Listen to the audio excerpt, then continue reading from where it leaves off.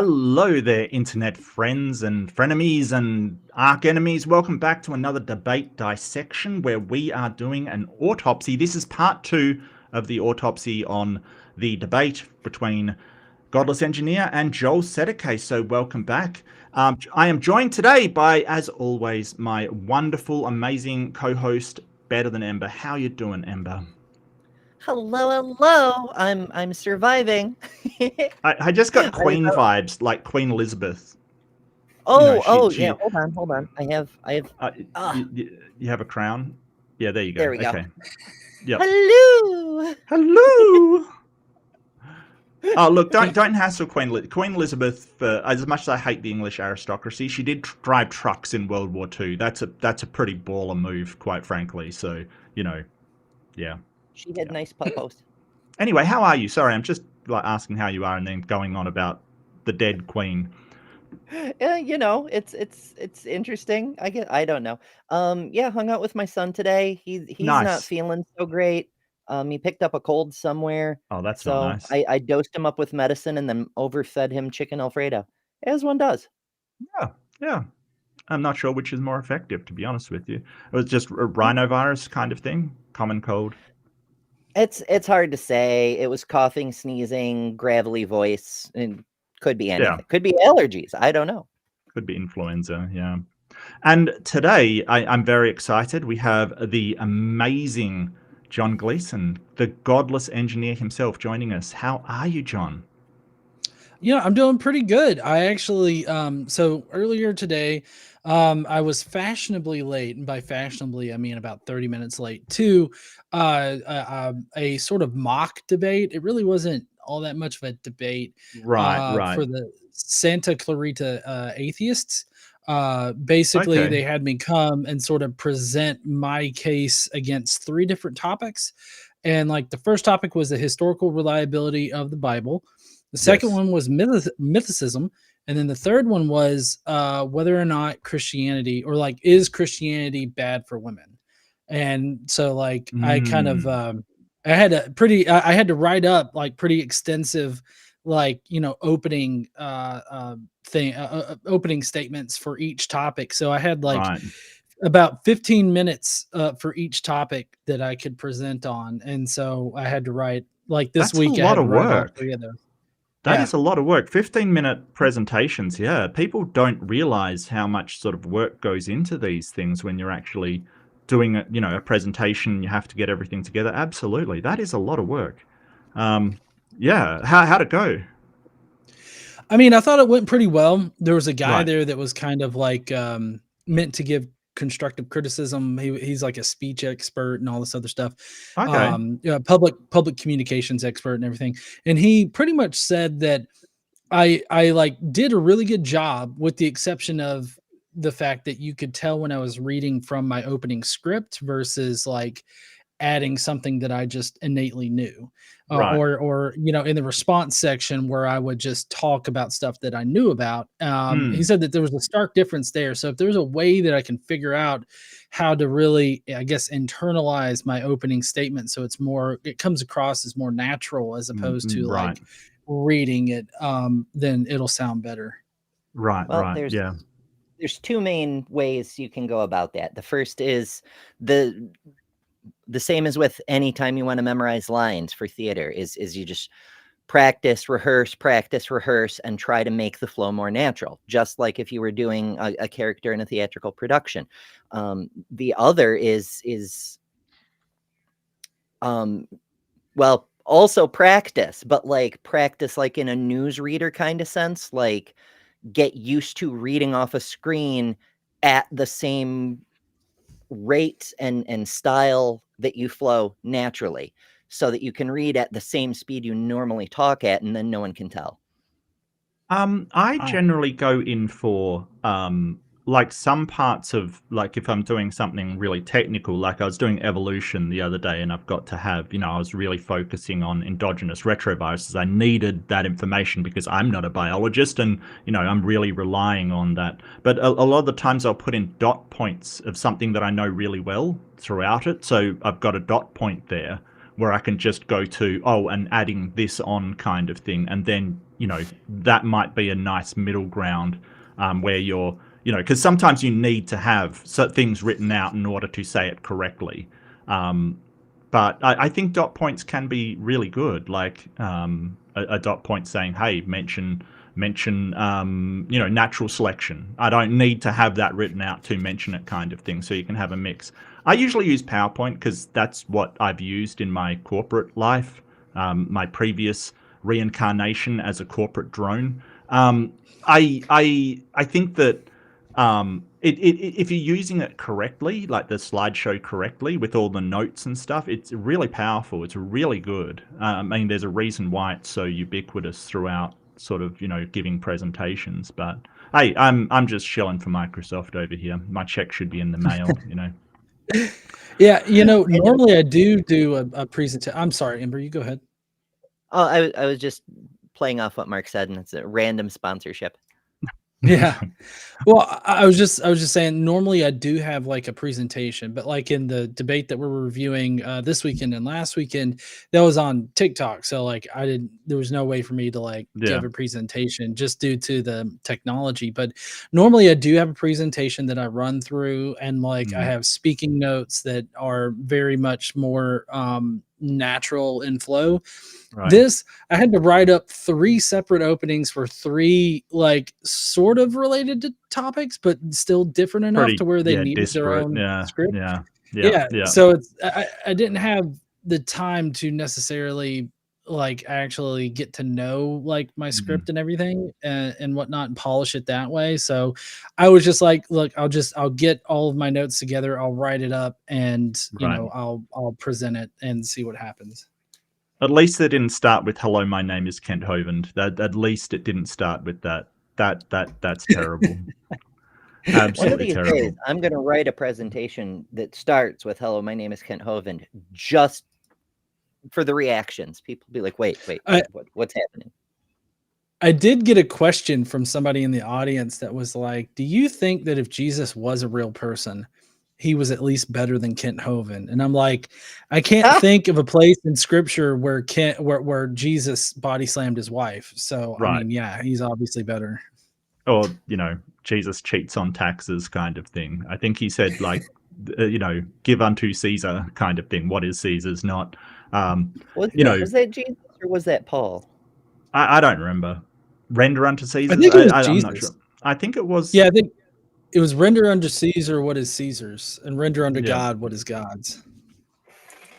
Yeah, but Kent Hovind is like, look, you don't have to pay taxes because the government's illegal or some crap like that. His like sovereign citizen videos are a hoot. I will say that they are actually funny how ridiculously demented they are. But on top of, look, if you're saying is Jesus better than Kent Hovind, it's like that's a low bar, right? That's a really low bar to clear on that one. In hell. Wow. Yeah, I won't debate that guy anymore. If you didn't know, John, I really will not. He is, I think I draw the line at debating somebody who has been convicted of domestic violence. Even though he's appealing, he can do his appeal, and I'm not debating somebody who's a literal wife beater. No way. Yeah. I feel like I should be proud to say that I feel like the only atheist in the community that he hasn't whacked off. Because he hasn't whacked me. Oh, he hasn't whacked you off? No, okay. no. Damn. And Mark's actually faced up. He probably doesn't know who the fuck I am, but Mark's faced him. Yeah, I've faced him on I think 3 occasions and kicked his ass pretty soundly every time. And he sort of won't whack me, and I'm kind of disappointed. I think. No. I think that he likes doing it against people he feels have alternative lifestyles and things that aren't Christian. And me, I don't. I'm happily married and monogamous with no alternative lifestyle. So maybe that's the same for you, John. Maybe he just doesn't see anything to go, which is terrible. Like how horrible a person you has to be. At least whack. He likes going after people with big channels.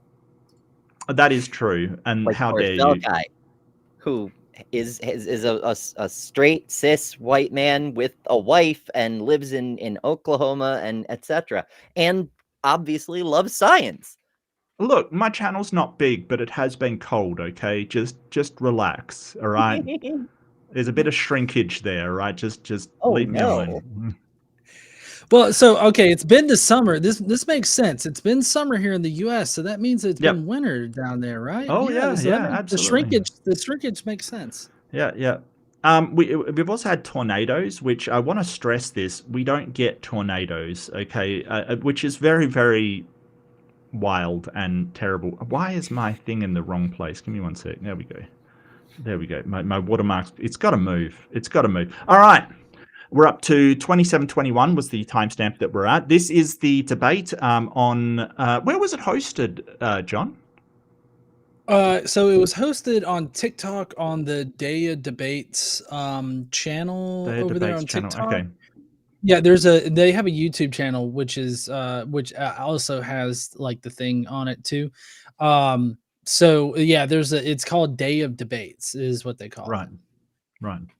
Do they have a lot of debates on there? Are they pretty frequent?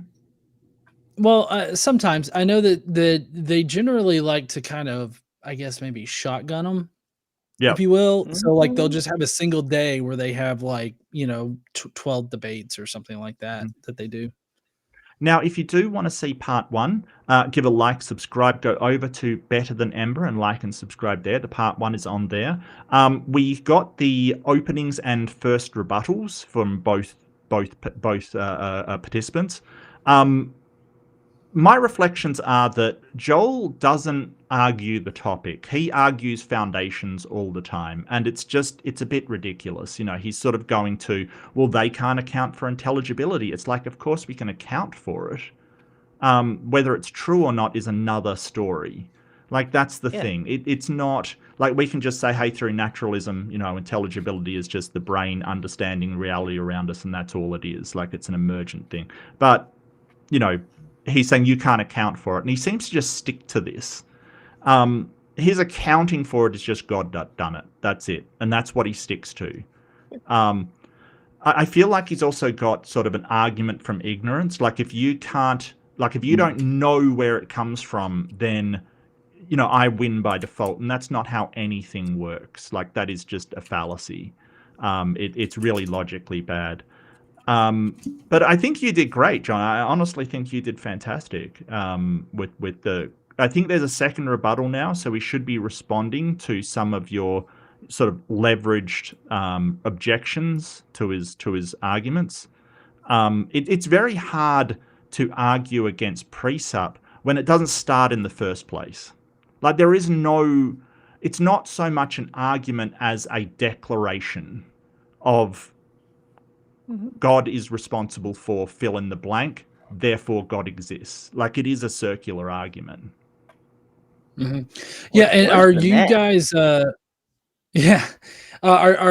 y'all planning on doing like listening to like the judges, or are we gonna stop like at the very end of the I don't actual mind either debate? way. I don't mind Okay. either way. All right. Well, I mean, I guess it depends on how long we go. Because I mean, I felt pretty wronged in the judges' like conclusion about it. Like, I didn't understand how they came to their conclusions. So I'd be interested to hear what y'all thought about it. But if we don't get to that point, that's fine. Well, I think that. It should be fine. Sorry, go ahead. The judges don't take long. It's like 5 minutes at the end where the judges just say what they think. They don't really go into why. They just say what they think, and then the host person is like, "Well, the judges have decided, therefore, that's what we have." Well, I think that Joel is a lot more practiced on presentation and sort of delivery kind of thing, if that makes sense. So is rhetoric kind of thing, because he's obviously got a script that's obviously very well practiced. In your sort of rebuttal, you trailed off a lot on the end. Like, it looked like you didn't know what you were saying, but it's hard to get, like, you're trying to address everything, this shotgun of shit in like a time frame. I get it, but when we're doing these reviews, we're really looking at the soundness and validity of arguments, not so much who is has the better presentation. We might mention it, but it's not the central core of what we're doing. We're really evaluating the arguments for how good they are. So I don't know. I wouldn't, I've seen a lot of debaters that are really good, but they're just not that well polished. And Joel, I'll give him that. He's very well polished. He speaks well, has, and it is a script that he's done a million times. His argument doesn't change. It's why, like we were mentioning Kent Hovind, it's why he is so polished on what he does. It's because it's the same thing he's done a million times before. It's no reflection on you. It's just, that's Joel for you. I don't think I've heard anything different out of him the entire time I've known or seen the guy, basically. Anyway, let's get started. Just tell me when to stop. Just say crikey or something. I don't know. We have a safe word. We have a safe word, yeah. Well, I mean, I just made that up, but it's I got it from Steve Irwin. I won't lie. Statements for each individual. So now we're going to go into 7-minute cross-examination. Joel, you get to go first. For your 7-minute cross-examination, you get to ask questions and make points to delegitimize your opponent or affirm your position. If your opponent is like talking and you want them to stop, you can say, "I reclaim my time." We'll stop the timer and get the conversation under control. Right, so this is a cross-examine. Right. It's not a second rebuttal. It's cross-examine. So this is you asking questions, which I love. I think this is awesome. Then resume the timer. Oh yeah, sorry. I was gonna say, like, when I feel like there's a huge disparity in how the host like introduces both of us, because like he's like, this is a time that you can delegitimize your opponent, and like I get that. Like I don't have a problem with that being like one of the focuses of this, but when he introduces like my section to like question him, it's like really kind of muted as far as like combativeness, I guess, whenever we get there. I don't know. It rubbed me the wrong way a little bit. It's not really all that important. Well, I think delegitimize is the wrong word there, because that means that you're trying to, attack your opponent's credibility. But, why would you do that? That's just an ad hominem. I don't know why you would, go in for delegitimizing somebody. It's a weird word choice. Maybe it's not the right word. Like, I think you're trying to you're trying to critique their arguments rather than delegitimize them. Because that's the kind of thing where, it reminds me of that Mehdi Hassan thing where he sits down and the guy was trying to say, oh, well, you're not from America, so why are you interested? That's delegitimization of somebody. They're not allowed to participate in the arguments because they're, not educated enough, or they're not competent enough, or something like that. It's really just a form of ad hominem. So he probably meant something different. It's sloppy word choice though, and coming from like people who are like, we're professional debate hosts, sloppy word choice. It just, I don't know. Yeah. I mean, everybody does it, but it rubs me the wrong way. Yeah, no, I agree.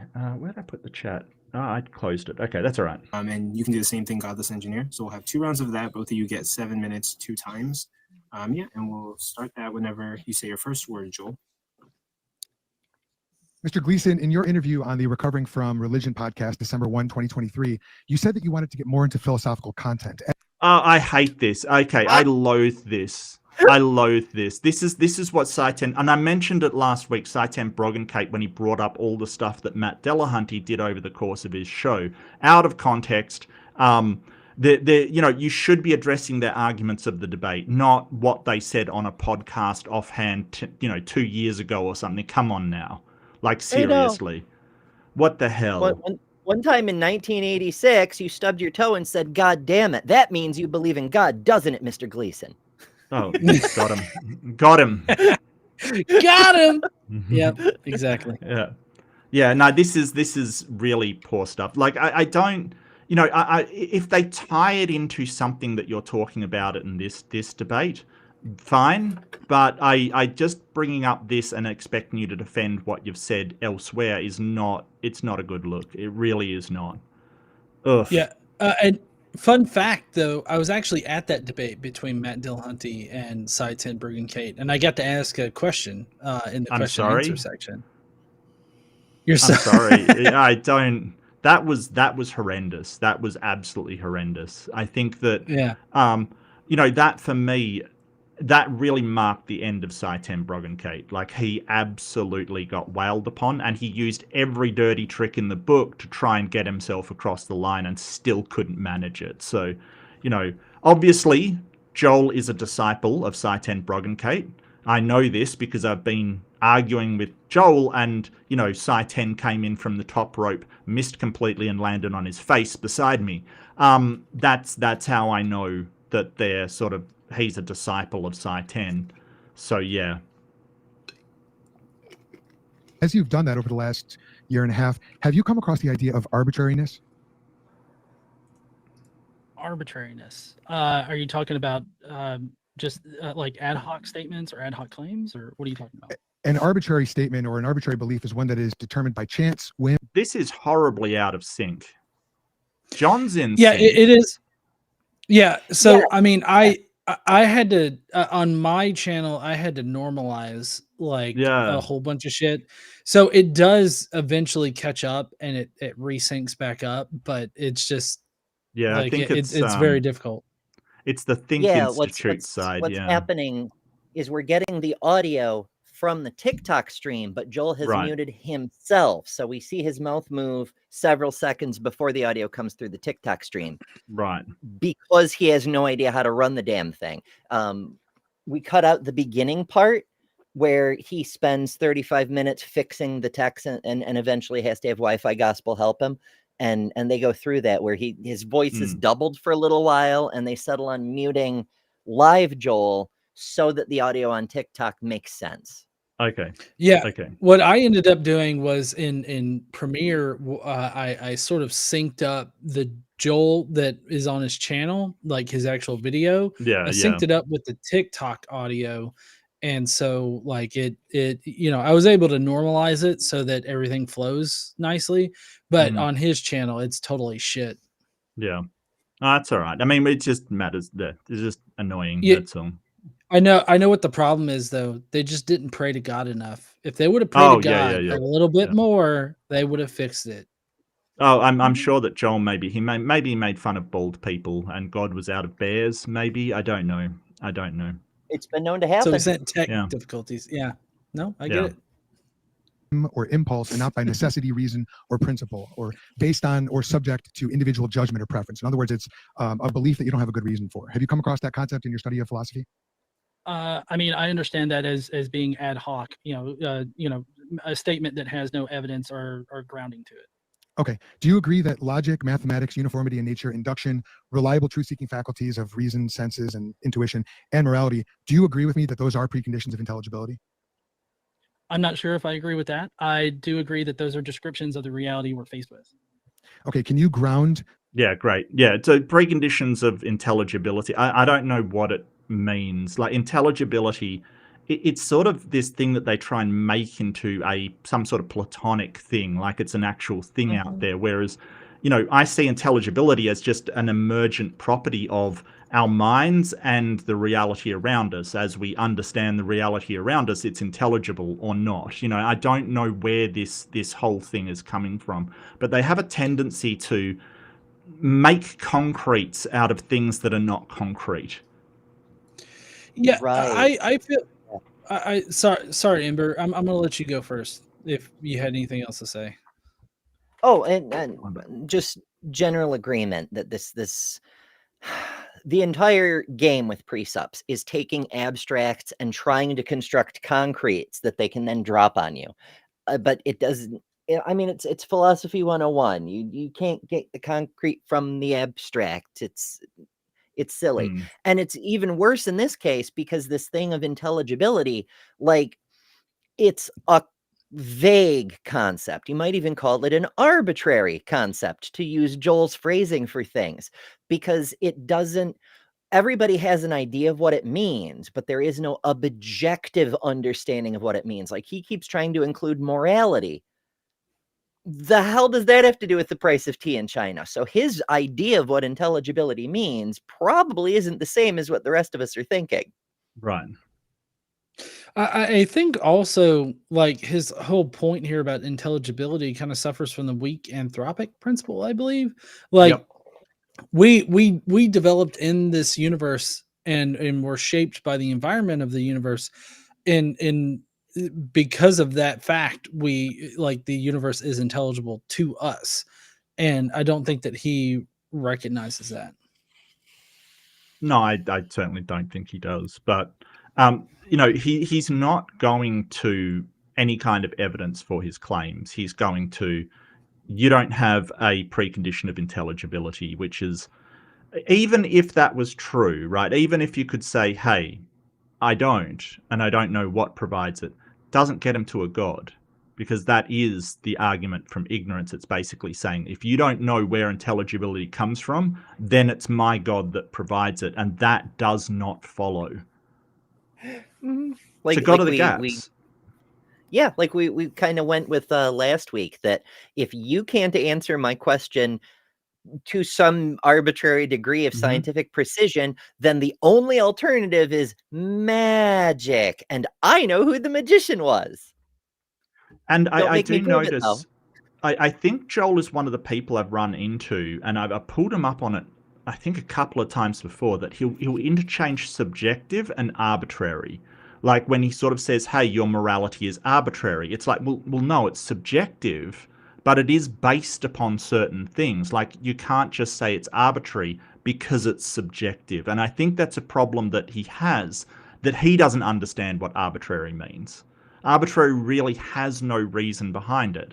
Whereas things like the reason why I do moral things, it does have a reason. It's not arbitrary. It is subjective, but that doesn't necessarily mean arbitrary. And you'll notice these fundamentalists, they'll switch those two meanings all the time. Subjective just means stance dependent, right? So I have a stance that I like my office kind of thing. That's a stance, right? Like other people may hate it. They might go, I hate your office. Okay, cool.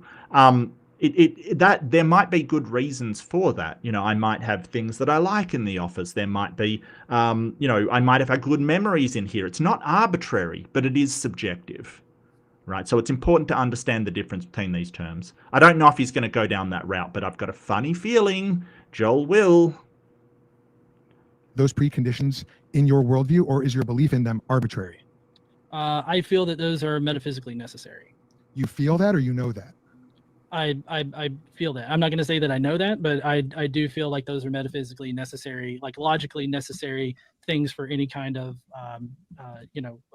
existence. Okay, so you feel that. Is feelings how you typically come to your conclusions about things, or do you try to follow evidence and facts? I try to follow evidence and facts. My feelings are informed, like how I feel about that question or how I come to my conclusions are based on evidence. But I'm not going to say that I know those things, because I like to leave myself open to the possibility of being wrong. I would say that I know that. Knowledge is just justified true belief, and the things that he is talking about, like logic and maths and stuff, that can easily be justified. That easily can be justified. It's also, you don't arbitrarily just believe in these things. There is reasoning behind it. Like, so the law of non-contradiction or the law of identity is an easier one. It's just all the properties something has is that identity, and none of the properties that another identity has, that one does. Like, so when you're talking about that kind of stuff, it's very evident based upon what we see in the world around us. Like a dog doesn't just drop properties and change into a cat. That doesn't happen. It's very evident.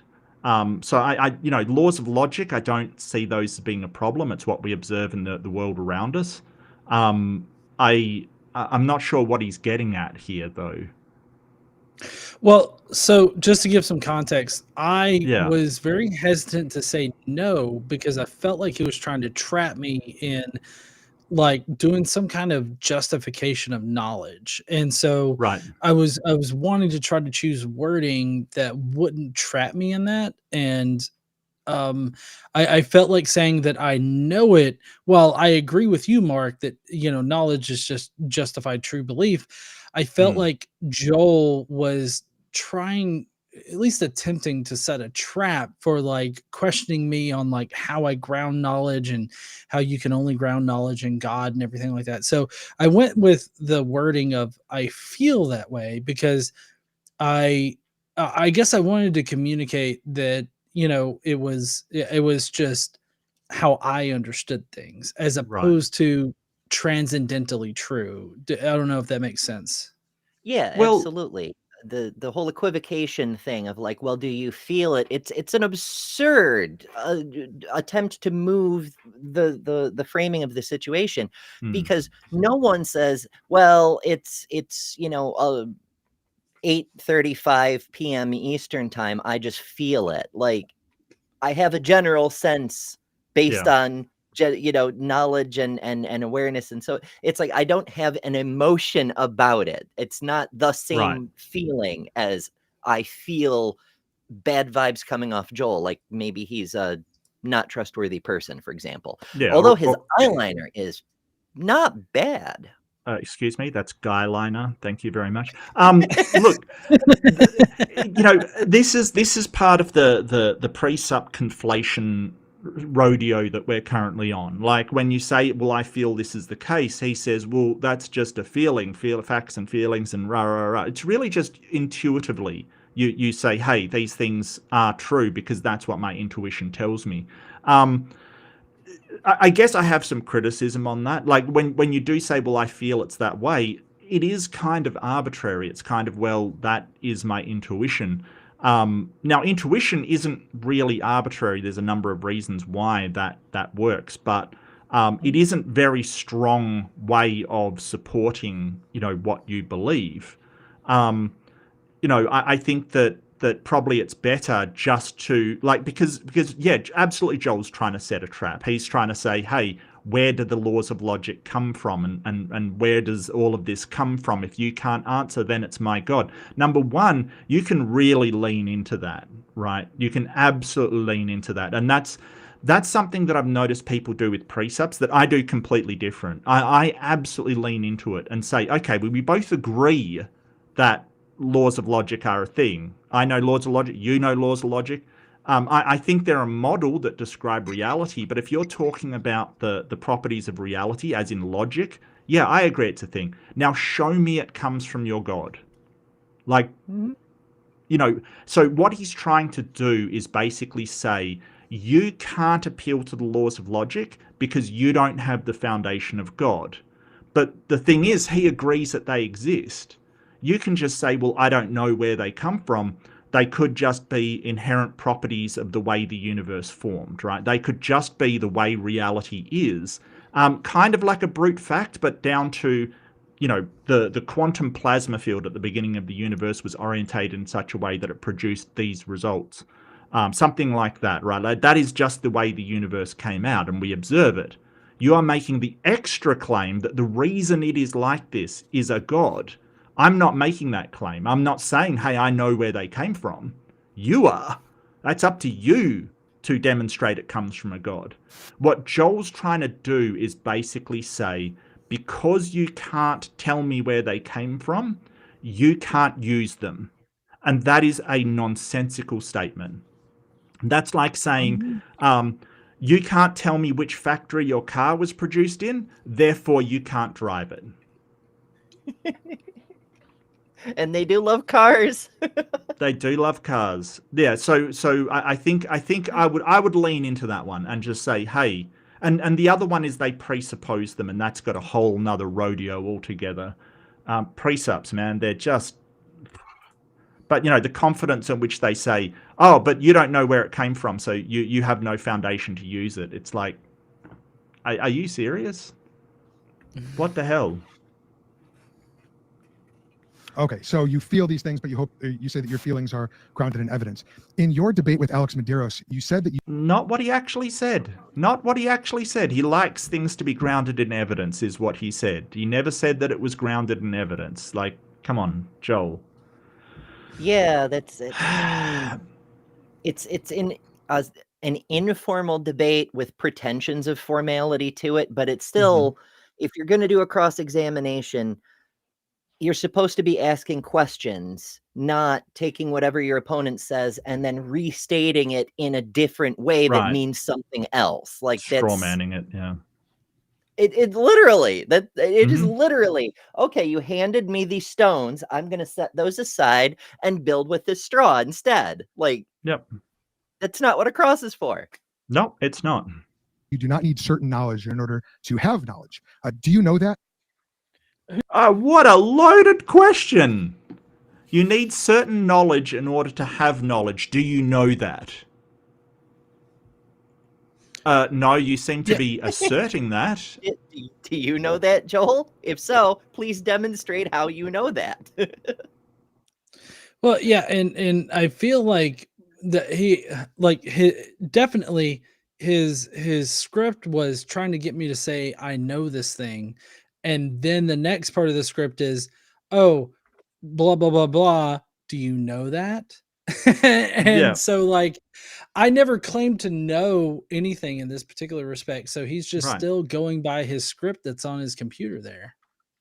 Yeah, so basically he's just saying, well, you can't have knowledge without God. That's where he's trying to get at.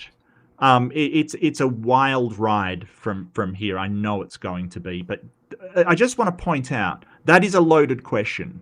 It's basically like, when did you stop beating your wife, or did you know you're bad at debate, kind of thing. You know, like it is a loaded question where the conclusion is included in the question, kind of thing. And I would push back on that. I think that, you know, what knowledge do you need to have knowledge? But I dislike where this debate is going, because it's not about does the Christian God exist. It's going to, like, what's the foundations for knowledge, which is a completely another debate altogether. This is what I hate about precepts. They don't actually want, they want the debate that's, hey, can you have a foundation without God? They don't want any of the other debates. They'll just make it into that straight off the bat. And that's what annoys me about them. Who's Alex? Is that Wi-Fi? Yes. Okay. Sorry, can you repeat the question? Yeah, you said that you don't need certain knowledge in order to have knowledge. That was Correct. your phrase. Do you know that? Do I know that? Yes. I mean, I don't know why you're focusing on the no part of it, but I mean, I would agree with that statement. So would you say that you know it? Yes. I don't know what you mean by no. How certain are you of that belief? I am fairly certain. Okay.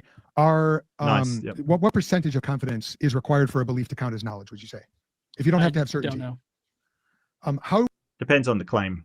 Depends on the claim. Like, No, yeah, I will exactly. say, you know, like, you know, just sort of, yeah, I think it really depends on the claim. I mean, like, I don't know what he's expecting me to say here. Like, this is in a debate, you know, and it's like a random ass question. It's like, what percentage? 58.3% there, Joel. Yep. You want to go through the math? Oh, you should say 66.6 just to annoy him, like, seriously. No, that's better. That's better. Yes, I will do that next time. Anybody ask me Absolutely. for a specific percentage, I'm gonna be like 66.6. Interact with that, bitch. So he's really conflating having knowledge with a knowledge claim. Like, because when we say I know something, right, you're basically saying that is true. I believe that to be true, and that belief is justified. Now, just say it turns out that you were wrong, and we've been through that. I've been through this with Alex, like Wi-Fi Gospel. That just say, you know, the level of confidence doesn't really matter that much, right? Like, so if you are 100% certain, and the thing that you're saying isn't true, then you never had knowledge in the first place. The confidence level doesn't matter. What matters is that you have a belief, it's justified, and whatever that belief is in fact ontologically or in reality true. That's all that matters, right? But because you could be fairly certain, say, yeah, I know that they did that. And fairly certain, like, you know, say just over 50% if he wants an actual number. And if it's true, then you did have that knowledge. If it's not, then you never had that knowledge in the first place, even if you say, I am 100% absolutely certain that they did that thing. If it never happened, then you never had that knowledge to begin with, right? So it doesn't really matter. What matters is that you believe it, you can justify it, and it is in fact true. That's all that matters. That's knowledge. But he's going for the claim. How certain do you have to be to claim knowledge? Well, fairly certain. And it depends on the claim. So yeah, it's just a big conflation over knowledge and claims to knowledge. It's just a conflation that he's doing. How do you know that you are fairly certain, and how do you know whether or not you have knowledge if you're not sure what percentage, and you don't have any way of judging? How do you know you're fairly certain? What the hell?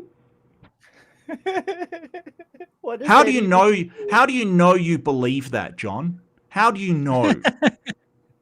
Are you, You know, certain that you're fairly certain? Yeah, I've got a small little elf here that reassures me every single time I think something. And right. so, like, that's how I know. And I couldn't tell him that. What's the elf's name? That's the first question that springs to mind. It's Dobby. Dobby, yeah, of course it is. Of course, yeah. Of Dobby the course. knowledge elf. Yeah, okay. No, I got you. I got you. I keep trying to get Forrest to let me borrow Roland, but apparently his sandwiches are better. So, you know. Who? Forrest Velkai has a closet goblin named Roland. Oh, that's There's a terrifying. sandwich. Yeah. Oh, that's terrifying. It's a whole thing. Right. Yep. Wow. Okay. How do you know you believe that? What the fuck is wrong with you, Joel? Seriously. Like, we don't. The justification for your internal beliefs is the understanding of your own consciousness, that you are the person who is conscious. Like, that's justification enough. It's like saying, how do you know that burnt you on the hand? You know, it's like you have direct input to that. Like, come on, Joe, it's not that hard, mate. Seriously. I feel like, unable to get to the foundations of your knowledge, he is now going to, how do you justify the foundations of your own consciousness? Like, if it's just ridiculous, right? Like, we don't come into these debates going, well, I'm going to challenge that their thoughts are their own. What's wrong with you, Joel? I know, like, how are we going to get from here to you supporting the positive proposition that your God, and specifically your God, not only exists, but like the religion around it is true? Like, holy shit. Yeah. It's wild. All right. Rodeo up. This is going to get worse, I bet. Your own certainty about a claim. I have yet to see any kind of evidence that would point me in the opposite direction and convince me away from it. So while I'll leave myself open to being wrong about it, I feel fairly confident about my statement. Okay, so you feel fairly confident. You feel like it's true. Let's move on. Let's talk about the preconditions of science, since I know you're a science guy as an engineer. Do you believe in uniformity in nature, i.e. that unobserved cases will be like observed cases, and that the future... Wow, that was a gear shift. And now into science. Yeah. Yeah, I would probably steer away from using the word feel, though, because people will assume that you're making an argument from emotion, that because you feel it, it has to be true. And that's a terrible way to evaluate any kind of thing. It's best to just say, well, I've got evidence that I believe things. I've got justification for my knowledge. This is the thing. The justification doesn't have so Joel, what he's trying to do is get you in this spot of black and white fallacy. You either have absolute certainty based upon this unassailable evidence, this evidence that cannot possibly be questioned, or you don't know it all, right? Like, that's what he's trying to get you into. And that's not what we base any of our knowledge on. We base it on rationality, reason. We base it on evidence. We base it on, and that doesn't have to be this, absolutely unassailable thing. It can just be, hey, it leads me to believe this in this direction. Here's the reason. And I feel fairly confident about it. So I claim knowledge about it. That's it. And if you're wrong, then you didn't have knowledge, even though you made a knowledge claim. You're just wrong. And that's okay. A lot of things, I might say, hey, I know my wife's in the other room because I hear sounds of her in the other room kind of. Well, it could be a cat. It could be, the wind. It could be something else. Yes, absolutely. I don't have overwhelming confidence of it. I don't have absolute knowledge of it, but no one's claiming that. That's the thing. But Joel wants to split it into absolute knowledge, and you just have no idea at all. And that's not how anything works. Which will be like the past? Yes. Do you feel that, or would you say that you know it? I mean, I feel like I know it. You feel like you know it. Okay. Why do you believe in it? All of my past experiences have shown that to be true. Okay. Now that's a statement about the past. Uniformity in nature deals with the future. Without direct observation of the future, why do you assume it will be similar to the past? Without begging the question. Because there's no evidence that it will be different. All your evidence comes from the past, correct? Well, I mean, yeah, I can't have future evidence. Okay, so exactly right. So you've got to make a conclusion about the future based on evidence from the past. Okay, so essentially what he's getting at is Hume's problem of induction. And if I say that again, probably Nick from In Time will show up and talk about it for 5 hours. So he's basically talking about how in induction, so induction is basically saying, hey, we see these patterns in the past and we can extend them to the future. Now, we kind of know induction works because we do this, constantly. We say, hey, if I drop this pen, it'll fall down because it has trillions of times in the past and it's never floated up for me, right? Like we know that's the case, and that's induction. It's these past issues will present how the future will be. The problem is that the only way that we know induction works is through having things happen in the past repeat into the future. So you're relying on induction for induction. Now, Karl Popper came up with a brilliant sort of solution to this, or some call it a semi-solution. I think it's a solution. It's basically, we believe that induction works until it doesn't. We keep testing it over and over and over and over and over. So every single time, as soon as it stops working, we go, yeah, induction's done. But it doesn't, right? But we never say, hey, we absolutely know that induction works. We just say, hey, when it starts failing, it's failed. As long as it keeps working, then it's a thing. And we rely on that. And that was Karl Popper's idea of fallibility. There's also that it's another conflation between abstract and concrete. Like the problem of induction is a very philosophical thing. Like, why do we reach these conclusions? How do we reason through this process? That sort of thing. But on a more material level, we use it intuitively, right? Like the sun comes up every day. We expect the sun to come up because the sun has come up every day. If you go to someone and say, hey, the sun's not going to come up tomorrow, it's going to be on you to present evidence why they should think so, even though by the problem of induction, they don't have a reason to think so, except they do because you haven't given them a reason to think otherwise. You see how that works? It's the application of skepticism. It's as long as the process works, we're going to keep believing the process works until we have a good reason to think otherwise. Right. But if it's worked quadrillions of times a certain way in the past, and someone says, no, it's going to work this time differently, the quadrillions of times, it sort of leans you towards, well, no, I don't think that's going to happen because the weight of that, all of those events is against you. Now, I would hesitate to say that we can be absolutely no, but again, this is what Joel is doing with his conflation. If you don't absolutely know that induction's going to keep working infinite times in the future, then you don't know at all. And that's not what we base any of our knowledge on.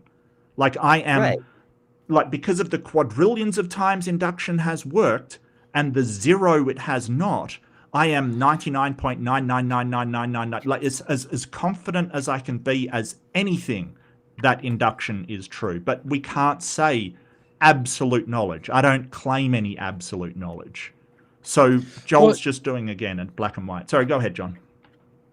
Yeah, no, I was just gonna ask, what do y'all think about the idea that if we assume that God, does miracles and that causes miracles to happen all the time, what's the likelihood that we could expect things to happen the same way in the future?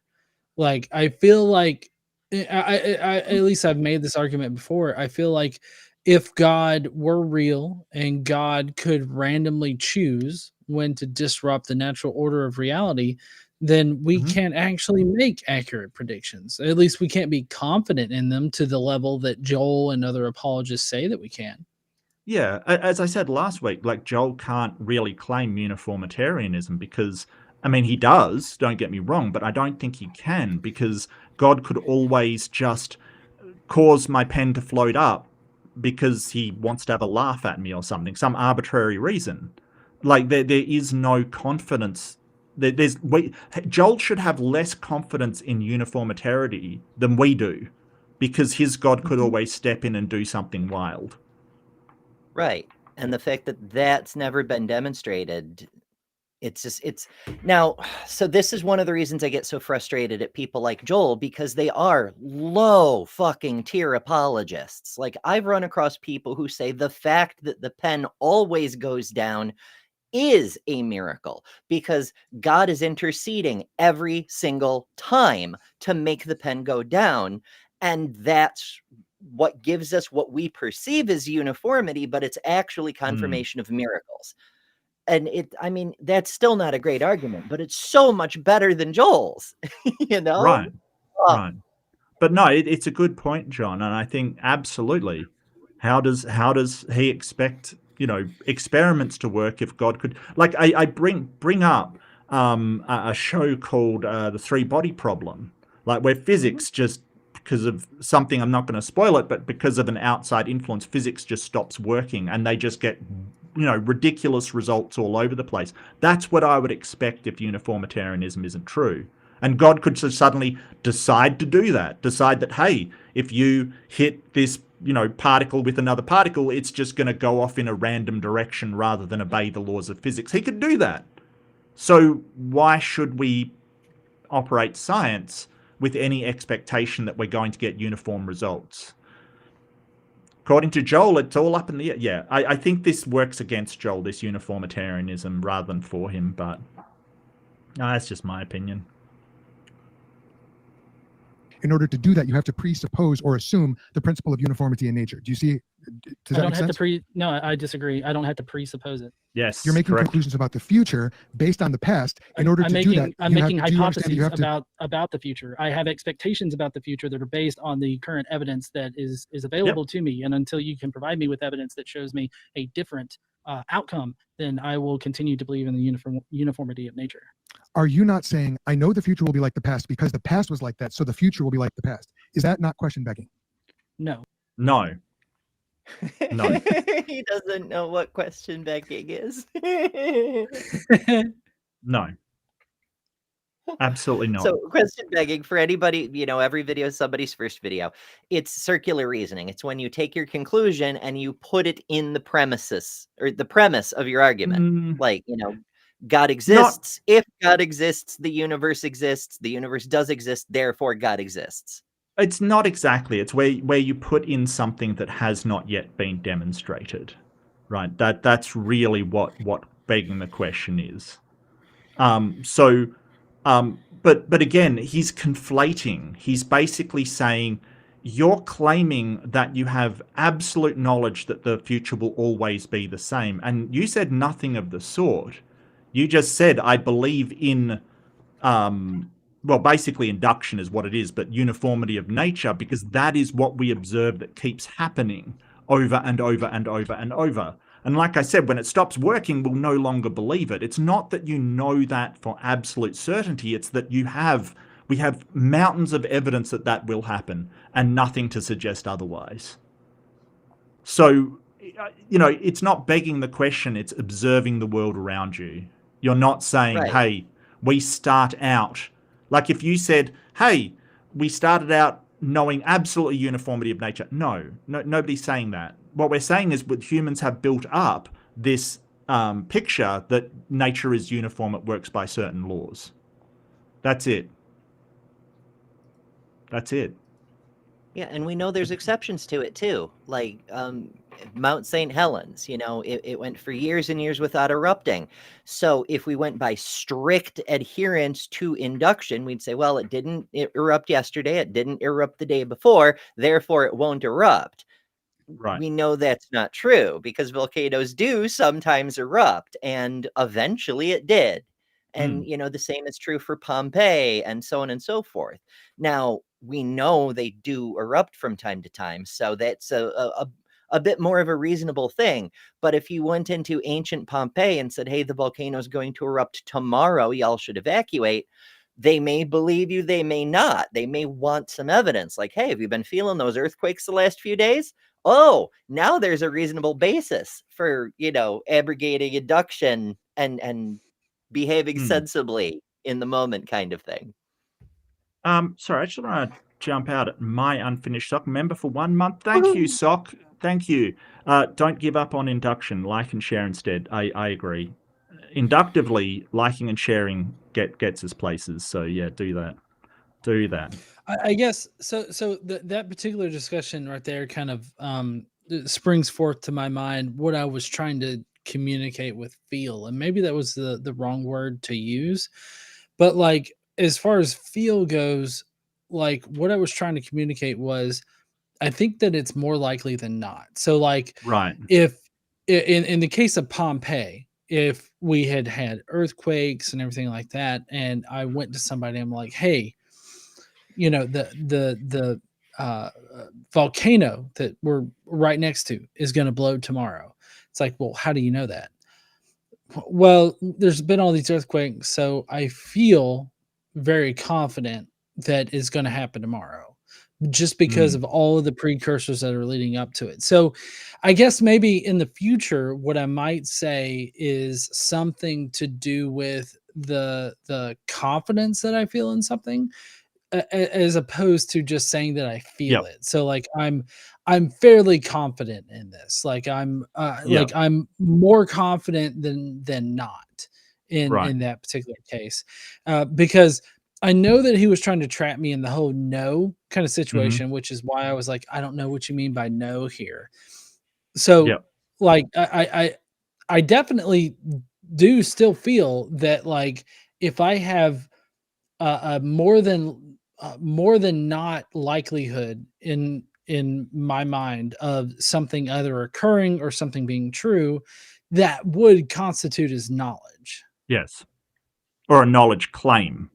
And whether Right. it's actually knowledge or not, if Pompeii doesn't erupt and, it just keeps going as usual, then you didn't have knowledge. But if it does erupt, then you did have that knowledge. It's kind of retroactively applies, like whether you're right or whether you're not.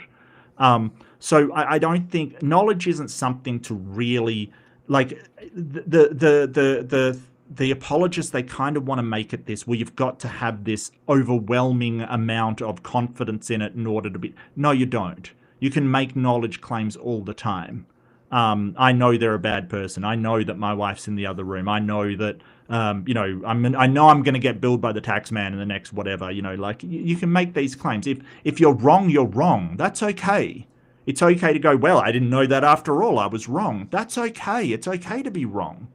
But Joel's trying to make it this, well, you've got to have, unimpeachable, absolute certainty in order to make a knowledge claim, and it's just not so.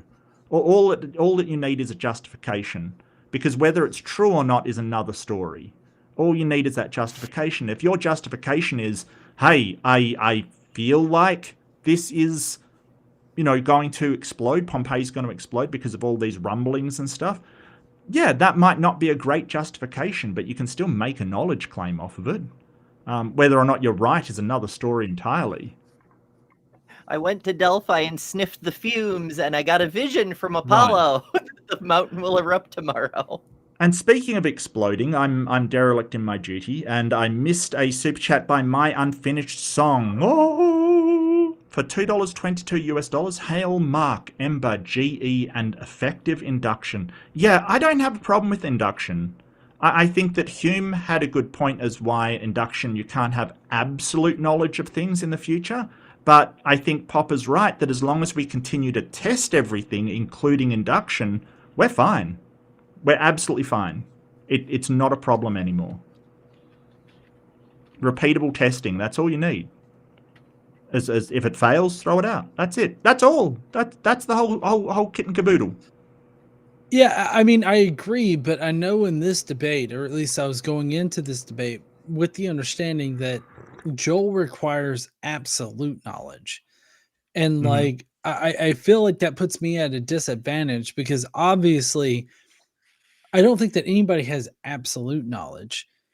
And so, like, with Joel thinking, I have absolute knowledge about everything in the universe, I feel like that does put me at a little bit of disadvantage in that I can't make the same claim or I can't say anything. So, just rhetorically speaking, well, I mean, I guess I was thinking, rhetorically speaking, it makes me look weaker in that I can't say I absolutely know this for 100% and everything. Like me leaving room for me being wrong is like some kind of bad thing. I don't know. How do you combat that?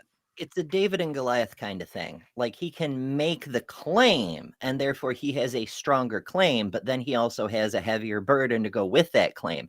From your David position with your little sling, you can just ping a rock at him to show in this metaphor that he doesn't have absolute knowledge about even just one thing. And it shows his claim is false, and that makes him lower than you because you've scored a point and he's been knocked down a peg. Rhetoric isn't just about appearances and vibes. There's like there you could get all scholarly about it and break down various metrics and so forth. But when it does come to appearances, a person can get up there and be like, oh, I'm big and strong and my opponent is very weak. And then you just ask him to lift a heavy weight that should easily be within his range if he's as strong as he says, and then he can't, and now he's a liar and everyone sees it.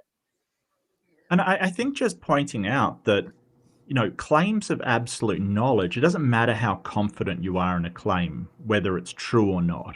Like, you could be absolutely overwhelmingly, I could believe that this is the truth with every fiber of my being. It makes no effect on whether it's true or whether it's not true. Like, it really doesn't matter how confident you are. And we have these precepts that are, absolutely 100% I can't be wrong. That doesn't mean you're not wrong. It means you think you can't be wrong. Okay, so it's important to understand that how sincerely or how confidently you believe something has nothing to do with whether you're right or not. Like we judge these things on its actual rationality and reasoning, not how confidently you claim it. And so it sort of has to be pointed out. Like they basically go, well, if you're not absolutely confident like me, then you're wrong. No, that's got nothing to do with it. I could be 50% confident and still right. One has nothing to do with the other.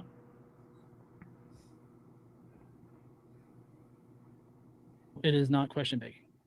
Let me say, this has to be a question. So, will you please go look up the definition of question begging after this debate?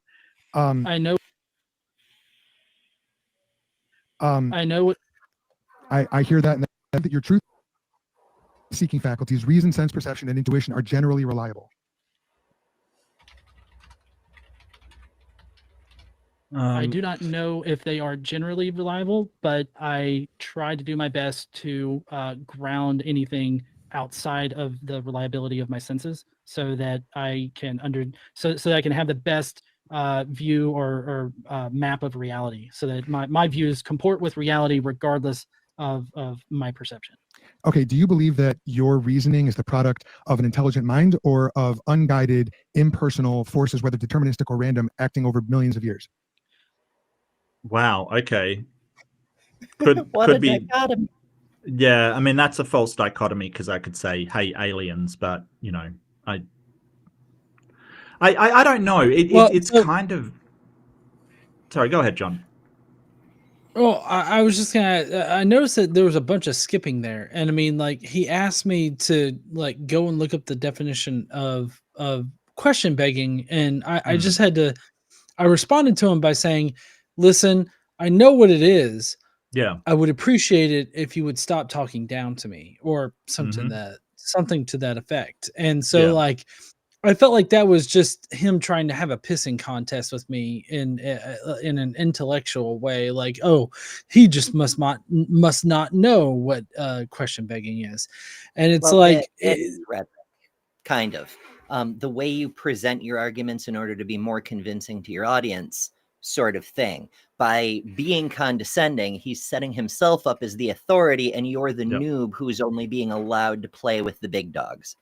Yeah, he And so did that people to. are more inclined to believe him, is He the did idea. that to me as well because I said, well, you could use that argument with this other thing instead and it would work the same. And I said, oh, that's a reductio ad absurdum. And he said, no, that's not a reductio ad absurdum kind of thing. You're mistaken on that. We don't believe in that other thing. So, and then afterwards I looked it up. No, I was exactly right. That was an argumentum ad absurdum. It's like putting the contrary in that same argument is he's completely wrong about a lot of stuff. A lot of very basic philosophical stuff. So don't be surprised if Joel will leverage this, and he is also completely wrong about it as well. So much for his absolute knowledge. Right. But, if you're going to be wrong, be confidently wrong, because it looks better to the judges who are marking based on fucking Correct. vibes. Yep. Essentially, yeah. And I mean, Precept does this all the time. They will confidently give the most absolutely stupid logic that you've ever seen in your life. And, proudly do it. So I don't know. I don't know if I told you this, but I say that Precept is the Steven Seagal of apologetics. It is all claim and no demonstration. Oh my. Yeah, I mean, I totally get that. But after seeing like Steven Seagal's like videos where he's just like lazily like deflecting something, and like the people that are fighting him are like really over dramatic about it. Like I think that totally perfectly is an example of Joel here. Yep. I think reason is a developed thing through evolution, and the fact that we can reason is just a product of evolution. If reason wasn't beneficial for the survivability of the human race, then we wouldn't have evolved to be able to reason. But I think that nature, points us is driven in the direction of developing reason as a way of surviving in reality. Okay, so thank you. You answered a question I was going to ask. Whether evolution is a process aimed at survival or truth. My next question then is, if your faculties, including your reason, are produced by survival-driven forces, why assume that they are aimed at truth? Okay. And Godless, you can answer that question, and then we'll move on to your cross-examination. I think that while there are some times where non-truthful things can be beneficial to a species, I think that is rather rare, a rare instance. I think that the best way for a species to survive is to have a truthful relationship with reality, where your belief system or the things that you believe about reality comport with reality. That is the best way to survive, in my opinion. With that, we'll end it right there. Yeah. Okay. Yeah. Well, reasoning isn't aimed at truth. Not exactly. It's like everything else we've evolved, it's for survival. You tend to survive better if you come to more truthful conclusions. But we can see a broad spectrum of ability to reason across the population. Some people are a lot better at it than others because it's a product of evolution, not something written on our neurons by some magical sky wizard. And the better you are at it, the less likely you're going to fall victim to something that could kill you, but is easily preventable if you can figure it out. Like the rustling in the bushes example. You can use your reason to deduce perhaps it's a predator. Perhaps it isn't. But if you assume it is, using your reason, what are the consequences? What are the cost benefit analysis in that split second of decision? If you run away and it's just the wind, no harm done. But if you don't run away and it is a predator, you're dead. So Well, yeah, that's what Joel's doesn't care pointing about to. truth, it cares about Right. survival. But often they're the same thing.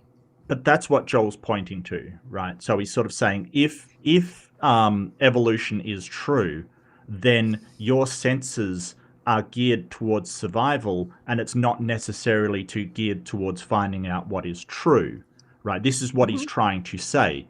Again, I just want to bring this up. That is an argument from consequence.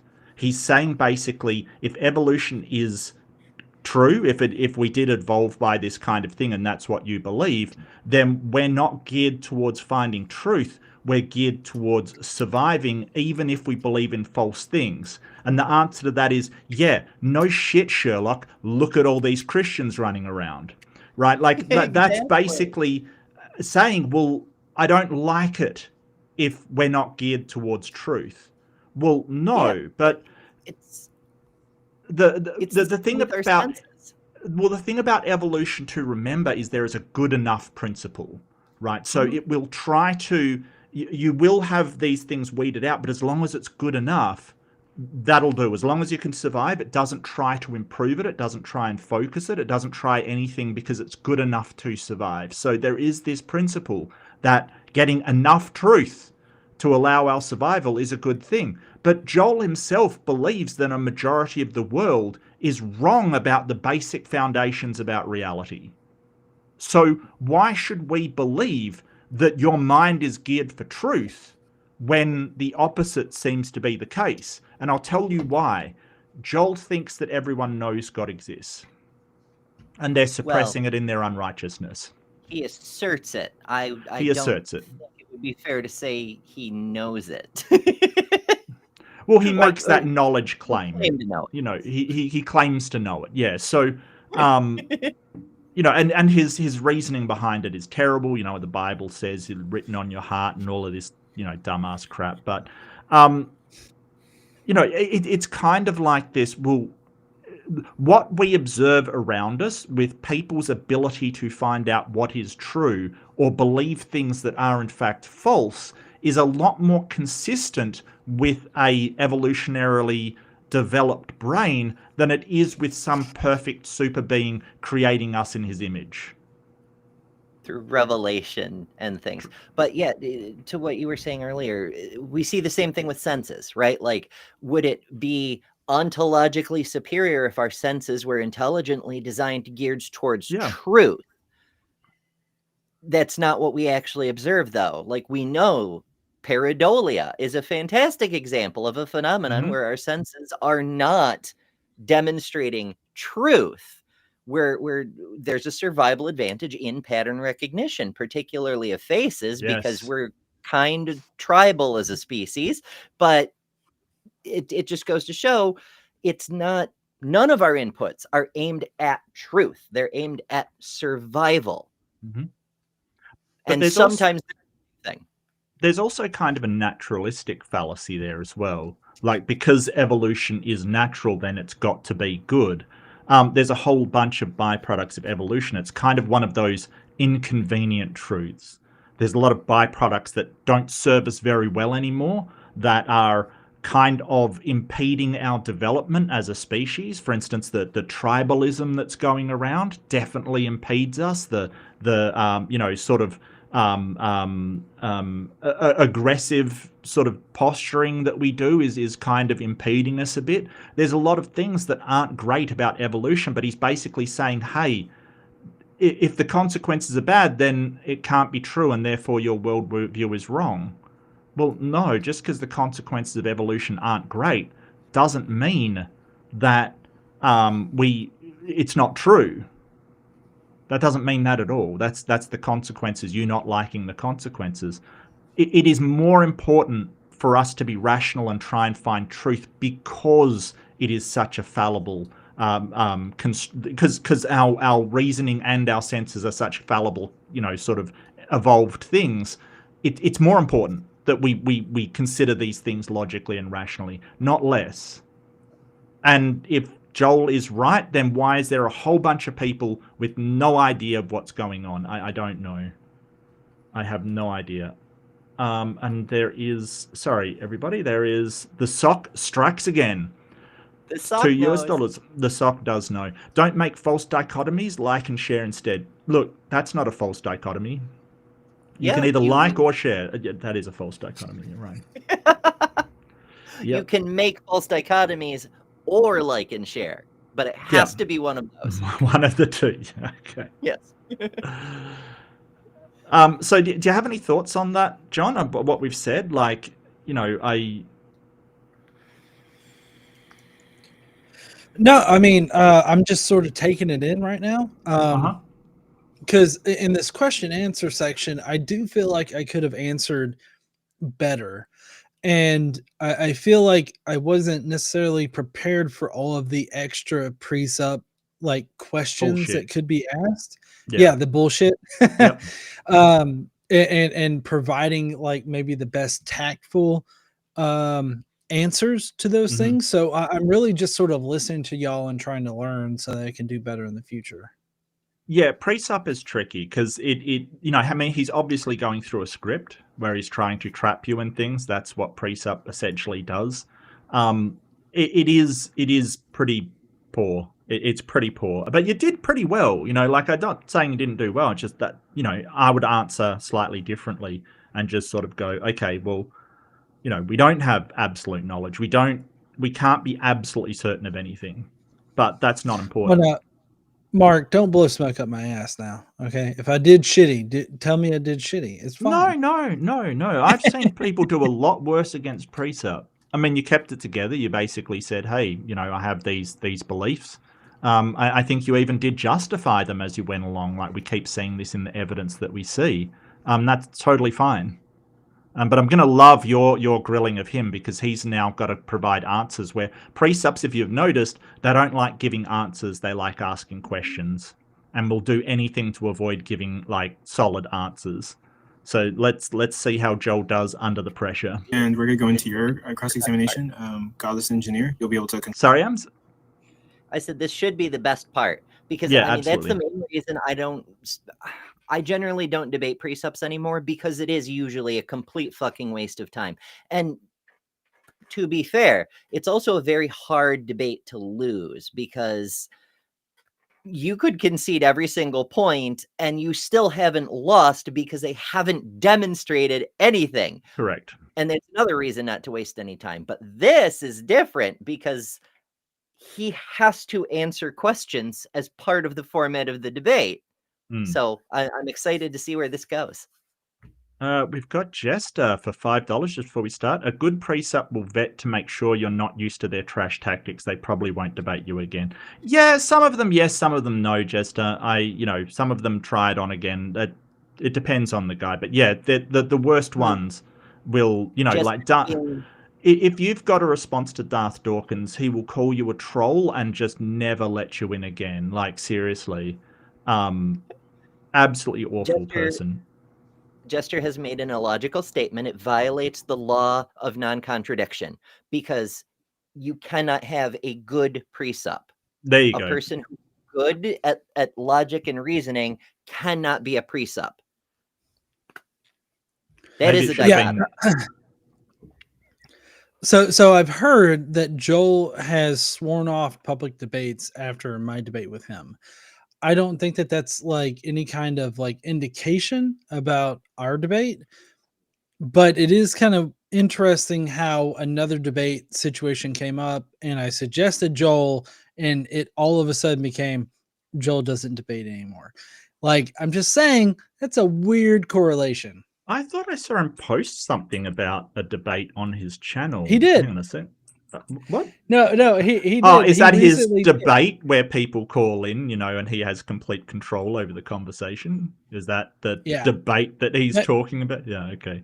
Maybe. I just know that like I suggested Joel Settecase because like it was supposed to be me, Flying Spaghetti Auditor versus Wi-Fi Gospel and somebody else. And I suggested Joel Settecase, and apparently Wi-Fi came back with Joel's not publicly debating anybody anymore. And I'm like, oh, okay, that's weird, but all right. Yeah. Yeah. I mean, it may not be you, but I mean, I'd say take credit just for the PR. Like when my channel was brand new, one of the earlier videos I made was in response to a new apologist. We both had like 5 or 6 videos at the time. We both had around 40 to 50 subscribers. So it seemed like fair game.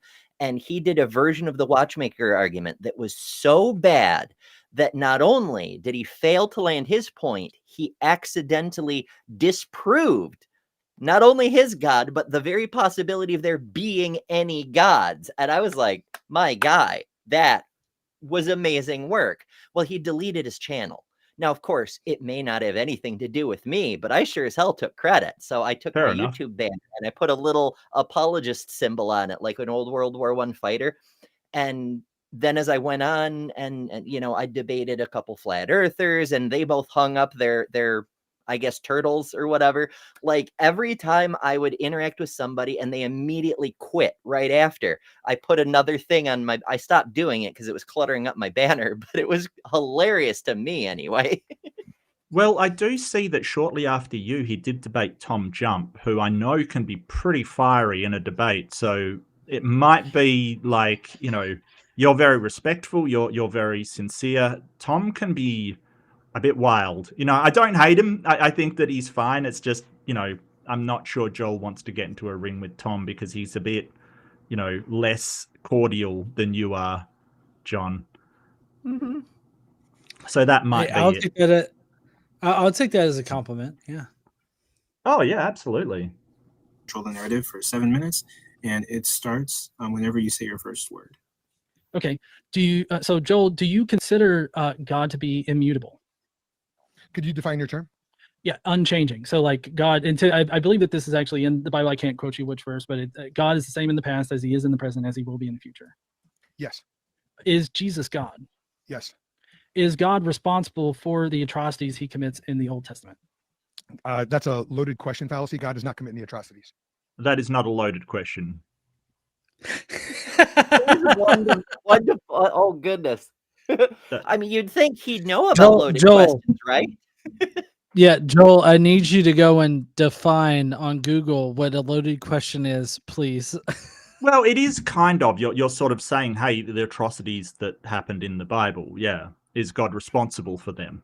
Like, I mean, he's basically saying, well, they weren't atrocities. They were fine. Well, I You're guess it is a presupposing bit. morality is absolute, John. Well, I mean, I guess I am adding a presupposition, but I feel like it's a reasonable one because it's like I'm presupposing that genocide and Is- sexual slavery, right. slavery, all of those things are atrocities. And Yep. I would think that any modern person would be able to recognize those things as atrocities without like having to justify them as atrocities. So You'd be I mean, surprised.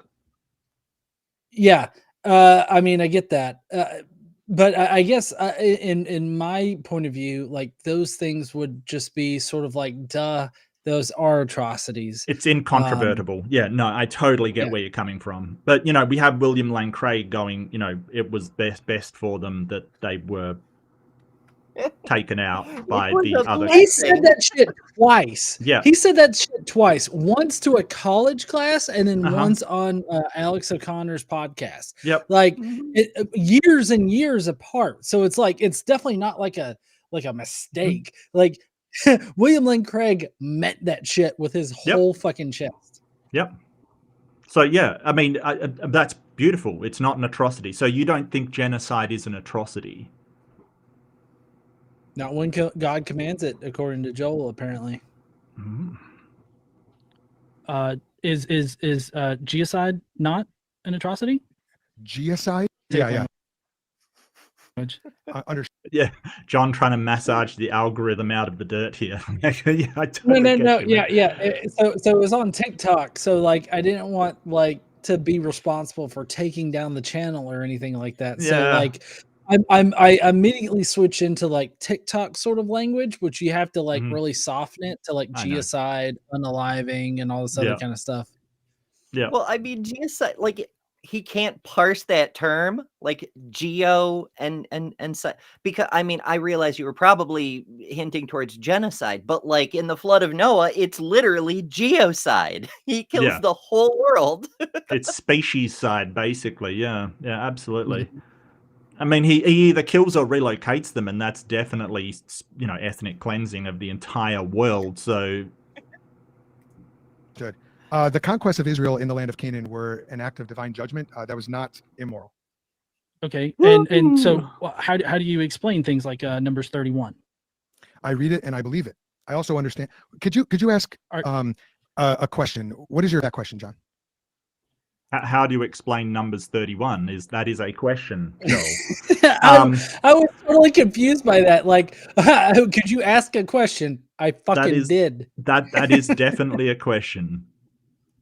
So he's basically saying that it was moral for the people to go and slaughter thousands and thousands and thousands because God commanded it. There's a really good in here. So the question I'd be asking from here, and I'm not sure if you do, John, I haven't seen this or not, but is, if God commanded you to do the same, would you do it? That should be the next question, right? If God said, hey, you've got to go over to Haiti and unalive everybody, would you do it? Is that moral? Right. I don't know if that's the next question, but I right. But you do get that. Fantastic. No, that's awesome. That's awesome. Well, my exact question is, how can you consider God to be omnibenevolent when he directly commands the Israelites go in and subject pubescent girls into sexual slavery? Can you give me a chapter and verse where it talks about pubescent girls?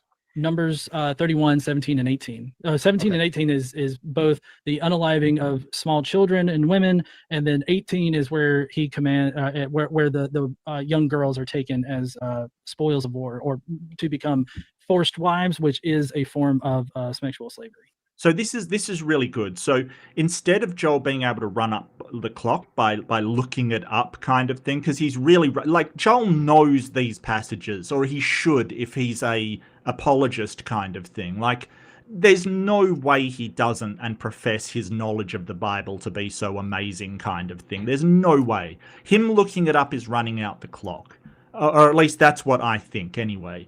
And it also provides that what's called concrete language, right? You're basically saying, and so we can't say, oh, but it wasn't, it was this other thing. You're giving exactly what it says that happened, right? Like, I would probably veer away from sexual slavery because it doesn't implicitly take that, but sort of saying, hey, they slaughtered every single person and took the young girls for themselves as spoils of war, because it clearly lists them as spoils of war among the cattle and the food and everything they took. It lists the girls there, like, as a spoil to be divvied up.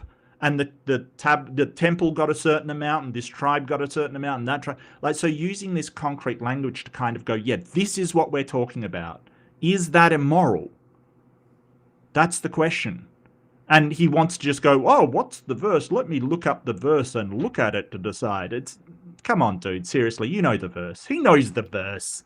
I refuse to believe he doesn't. Okay. Oh, I just love you throwing in there the problem of evil. Like, and how can it be omnibenevolent if he does this? Well, then that would have to be a benevolent act. Right. So that's moral. Holy crap. Understood. So what you're doing. So then what's your question? Your question is, how do I view God as omnibenevolent, given that he commanded that? How does that factor in? I feel like there's one of two ways that you could go with it. I'm just trying to get a sense of what you think. No, I totally understood. God as creator has a unique prerogative that human beings are forbidden on our own to take innocent life. God, however, as judge, and scripture is very clear on this, that God is the impartial, totally just judge of all the world, and he will do what is right. He may execute judgment, including through secondary causes. In this case, we're talking about Old Covenant Israel as his tool. The church is not the same kind of entity today, in case you're going in that direction. And so we are not under that same divine instruction as they were in the Old Covenant. But it's also worth noting. Hold on. Sorry, I have very little time here, Joel. I hate to interrupt. Yeah, good stuff. Yeah, absolutely. Yeah, he's basically waffling, trying to run out the clock and not answer it. Absolutely. Reclaim your time. Yeah. Absolutely.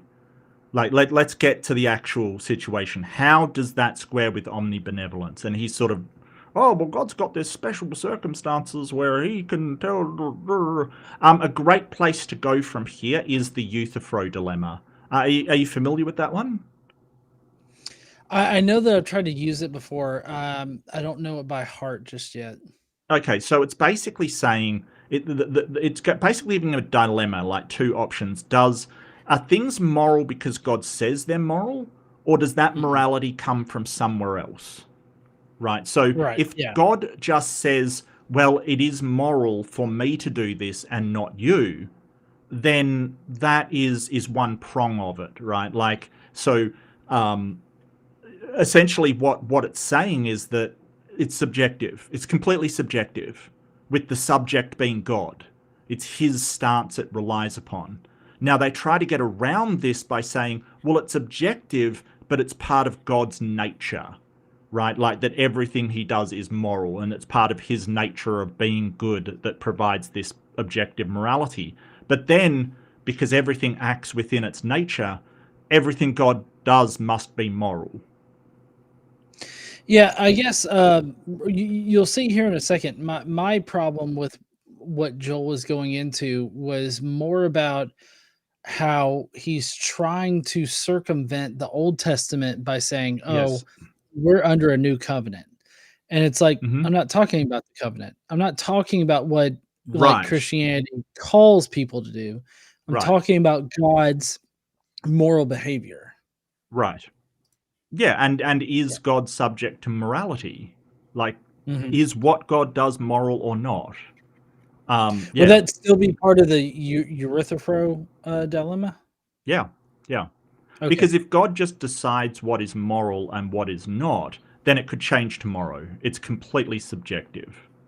If it does come from some other place, then it's kicking the can down the road. They've got to say where it comes from. Right. So if God doesn't decide that slaughtering all of the Canaanites is moral, if that is something that comes, that moral decision comes from somewhere else, where does it come from? What makes Yeah. it moral or immoral? And so a lot of them say, oh, well, it's in his nature. That's where we get our morality from. And it's like, well, if it's in his nature to slaughter stuff. Your morality would say if God commands this thing, then it would be moral. It's got massive problems associated with it. Yeah, because if you're more moral than your God, then he clearly can't have maximum morality. But also, the whole thing with the covenants, it not only is it waffling, it's a distraction in another way as well, because he just said God doesn't change. So God's Correct. like, thou shalt not kill, thou shalt own slaves, and all this other shit. And then all of a sudden, oh, that doesn't matter.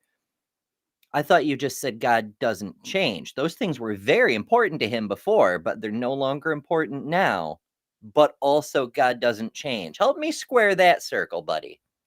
Well, I love that you've set up the immutability thing, because if he goes to appeal to his nature as being the basis of morality, then he would have to, logically, you would have to change, his nature would have to change if the morality changed. Because if his nature doesn't change, then the morality should be the same because it's based upon his nature. So you can tangle him up with that as well, easily. Because he's basically saying God does not change. He is immutable. He's the same yesterday, today, and tomorrow. Throughout time, he's exactly the same. And we're basing it upon his nature. But that means his nature would be a have to change. So you've done a real good setup for him appealing to God's nature as an out kind of thing. Because, of course, when they go to the Euthyphro, they want to point to something that's somewhere else, but also God.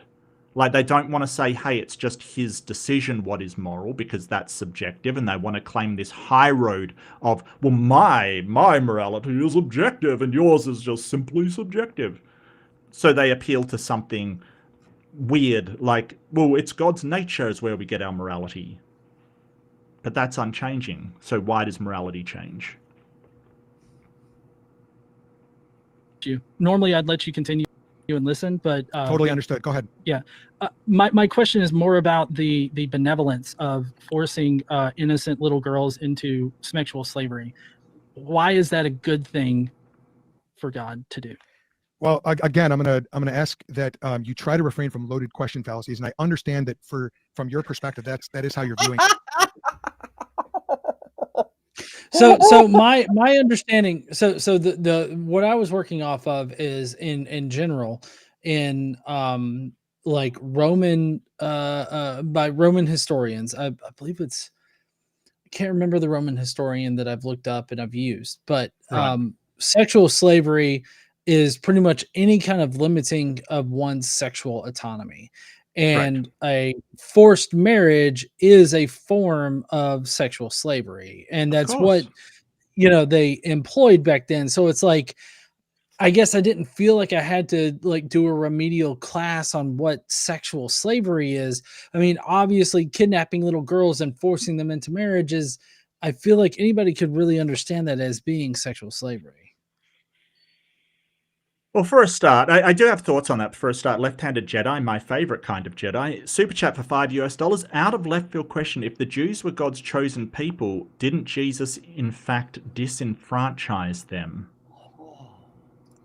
Well, Jesus was a Jew, so I mean, yeah, that's kind of what happened, but I'm not sure that Jesus did that. I'm pretty sure that he probably would have wanted them to be Jews. Like, if he was even a real person, he would have wanted them to still be Jews.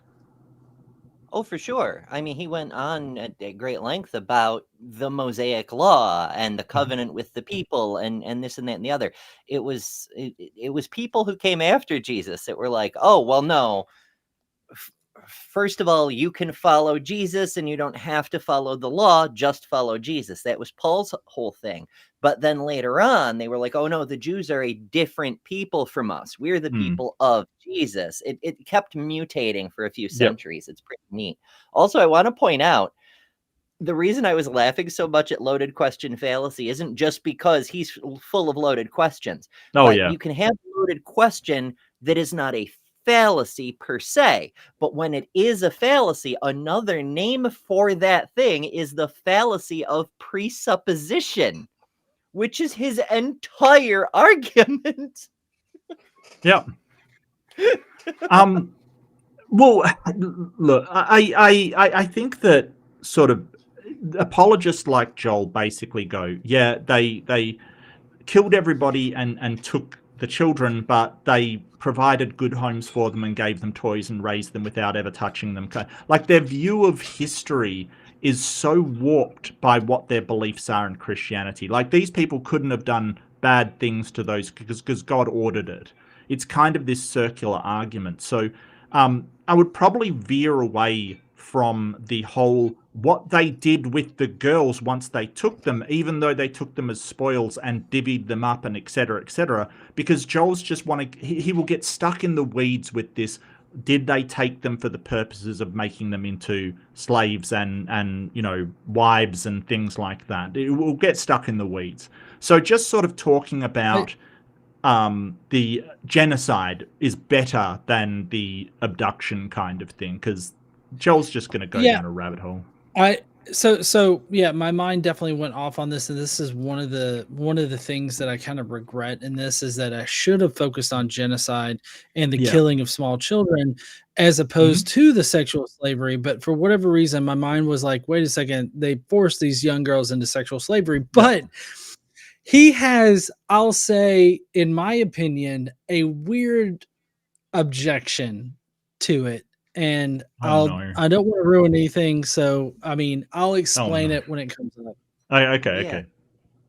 Real quick though, your instinct isn't awful on that. Like, we live in a world so full of genocides right now that people aren't really moved by it. Like, they can intellectually recognize that it's a moral evil, but it doesn't move them. Rhetorically speaking, you're much better off going for the sexual slavery, especially of children, because won't someone think of the children? That has a rhetorical punch. But I guess what I would say is don't, like, if what I do notice though is he keeps saying that's a loaded question, but not explaining how. Like, not explaining how. He's not actually saying, hey, I don't believe that those girls were used for that. I would drop that line if he brings it up. But, like Ember said, it does have that punch to it kind of thing. And you can use sort of that incredulous of, oh, do you think they took these girls who hadn't known the touch of a man? What other reason would they have? I don't know. Let me think. He has a different concept that I'll let him explain. Okay. We've got Balthazar 228 super chat for $9.99 US. Thank you so much, Balthazar. I believe that's on John's channel. There's so much projection from Joel's side that I'd swear I'm in a 90s classroom. Yeah, absolutely, absolutely. And it's so condescending. Like he's so looking down on John that I would say it's an overhead projector. Just saying. Just saying. That's a good way of explaining it, because he really is, like, he thinks he has like the high ground on this, in that he's Joel Settecase, or that like he's a professional apologist or something like that. I'm some asshole on the internet with an engineering degree, and I think that I know theological shit, when I feel like my engineering degree gives me a unique sort of analysis of the Bible and the theology, because I'm more grounded in like logic and reason, and like being able to like analyze a system to see if that system makes sense for what it is to accomplish. Like, that's engineering is like all about that kind of shit. And like the fact that Joel's like, oh, I've been trained in apologetics, I know exactly what begging the question is, and I'm not going to fall into a trap. Everyone knows engineers can't read, John. Come on now. Come on. Everyone knows that. No. We can read. We just can't write for shit. Like, yeah, that's fair. That's fair. Yeah. Fair. Actually, I had this, I put on my Discord server this stand-up of like different, like how many engineers of a certain type does it take to change a light bulb? And I loved the one for the systems engineer. How many systems engineers does it take to change a light bulb? None. They just redefine dark as the new standard. Oh, no. Yeah. No, I totally agree with that. They would redefine dark as a new standard. I love that one. It's so good. It's like, yep, that's systems engineers. Yep, absolutely. So you've got to know the guys to understand it. Anyway, that's on my Discord server. My link to join the Discord is on below if you do feel inclined. It's a lot of fun. And I want to just how is it a highlight, loaded question, by the way? because you're describing the arrangement of marriage as you put it, sexual slavery, which the Bible, of course, never once presents marriage in that light. And I noticed this too, John, earlier when you described how Jacob wrestled with God. I'm sorry. So they took the girls, slaughtered their parents, slaughtered their brothers, like some of which were babies, maybe. Like we're talking about everybody was killed except for the young girls who had not known the touch of a man. Right, and that's not ambiguous. That's exactly what the criteria was. A girl who was a virgin. They took all of them and slaughtered their entire families, put them into marriages with the people that slaughtered their family, and you're saying that's not sexual slavery. That's totally fine. Yep. I think they were generous. I think they gave them a month to like cut their hair and mourn before they had to, do the dirty kind of thing. I think that's in the Bible somewhere. How generous? Yeah, it is. It's in the rules for how to conquer a people and like take their women for yourself. But I mean, it's like and I don't know. I can't remember if I asked Joel something along these lines, but like generally, I ask, if God were to tell you to go to the next town over, kill everybody in it, and take the young girls and force them into a marriage, which in the Old Testament, by the way, there's no Hebrew word that means to marry. As far as we understand it, it's always to seize or to take possession of. And the way that they took possession of them is fuck them. And so that's rape, right? So like Yep. they raped girls into possession. And I don't know how you actually argue that that's like some kind of lovey-dovey marriage that we have now. Like I just Mhm. that totally escapes me.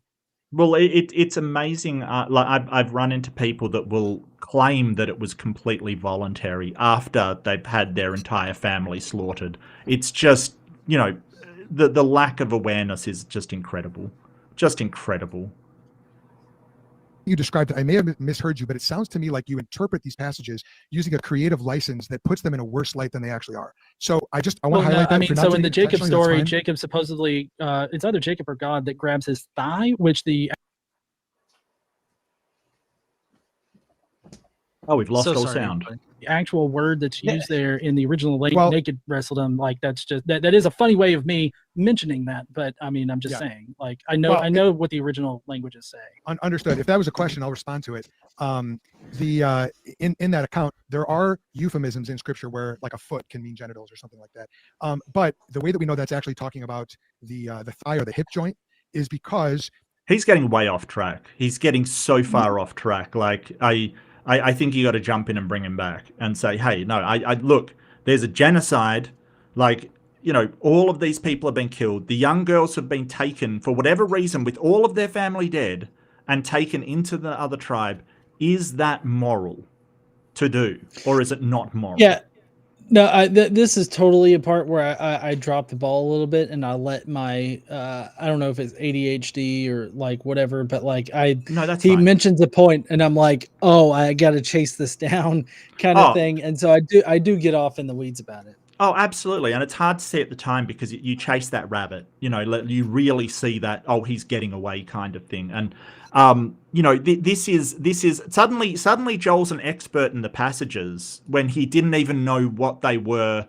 You're going to have to point that out. Oh, suddenly he knows all about these passages. Funny that, how suddenly his knowledge clarifies. Yeah. I think that he's expecting me not to know. Like I feel like he thinks that I just look up random passages and like I'm told by other people, mention this passage. He can't actually explain it. When in actuality, like I'm currently right now in a class in Dr. Joshua Bowen's class to read Hebrew, like the biblical Hebrew. And so like I'm doing everything that I can as a layman to like really understand like what they wrote and what they meant. And like he just thinks that I'm some hick like Alabamian like engineer or whatnot that just on the internet that, and I just don't know what the fuck I'm talking about. I feel like that's his expectation. Yeah, but that's good for you, John, because people will underestimate you. That's good for you. Because when you do come in and say, hey, this is what it says, Joel is part of a crowd of Christians that the Bible means what they want it to mean. It really does. Like their sort of thing of, oh, well, it wasn't immoral. It was actually a great blessing what happened to these people is horrifying. But you just got to get him there. He will just give him enough rope. He will hang himself. And the only way that he can make this argument that like it actually means like a literal like thigh, I guess maybe the outside of the thigh, is like the ambiguous nature of the word that's used for thigh. But he has to appeal to like other writers that use it in that way. He doesn't appeal to like within that particular section of Genesis or anything like that. Like that writer used it in the way that he did. And it seems more in line with like grabbing the dude's dick rather than like grabbing the outside of his thigh where like a sword would rest or something. Yep. There is a caveat applied to it immediately thereafter where it says, and to this day, this is why the Israelite people do not eat the hip of the animal or the thigh or the hip joint, I believe. So I'd have to go back and look at the actual Hebrew. Anyway, regardless, when we're talking about the conquest of Canaan, the Bible does not describe it as sexual slavery, if we have to say that. It does describe it as divine judgment. And we do need to read the Bible in light of the Old and New covenants. And so you asked, how is it benevolent for God to do this? Well, just off the top of my head, well, in fairness, God didn't do it. He commanded people to do it, and that's part of the problem, right? That if God commands you to do something that is an atrocity by any, like if God didn't tell you to do that, it would be an atrocity. If God tells you to do it, it's not an atrocity anymore. Right? So we're not talking about morality that's based upon the consequences or any kind of utility. We're talking about whether God commands you or not. Yeah, and like I don't understand how the new covenant really factors into this particular portion, because like I'm saying the God is immutable and therefore is culpable for his actions in the Old Testament. How do you reconcile this with that? I'm not saying that God somehow commands Christians now to take sexual slaves. I'm saying that God has condoned and directly commanded the taking of sexual slaves. Well, I think he's going to try and pivot to, well, that happened in the past and it was a judgment by God then, but it won't happen in the future, which he can't possibly know. But, that's, because you can sort of say, hey, would you do this if it happened? And he would probably say, well, God will never command me to do that, which you don't know that. If he can make one covenant, drop one covenant and make a next one, he can do it twice. You could argue he has done it twice, but that's a whole other topic. The thing is that if he goes down that track, you can say, what, God can't do that? And then he's got to admit that God can't do something which he won't do. Because you always say, well, God can do anything he wants. Yeah, if God can't do it, then it violates his omnipotence. Yeah, absolutely. Yeah. And that plays into my entire argument in this. So if people don't remember from the first section of this, my argument against the Christian God is that the Christian God cannot be all three omni traits at one time. It has to be some subset of those omni traits. It cannot be all three at the same time. Yeah, and I think the problem of evil, which is exactly as John just described it, is the strongest argument against the Christian God specifically. It is definitely the strongest. And Joel's response to that in the first one, if you didn't see it or you don't remember, was, we don't have a problem of evil, you have a problem of evil. So his response was literally, no, you. No, you. It's wild. Absolutely wild. It's pretty hilarious. But also, it brings him back to the problem of induction. How do you know God wouldn't command it again? Induction.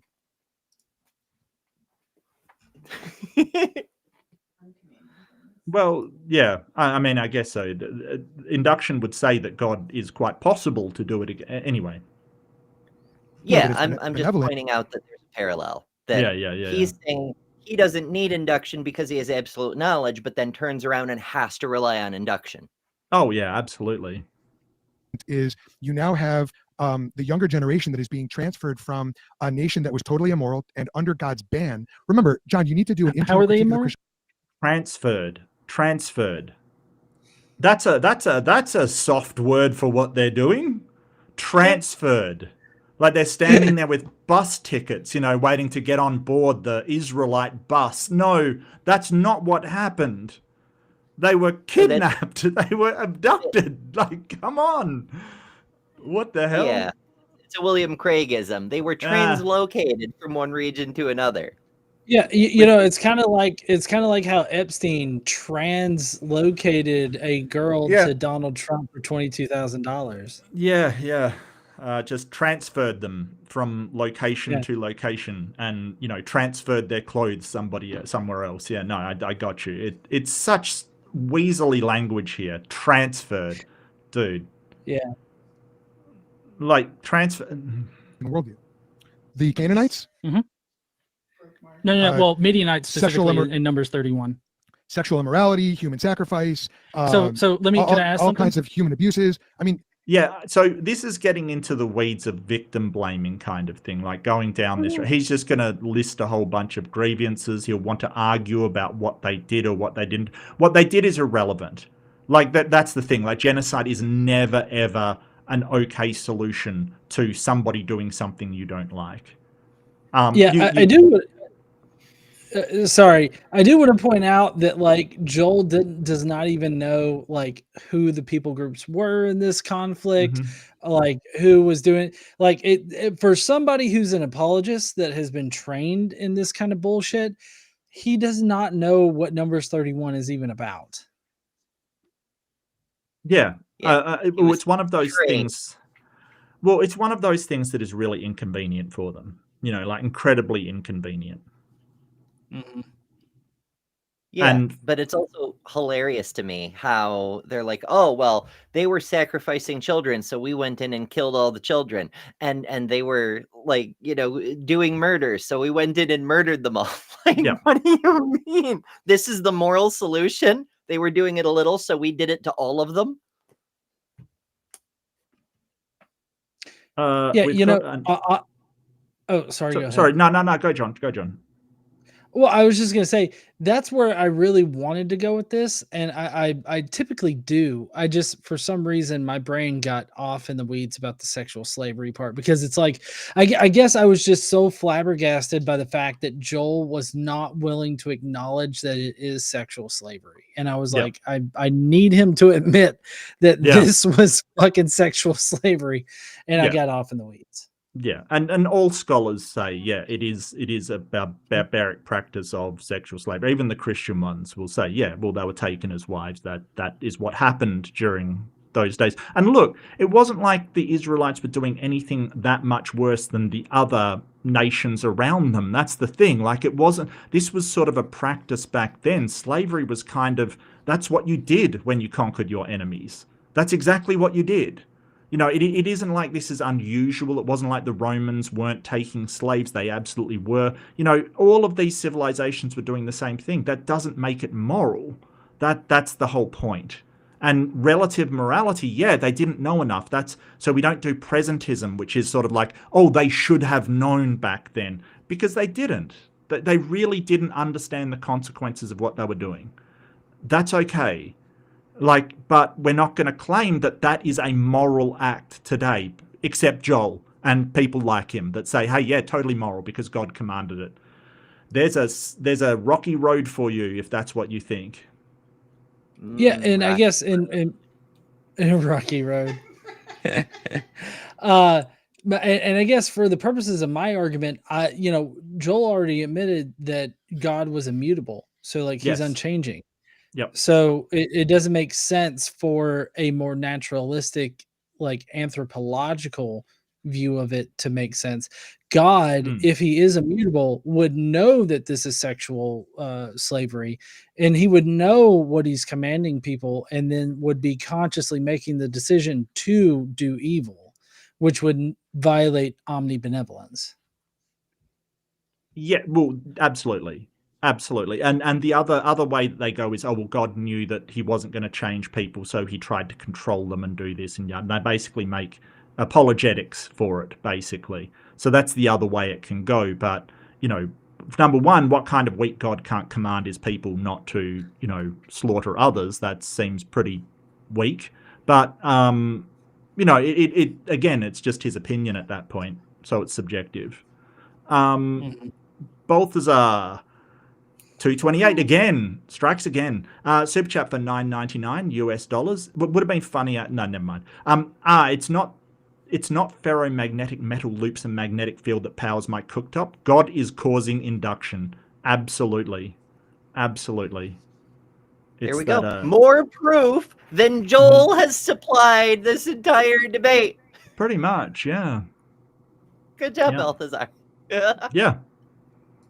Well, This is can I ask of something? course, yes, go ahead. Okay, so you're let me make sure that I'm getting this right. You're trying to tell me that God's solution for the Midianites committing human sacrifices is to have the Israelites go in and unalive everybody and capture the little girls to force into marriages. Again, it doesn't say little girls, and this is a great example. No, it literally does. What do you think that the virgin girl, like, what do you think it means to be a virgin in that society? As the dad of two daughters, when you say little girls, I think of like toddlers. So maybe It was toddlers, Yeah. yes. So any girls that had not known the touch of a man, like had not slept with a man, that is Right. all. It it's a little concerning to me, and maybe I'm reading too much into it, but it's a little concerning to me when I say little girls. He thinks of like, Toddlers. toddlers.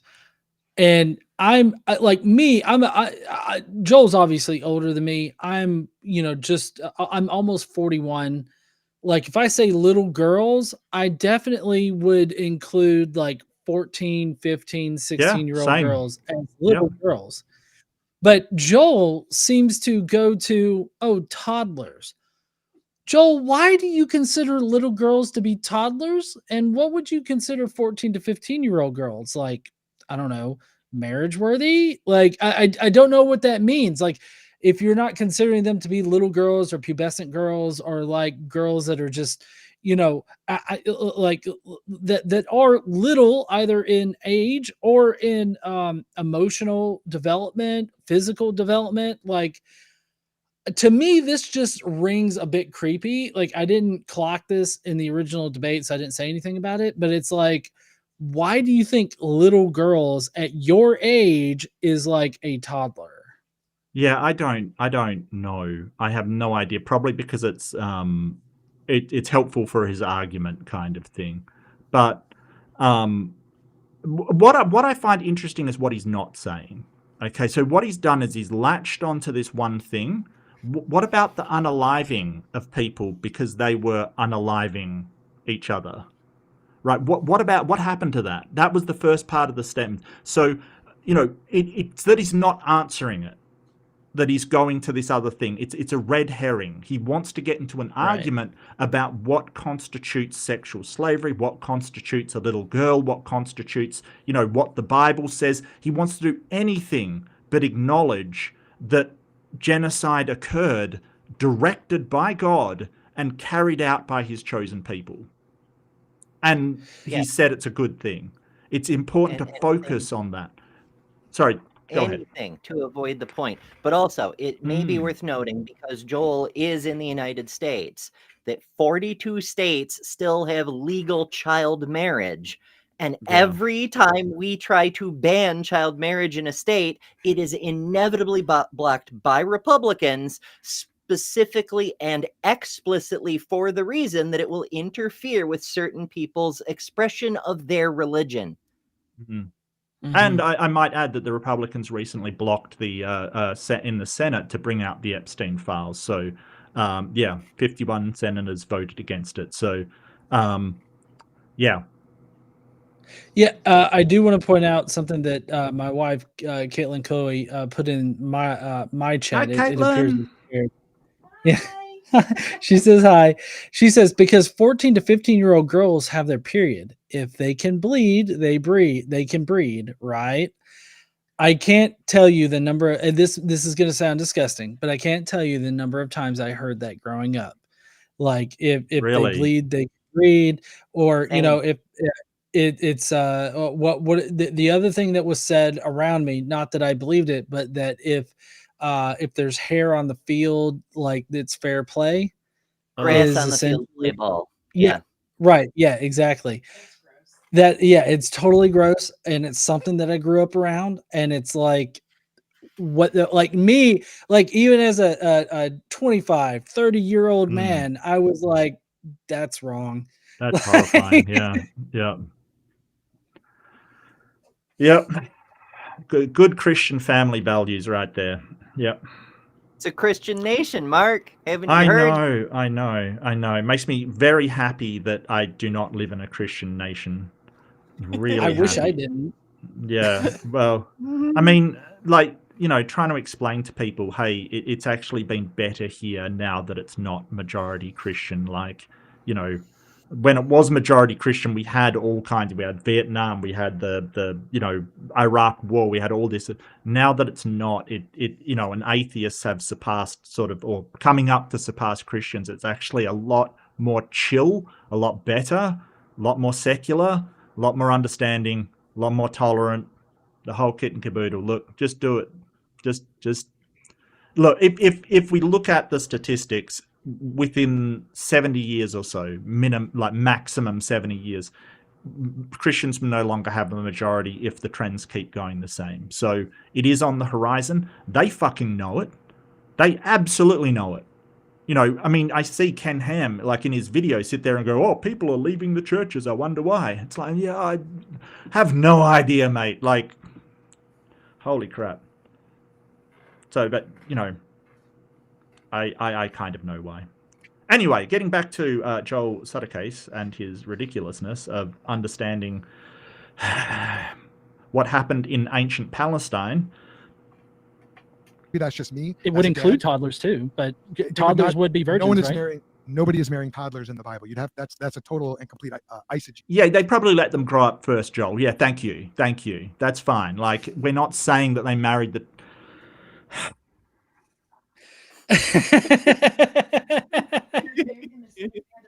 This is why Yeah, Mark has no hair. Yeah. Yeah. So the Casey, she made a good point. Like, they would definitely marry them off. Like, they would, marry them off once they started their periods, they entered puberty and everything like that. But also, my position is informed by Talmudic scholars who, have done research in this area, and like, fathers were allowed to sell off their 8-year-old daughters to somebody to be married, and like, the daughters couldn't refuse if they were under 8. And then the fathers had total control of who the daughters married, because the fathers made those decisions. So I mean, it was they were literally property. Property of the father. Yeah. It says that in the Bible. When they sell their daughter, like, it literally says that. But anyway, but sort of sticking to genocide, he doesn't want to talk about that part. He really does not.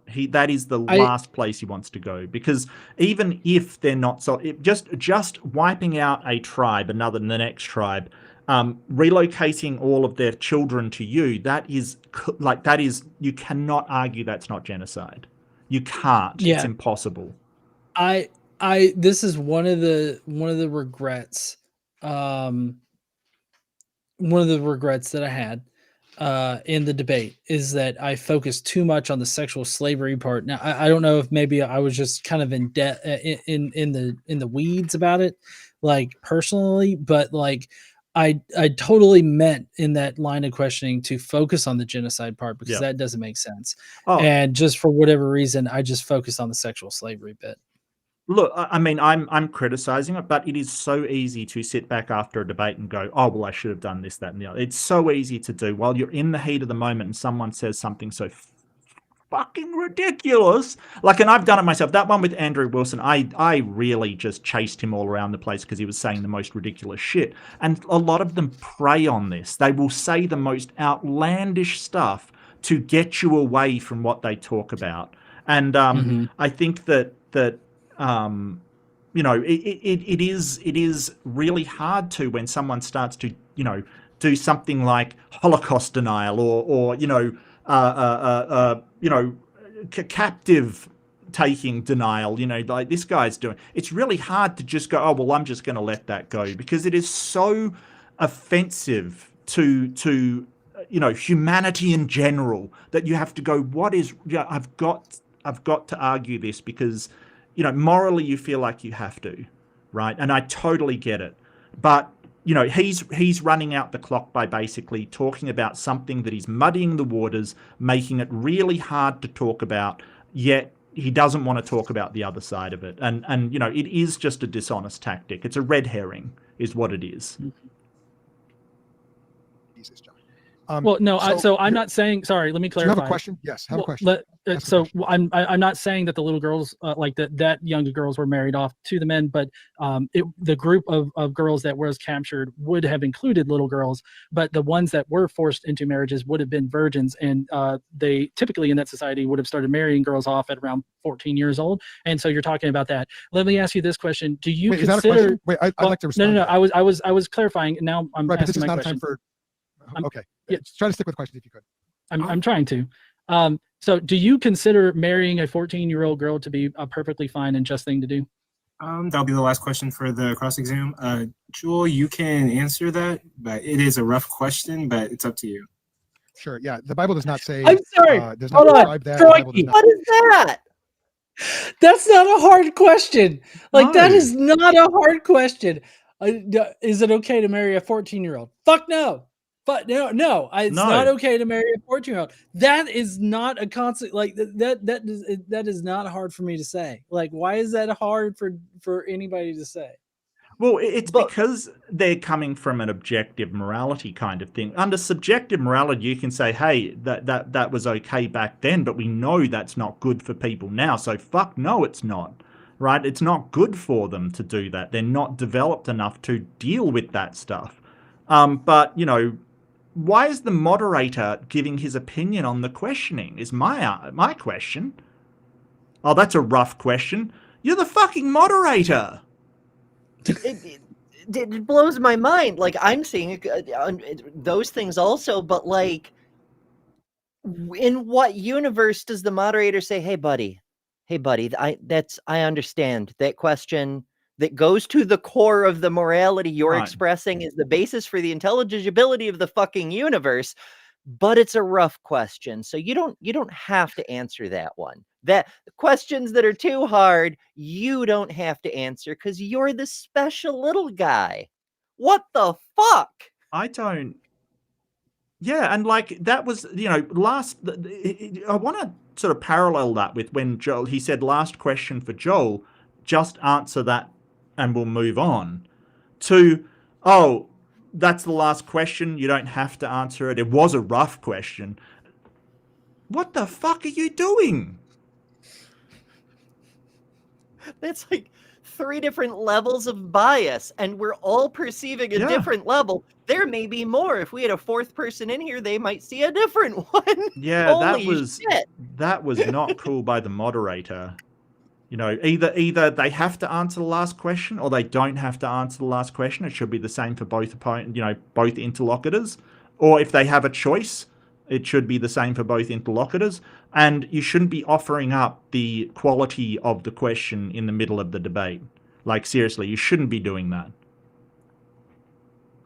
Moderators editorializing. But we're the professional platform because we have judges.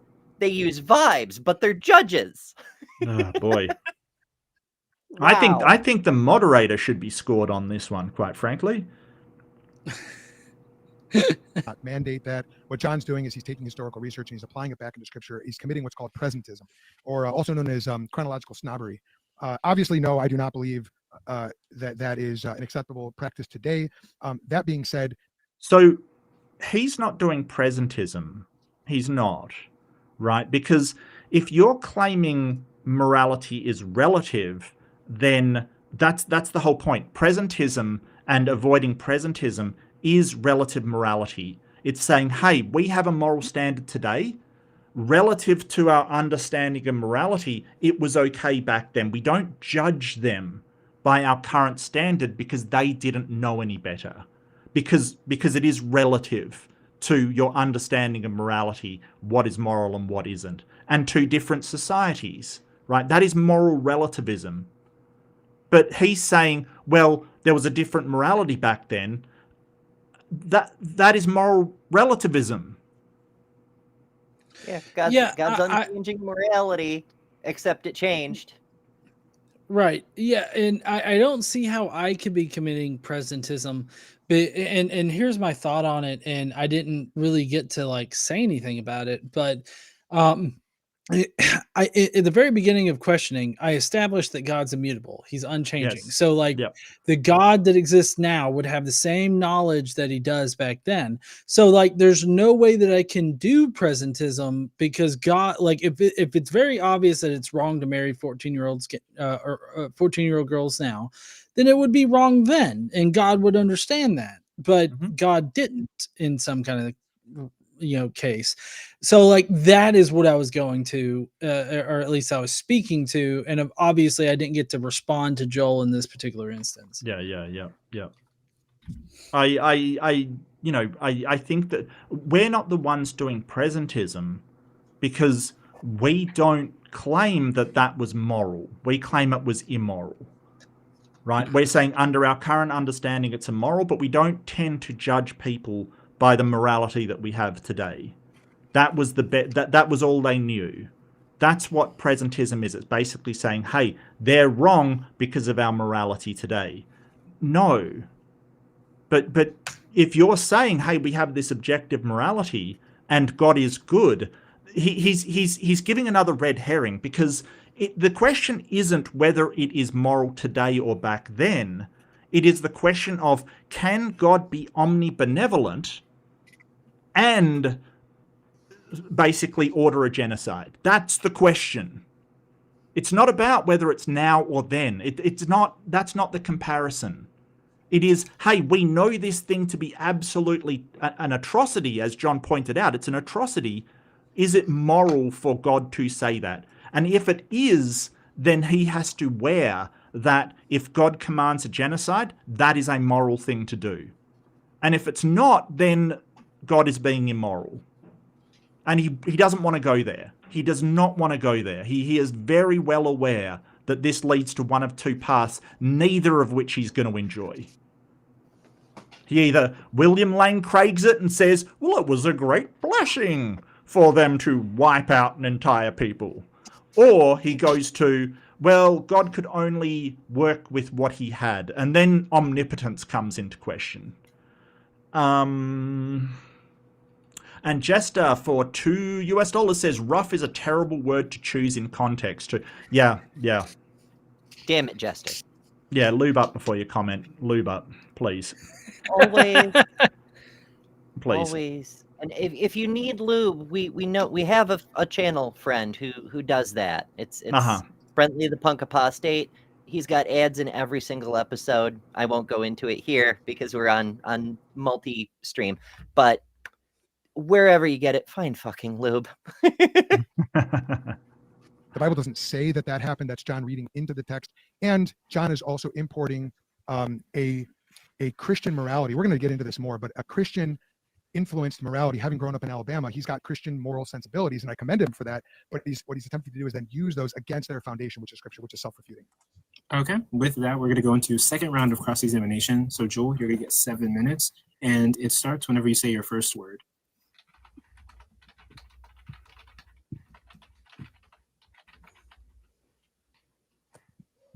The lag. He absolutely is Googling furiously. Balthazar 228. Thanks, John.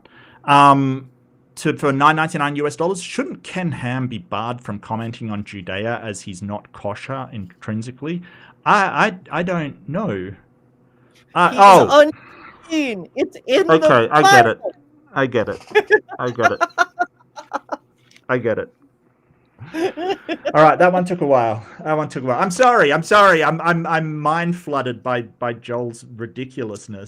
I get it. In fairness, the same section of the Bible is very clear that bats is birds. Mm-hmm. Look, and in fairness, I don't know who would want to eat Ken Ham. That is. Ew. Yeah, that's terrible stuff. Ew. John, is evolution a process that is aimed at survival or truth?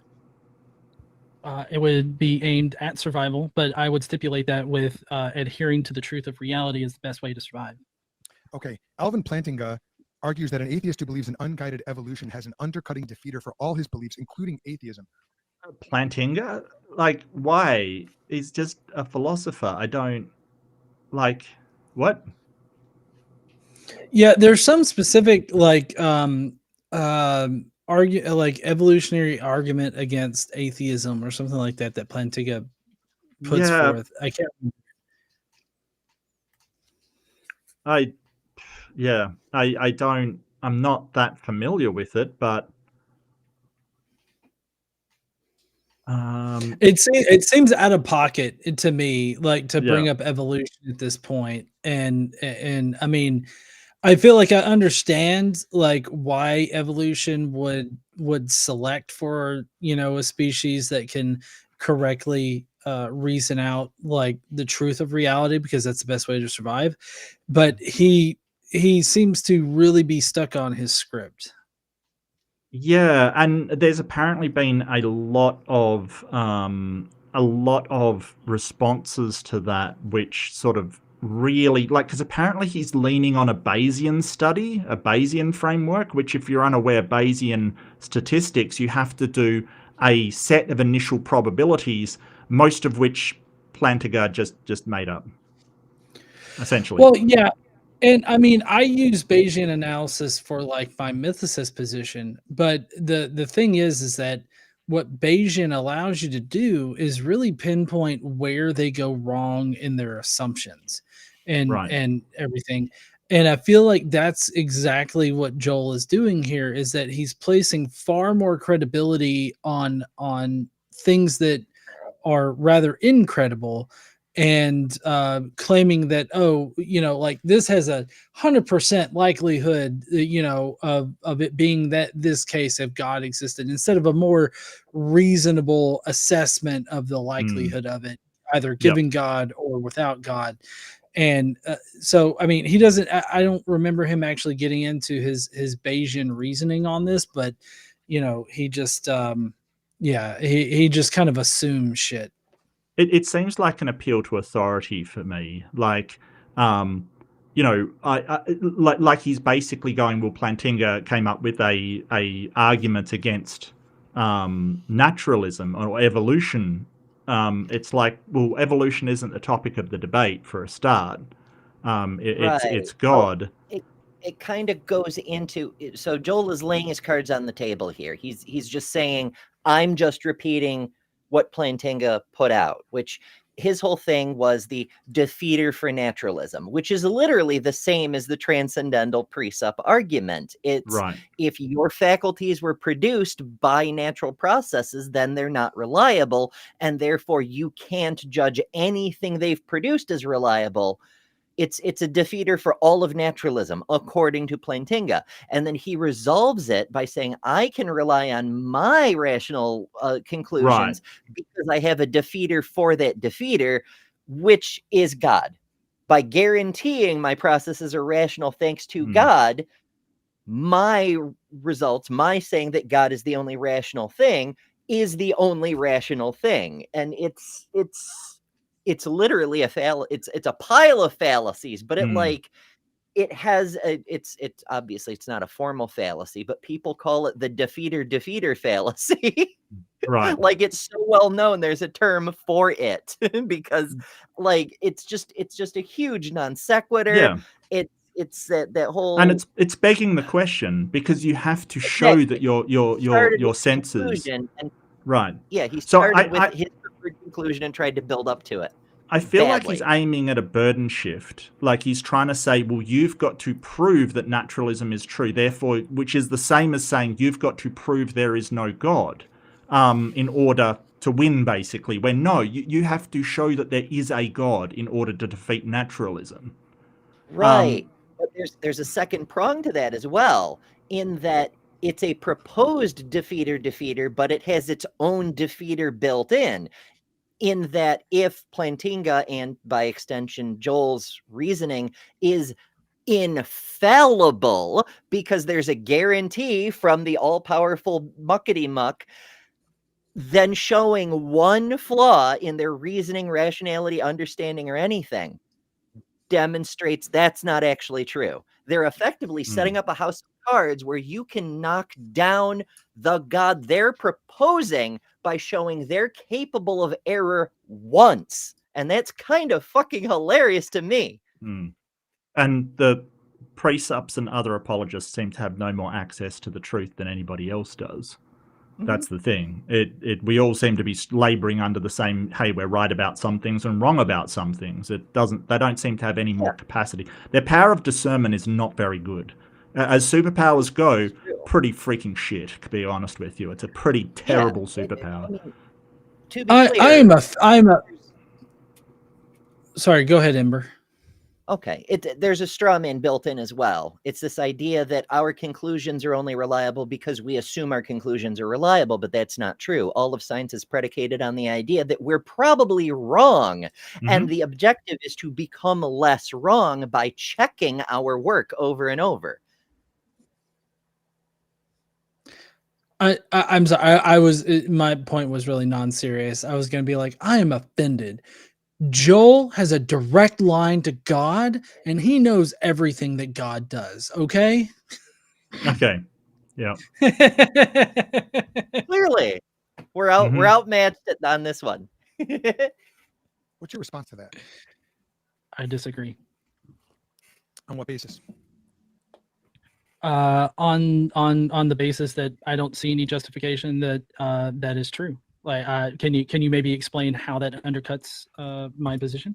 Well, yes, I can, but I want to get to some. Yes, I can, but I'm not going to. Yeah. Let's just all assume that it's true. Yes, let's just. I like how he tripped over himself, and he totally didn't expect me to just be like, I disagree. Could you explain how it undercuts my position? Well, I could, but I don't feel like it.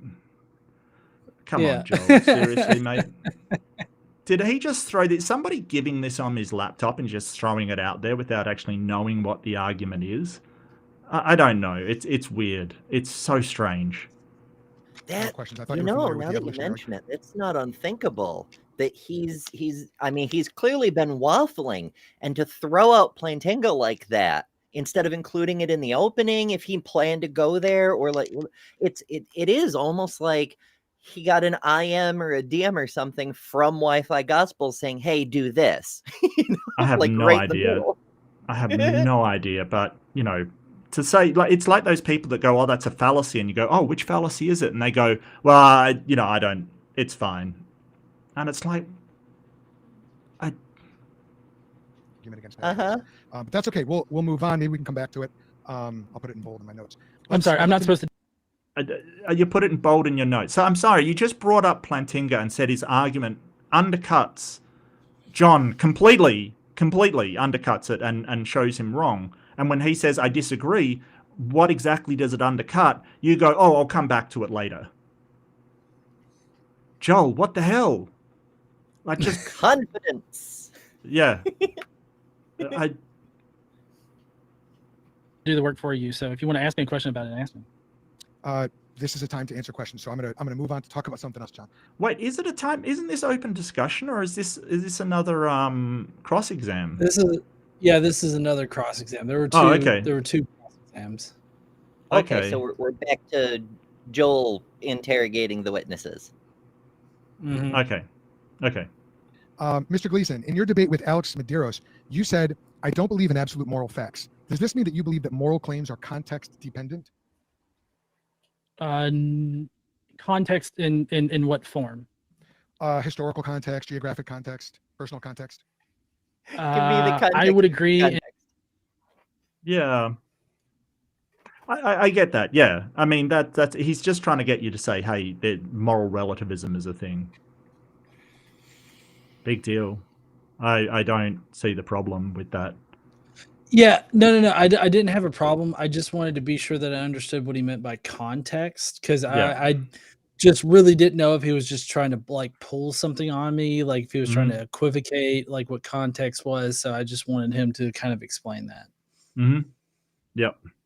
In a there's a historical context of moral conclusions, there's a cultural context, there's all those kind of context. So like if I'm in my current cultural context, I would say that culturally I could be objectively wrong about something, but that's like an objective determination about it, and not that the moral statement or claim is objective itself. So you could be objectively say that again. You could be objectively wrong. Is that what you said? I think that you can objectively consider moral conclusions, but that doesn't make the conclusion objective itself. It just means that your characterization or your determination of that conclusion, or your judgment of that conclusion or whatnot can be objective, but that doesn't mean that it itself is objective. I don't know if I explained that correctly. Yeah, I get what you're saying. Like you can have an objective evaluation of the parameters of a moral decision, but that doesn't mean your decision is objective. Like I totally get what you're saying.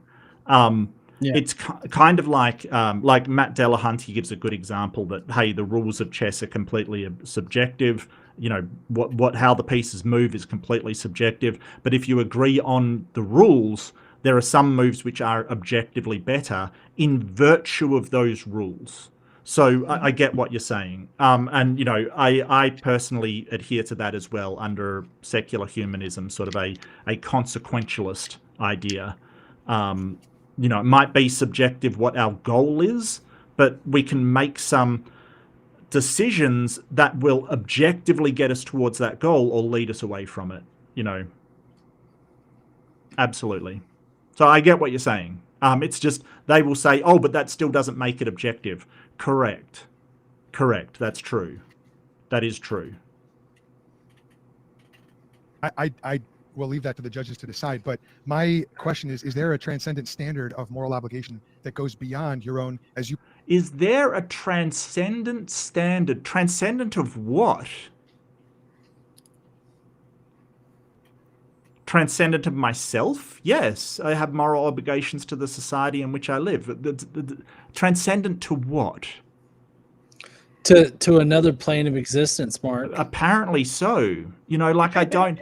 That's sort of that sort of pre-suppy language, or you know, the language that they use. Transcendent to what exactly? Weird. Put it your feelings earlier or your sensibilities. Is there an objective standard of morality? There's no transcendent moral like lawgiver, no transcendent moral thing. No. Okay. So that's helpful. So by you trying to judge the God of the Bible, the Christian God, according to some moral standard, are you not engaging in an exercise in trying to impose your own personal preferences upon the God of the Bible? Is that fair? No. Okay. So first off, we're not judging God's moral standard. We're judging your moral standard.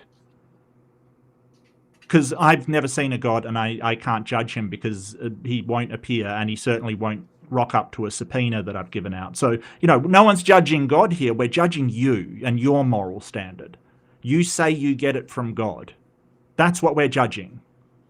And so if God's running around brutalizing people, we want to say, well, is that your morality? How moral is that? So yeah, I think it's just this whole idea of, well, you already believe in God, John. You've got knowledge and you suppress it in your unrighteousness, so you want to judge God. It's like, no, we really don't. We really don't. It's not, yeah. And just because you engage in a hypothetical doesn't mean you think that hypothetical is real. Just because you're going, can God be omnibenevolent and slaughter a whole bunch of Canaanites, doesn't mean that you think that is actually a real thing. So I feel like he's conflating a hypothetical and your questioning with, you know, people actually believing in the God. Mm-hmm. It's so stupid. It is literally so stupid. It's like saying, well, you're talking about God, so you believe in him. No, we're not judging God. We're judging the Bible. We're judging you. We're judging your arguments about God. That's all. Yeah. Now, I wish I had made that particular argument. I think that would definitely be stronger than, at least I remember, like taking or at least answering this question. Okay. It's not personal preference because I adhere to like secular humanism. I base it on that, so that's not exactly personal preference. But I would agree that it's all like the topic of morality in general is a subjective topic inherently, and so even Christians would be using a subjective moral framework. Okay, so I want to take that back then, because I mean I want to ask another question then. If the next edition of the Secular Humanist Manifesto, which has changed so many times, said that sexual slavery, as you said, is now moral, would you affirm that or deny that? I would deny that. Okay, so it's... Well, yeah. So he's basically being a hypocritical. Yeah, absolutely. So, And a hypothetical one at that. Like, if your book, because the book has arbitrary rules made up by no one. Right. I would probably argue that if the Secular Humanist Manifesto came out with that, then they're not secular humanists. Unless you care about human well-being, you're not a secular humanist. But yeah, I would absolutely stop following it if it came out with something like that, because we don't get our morality from a book. Right. Like, I feel like he's just trying to do a equivocation fallacy to sort of say, hey, we've got our Bible and you've got the Secular Humanist Manifesto, so they're equal. No, absolutely not. Absolutely not. No. The manifesto is a confirmation of what people came up with. It's not a prescription. It's a description of our beliefs. It's not a prescription of it. It's not. So, yeah. Wow. Seems to me then that is it not true then that you do base your moral judgments off of your own internal compass, and you do not subscribe to an external or objective standard? Is that fair? I would agree that I do not adhere to any absolute standard. True. Okay, and so would it be fair to say then that your standard of morality is completely personal and subjective? I would agree that it is subjective, but with the stipulation that all morality is subjective. So, well, also that if you're talking about ethics, that's not subjective to you either, because even if I said, oh, well, now I think murder is just totally morally fine, like it's intersubjective. It's agreed upon by a group, that the ethical standard. So even if I change my mind and I personally think it's fine, that doesn't change the morality or the ethical standard of a group, like a nation or anything like that. It still wouldn't be moral in that society. So our morals usually come from an intersubjective sort of agreement between people rather than just what my opinion is. And he's really trying to conflate this idea that, oh, well, your morality is only dependent on just your whims, just your feelings, just whatever you think at the time. And he'll probably use the word arbitrary again, right? Like, this is what he's trying to do. And just because it's subjective doesn't mean it's arbitrary, right? It doesn't mean it's for no reason, just because it's subjective to me. And that's really important. Oh, I bet you he's going to use it. I can almost smell it. I can smell it. It's pretty fun, but that's one of the reasons that I tend to avoid using the word morality. Like, I'll use it in a colloquial sense, but in a situation like this, I don't use morality because it's so easy to kind of equivocate away and say, oh, it's just your feelings in the moment. No, Right. our morals, our subjective internal morals, are an expression of our value systems, our prioritized value systems. And so I just go directly with the prioritized value system. And that kind of, it removes that ability to say, oh, it's just whim and wishy-washy. It's like, no, I have specific values, ought statements that I make decisions based on in a prioritized fashion. Like killing. I don't want to be killed, so I think killing is bad generally. That's against the well-being of humanity. But if a person is in danger and defending them requires lethal force, then that may invoke a higher priority and therefore be the ethically correct decision. You can just dispense with the whole moral nonsense. And one thing that he doesn't address is my claim that morality, like, is in and of itself morality, is yeah. subjective. Yeah. He doesn't even he solely focuses on, like, trying to get me to, I guess, reaffirm that it's subjective, but it's like I've already said that all of morality is subjective in the first place. So, like, even Joel's morality is subjective, and like he just doesn't even. I don't know if he just doesn't process that I said that, or if he's just trying to pivot away from it because he can't answer to that. I don't ignore it. Yeah. Well, I mean, there is arguments to be made that morality can be objective. Dr. Graham Oppy makes an argument from sort of an evolutionarily built perspective that it may be objective. I don't think that our evolution built impulses rises to the level of a code of conduct, which is what morality is. So I would disagree with him. But I think, I think that in a way you can make that argument, at least that it goes to a sort of proto-morality, like we find in animals, that they have like things that they expect from one another to do. But I would say the same. I think all. But here's the important thing to remember. You're not claiming it's objective. He is. You can challenge that and say, I don't believe you. Show that it is in fact objective. Because like Steven Seagal, the precept's making a lot of claims, not demonstrating much. So when he says, oh, we have the objective morality, the question should be, how do you show that it's objective? As opposed to every other Christian out there who disagree with you on your morality. How do you show that's objective? How do you show that's the actual objective morality from God? I don't have an answer to that. They can never, Yeah, I mean, nobody ever agrees, right? Like take any two Right. people and you're going to find, you may get you ask 100 people and they'll all say killing babies for fun is wrong because the Christians have to add that for fun because they can't just say killing babies is wrong. And then you'll have other people who say, oh, well, the death penalty is legitimate. So somewhere in there's a line where killing is wrong and killing is okay. Right. And every single person puts that line in a different position. And that's just one moral question. Right. So, I would just sort of say, hey, just ask him to show that his morality is in fact objective. We should be able to demonstrate objective things.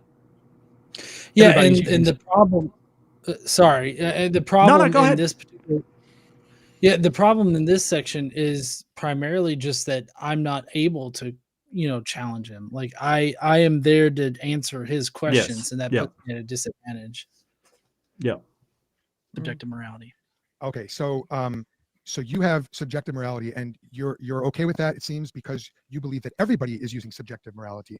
Even though earlier you said that I was more concerned with what God wants, and so it sounds to me like, at least internally, would you not have to agree that I am subscribing to an objective morality as laid out in Scripture, whereas yours is radically subjective? Is that fair? Nope. Yeah, like that's a terrible question because you can just say, hey, I don't believe yours is objective. Right. Exactly.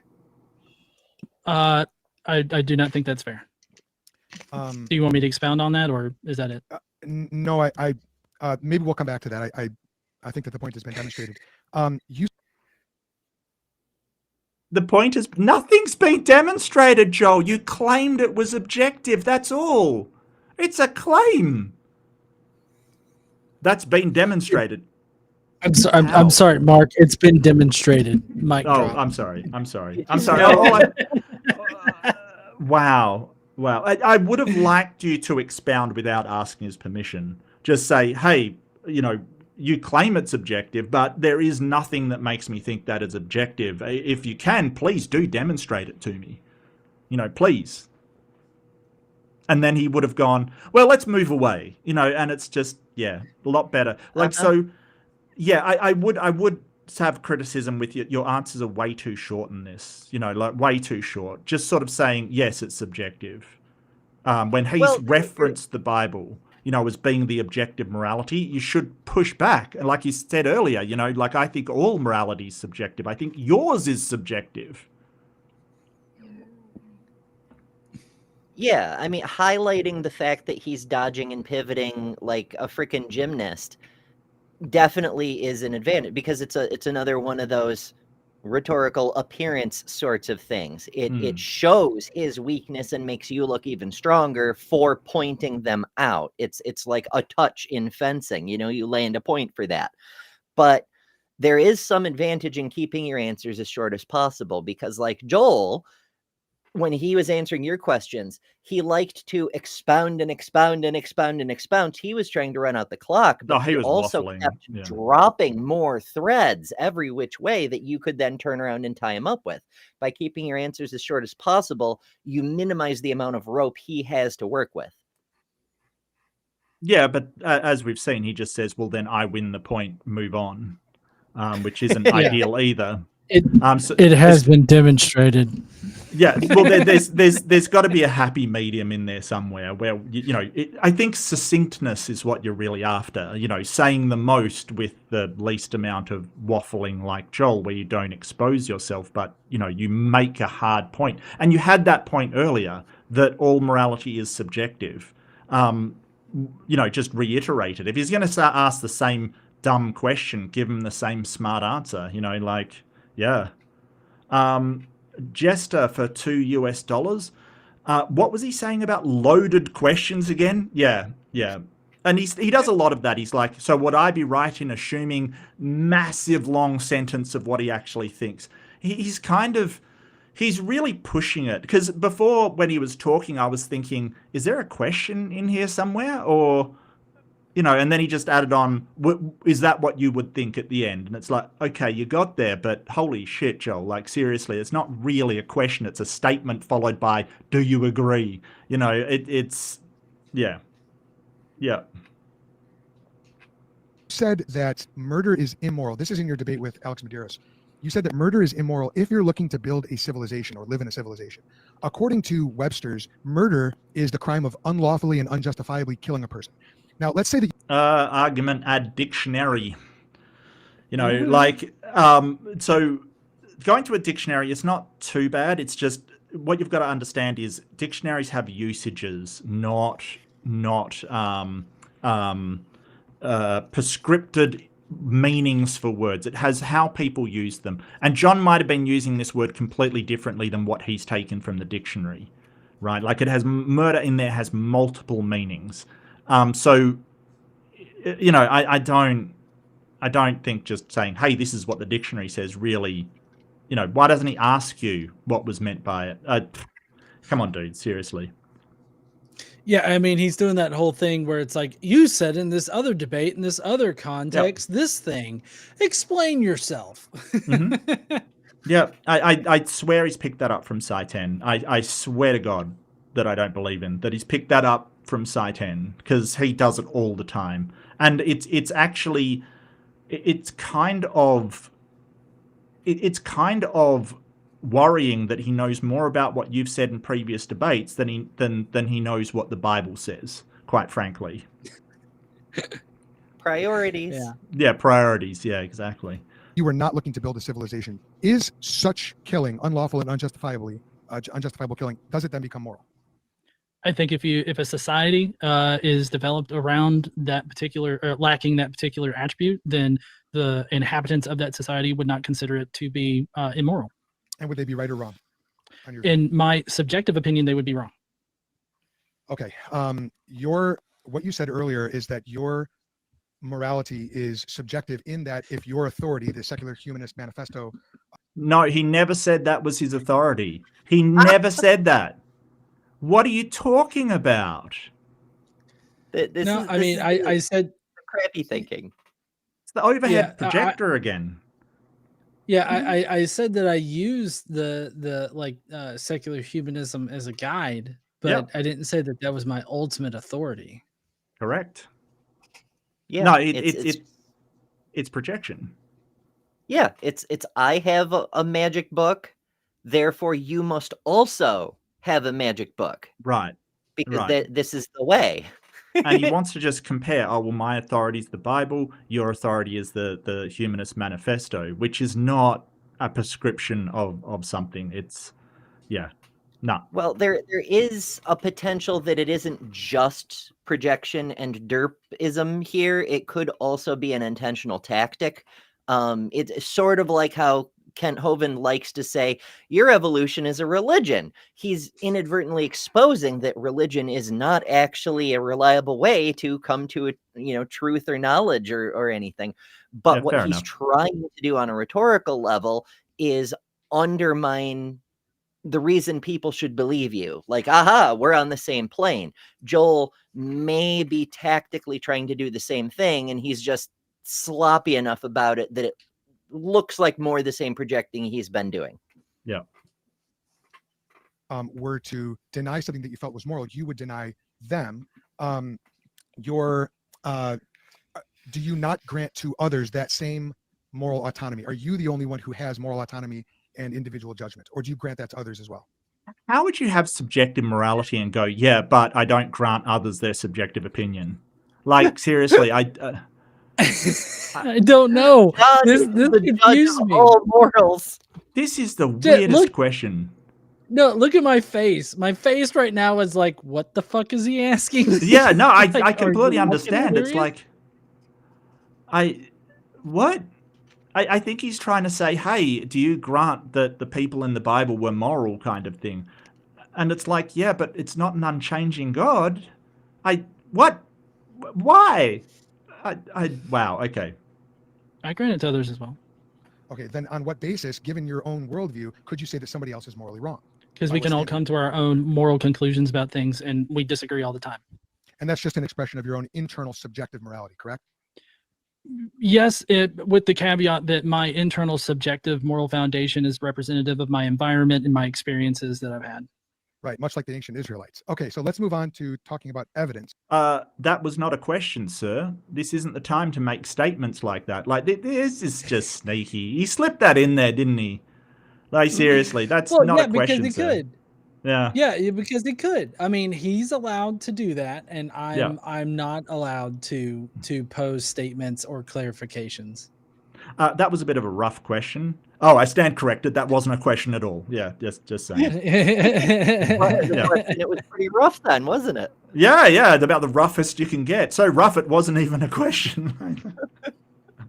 Are your beliefs evidence-based? Yes. What is evidence? Evidence would be some piece of data that comports with reality to support some kind of conclusion. And we'll stop it right there. Stop you right there. Okay, not bad. Yeah. And now we're going to do the 7-minute cross-examination for Godless Engineer. And after that, we will move on to the 5-minute closers. So you will get a 7-minute cross-examination, Godless Engineer, and it starts whenever you say your first word. Don't forget, this isn't a debate about morality. This isn't a debate about like ethical systems or how you get. This is a debate whether God exists. If this is all he has is, well, I think I have objective like, seriously, my guy, you have given nothing. I bet at the end he's just going to go, well, I've demonstrated it. Thank you very much. It has been demonstrated. It has been demonstrated. Thank you. Wow. Joel. All right, so Joel, do you consider murder to be wrong? Of course. Okay, and you would affirm that in the 10 Commandments, God says, "Thou shalt not kill." No, I would not affirm that. Oh, okay, what does it say? Thou shalt not murder. Okay, thou shalt not murder. Got it. So in that particular instance, if God is saying that, why does God then directly command the Israelites to go out and unalive people that are innocent in that way, like innocent women and children and those kinds of groups? I'm assuming that when you say unalive, I'm assuming that you're meaning murder. Because you already said the word murder. So yeah, is that fair? Are you referring? Sorry, to I'm swapping murder? up TikTok language. It's a habit. Totally understood. I get it. But am I correct that you are, by your question, are you implicating God of commanding murder? Yes. Okay. That was not murder. What I'm guessing, what would you not consider it to be murder because of the fact that whatever God commands is considered legal in a way? Oh, not in a way. I mean, everything that God commands is definitionally moral. So, okay, interesting. Anything God commands is definitionally moral. Mm-hmm. So this opens my giant circle. It's made of gold, though. This opens you up to really concrete language to say, hey, if God told you to go and destroy everybody around you right now, that would be moral. That should be the next question, right? If God told you to go and take out your children, that would be moral. If God told you to take a rifle and go and shoot up the legislature, that would be moral to you. Well, here's the thing: is Joel kind of painted himself into a corner on this one because he just went through how under his prescriptive description of what murder is, it's the unlawful killing in a society, etc. If I went around and started unaliving people and said, well, the immoral or the morally perfect invisible being told me to, whether they're morally culpable or not, it's still illegal in my country. I am breaking the law, even if I'm commanded to murder, it's still murder under what Joel just said. Now, Yep. if God himself, like William Lane Craig makes the argument that, well, technically God unalives everyone. So in the case of the Canaanites, he was just telling the mortals to speed it up a bit, but that's the key distinction. He was telling the mortals to Right. break the commandment he had given, as opposed to doing it himself. Right. If he did it, maybe it wouldn't be immoral, but him commanding the mortals to do it created a violation. Mhm. As a Christian, again, I start with the New Testament. I start with the Lord Jesus Christ, who himself was wounded and even killed for our transgressions. And then I read the Old Testament in light of that. So how do you start? Like this is the thing that just bewilders me about precepts. Like we all start from our own consciousness. We all start from our own awareness of the world around us. That's how we start off. How do you start from something else, like something that's not you? I am absolutely baffled by this question. Because they're like, well, we start here with this thing that is external to us, but you only have your own consciousness. That's all anybody has. Unless they've got some magic line or something, and I don't believe they do. So it's kind of ridiculous. Look, Mark, I don't Yeah. think that you've considered Jesus. I probably haven't. I probably have not. Yeah. Listen, 2 + 2 = Jesus, and we all know that. Yeah, So, like, yeah, we you all just do, need to yeah. consider Jesus. Oh, I hate you so much right now. I hate you so much right now. I'm going to need therapy for these precepts, I swear. It's just, Right. But I mean, in a very real sense, in a very serious sense, like that's exactly what he just said right here. It was like, yeah, but have you considered Jesus? Yeah. I mean, I feel like that's what he said. Yeah. He's like, if you start with the conclusion that it's Jesus, you will get to Jesus. Amazing. Amazing. That's some astounding logic right there. Astounding. Ugh. The worst part is that, like everything else he claims, it doesn't actually pan out. Like Yeah. I can start with one unit of Jesus, work through Joel's logic puzzles, and come back, and now I have half a Jesus. Like, how do you fail at this impossibly low bar you've created for yourself and still fuck it up? Mhm. Yikes. Joel finds a way. The entire Bible Okay, is sorry. He's rambling again. Yeah, no, I got you, John. I don't mean to stop you, but a short. That's amount very of time important, here. though. Yes, I get that, but this is very important. And sometimes to flesh out an answer, it does take longer than Yeah, a sentence. but it sounds like what you're doing is you're justifying divine command theory. So if God were, this is my question to you, if God were to come to you today and tell you, Yes. hey, I want you to murder your child or unalive your child, would you do it? Yes. Yep. Absolutely. Absolutely. Watch him squirm. I swear, watch him squirm, because he's got no answer to this. Either he breaks God's commandment, or he tries to claim that God wouldn't do that. He's stuck. He's stuck. Let's see how he handles it. Beautiful, John. Love it. I am not living in Old Covenant Israel or pre-Old Covenant Israel, and so executing God's judgment. Irrelevant. That was not relevant. He never said you were living it. He said if God came to you today and told you to do this, none of that relies on any covenant. Could God do that? Absolutely, he could do it. Does God have the right to do that? Absolutely, he does. So he could. That is possible. Right. And so this factors into like my entire argument of like, if God can't do that or he won't do that, then is he omnipotent? Is he still omnipotent in that case? And if he asks you to do it, is he still omnibenevolent? Correct. But by Joel's logic and what he's stuck in is that God can do it because he's capable of anything, including creating a new covenant anytime he wants. He's not bound by any, he has to do this or has to do that. He can just decide to do it. Number two, he's already said that would be a good act. Following his logic, he would A, have to do it because God commands it, and B, it would be moral under his system. Which is horrifying, but, that's the only out he's got. Just sort of saying, hey, God wouldn't do that doesn't solve the problem. against a And nation how do you know under- God wouldn't do that? Yeah. Because it's not impossible. It can't, you know, for God to be limited like that, as John says, it breaks that other branch of the tri-omni God. It has to be Yeah. possible. God has to be capable of it. So why not? Yeah, it's not logically impossible. It's just another claim. God wouldn't do that. How do you know? Well, I believe God wouldn't do that. Well, why? Holy shit, Joel. But God did it in the past.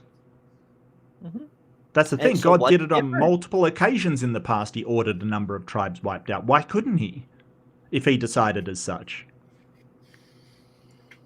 It would automatically, definitionally, as Joel said, be logical. And that's where you can hang him with his own words. That's when I would sort of go, well, if God commanded you to do that, wouldn't that by definition be moral? Because he said definitionally it was. He did. Mhm. He's He boxed did. in. Yep. for 4 centuries of judgment is thankfully not my responsibility. There is no biblical record of God actually killing. Sorry, let me retract that sentence back, and I'll go to my next sentence. Warning. Why is he reading off his computer? Is someone feeding this man lines? He's got a Cyrano thing going on. What the hell? No, I like how he started to say something that was just gonna be totally wrong, and then he's like, I want to nix that because Well, he was I going to had to- say there's no record of God actually directly killing somebody. Oh, wait, the Passover. Yeah, let's scratch that. Or what about the time the guy was carrying the Ark of the Covenant, it slipped and fell, and he goes and he catches it, and then God strikes him with a lightning bolt. What about Yeah. the time the guy was supposed to impregnate his brother's wife, that his brother died, and he decided to jizz on the floor? God killed him then. What about the two guys, the two Levites who used the wrong fucking fire or incense Strange in incense, order to yeah, praise yeah. God?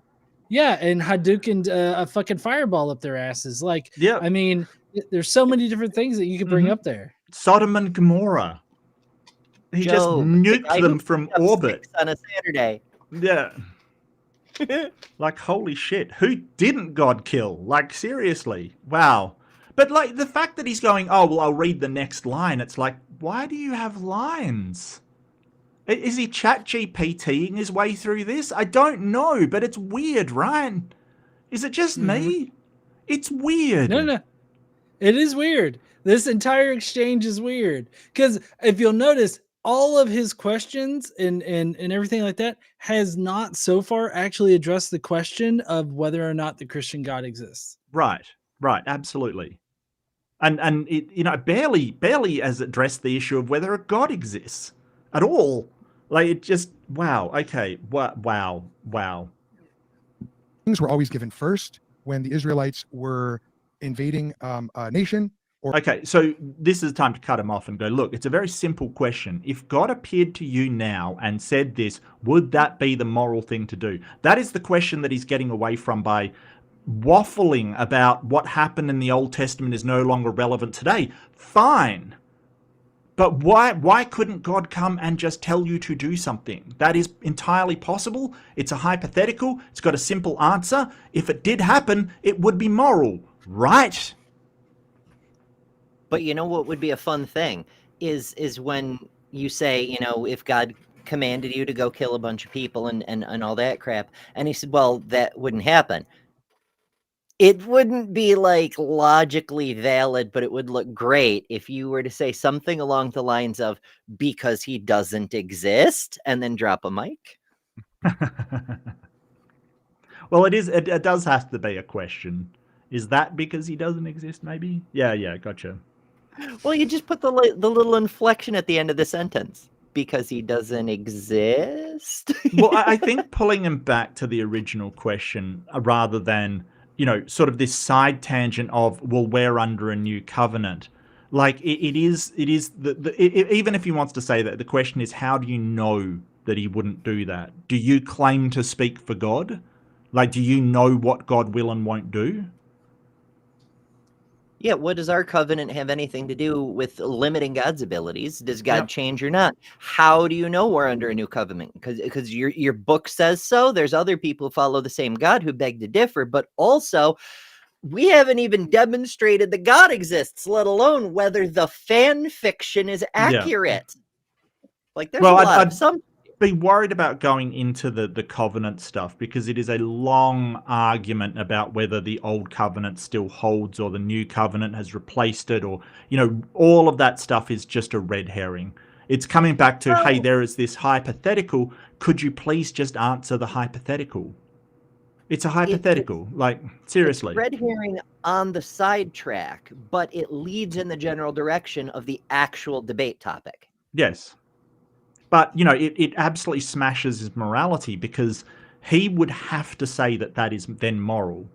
So, I mean, I remember my debate with Jim Bob. He sort of said, oh, well, I wouldn't do it, but it would be moral. What the hell? I don't even understand Well, what that's supposed to mean.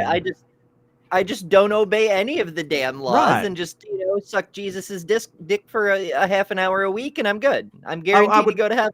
I would probably disobey God and inflict eternal torment on myself, but I have principles. So where do those principles come from? Casey just said that I'm a menace because Ember said something about sucking Jesus' dick, because that's something I'm She's saying. not wrong. I learned it by watching you, John. I'm a good influence. That's what I'm taking away from it. Oh yeah.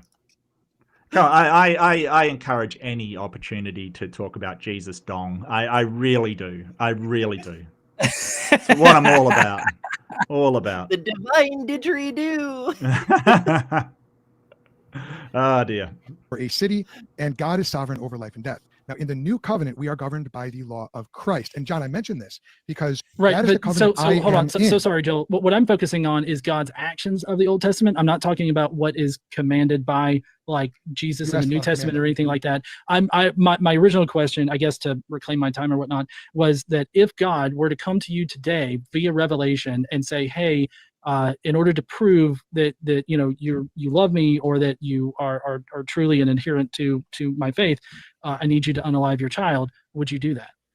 Yeah, if I received a private command to kill, and by the way, when I say yeah, I mean I understand your question. I'm not saying yes, just because in case somebody clips that. It would need to be tested against the objective revelation that God has already given. So, Mr. Gleason, we stand at the objective revelation that God has already given. What is that?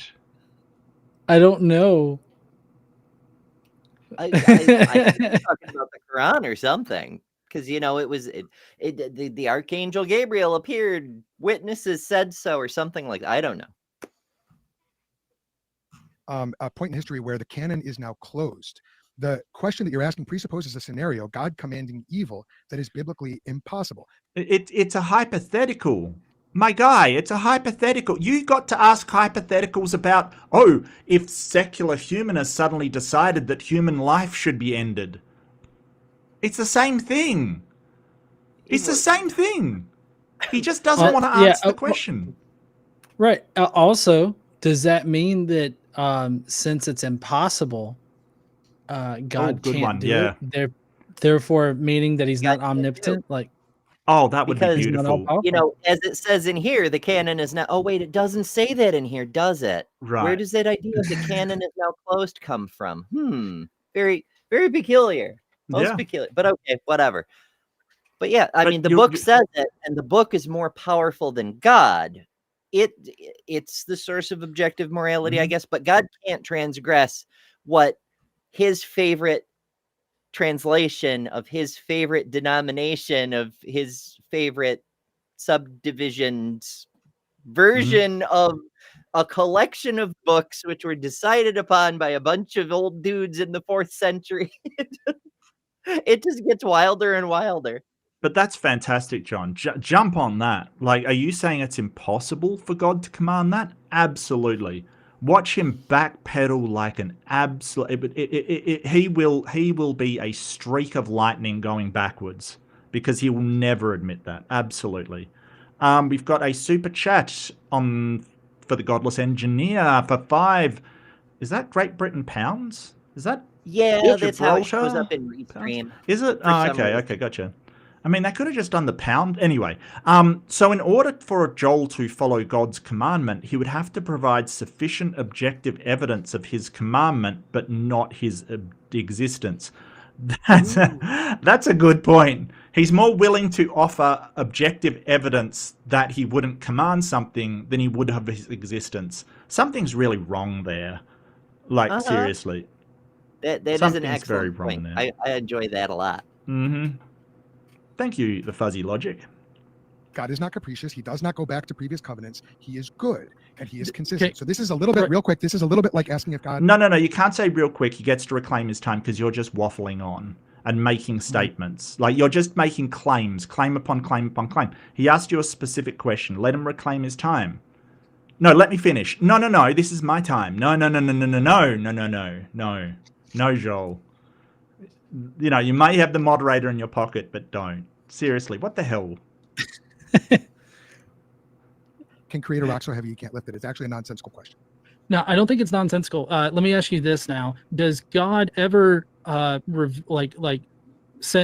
God ever communicate to anybody in the Old Testament that they should unalive their child?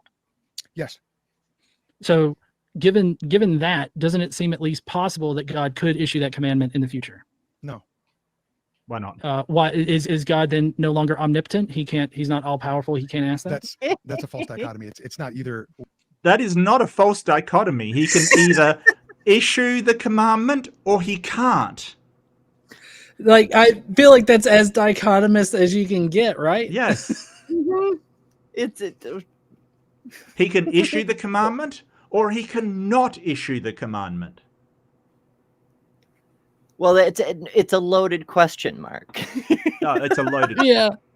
Obviously, it's loaded because I've got to answer it in a not favorable way. Yeah. It's either possible for him to issue the commandment or it's not possible. It's one of the two. It's not a false dichotomy. And if it's not possible, then God is incapable of doing something. With the one or the other. When I know, well either God can ask it or he can't ask it. Either way, it seems like ask a question. Ask a question, please, because I was giving an answer and you interrupted my answer with an answer of yourself.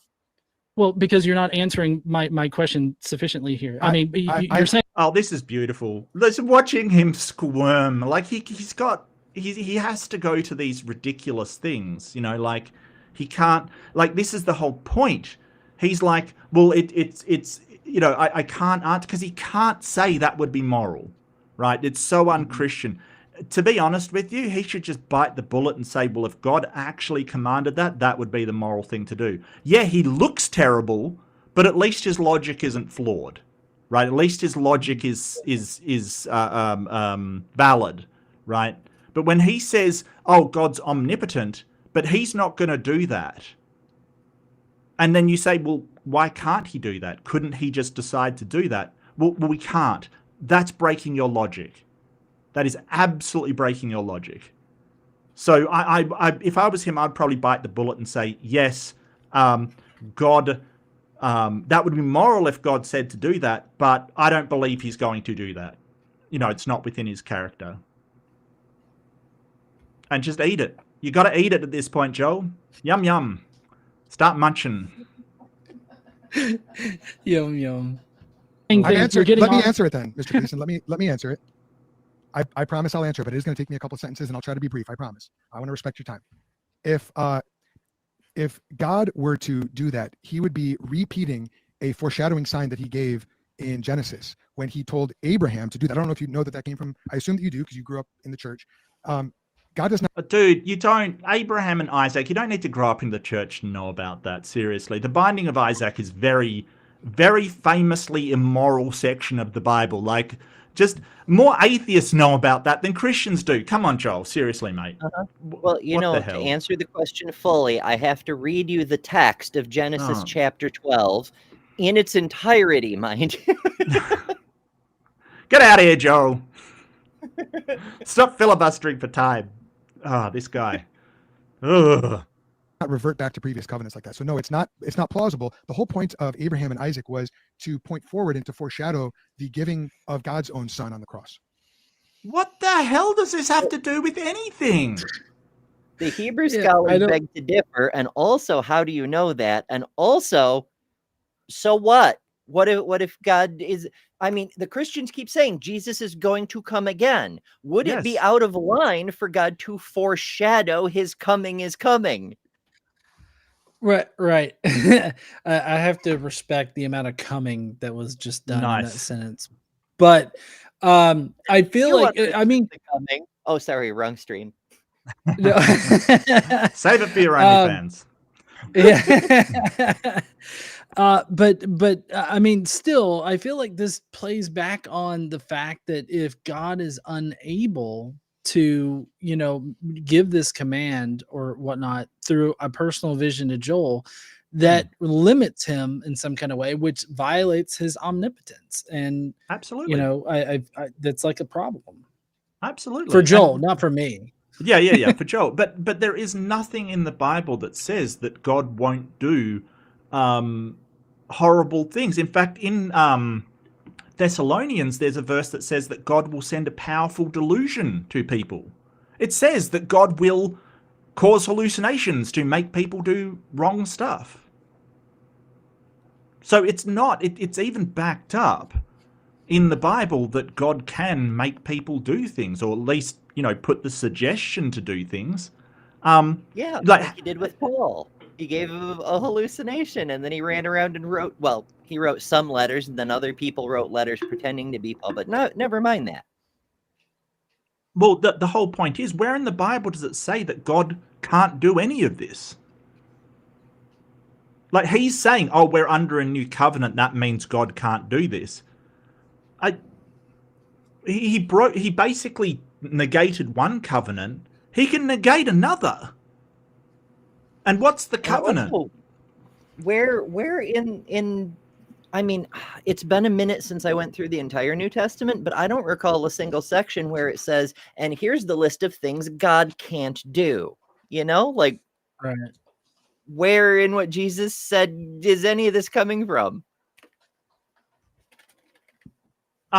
But the thing is that, like, the new covenant just replaced Mosaic law. There's nothing in it that says you can't, like, if God commands you to do something, you shouldn't do it. There's nothing in there.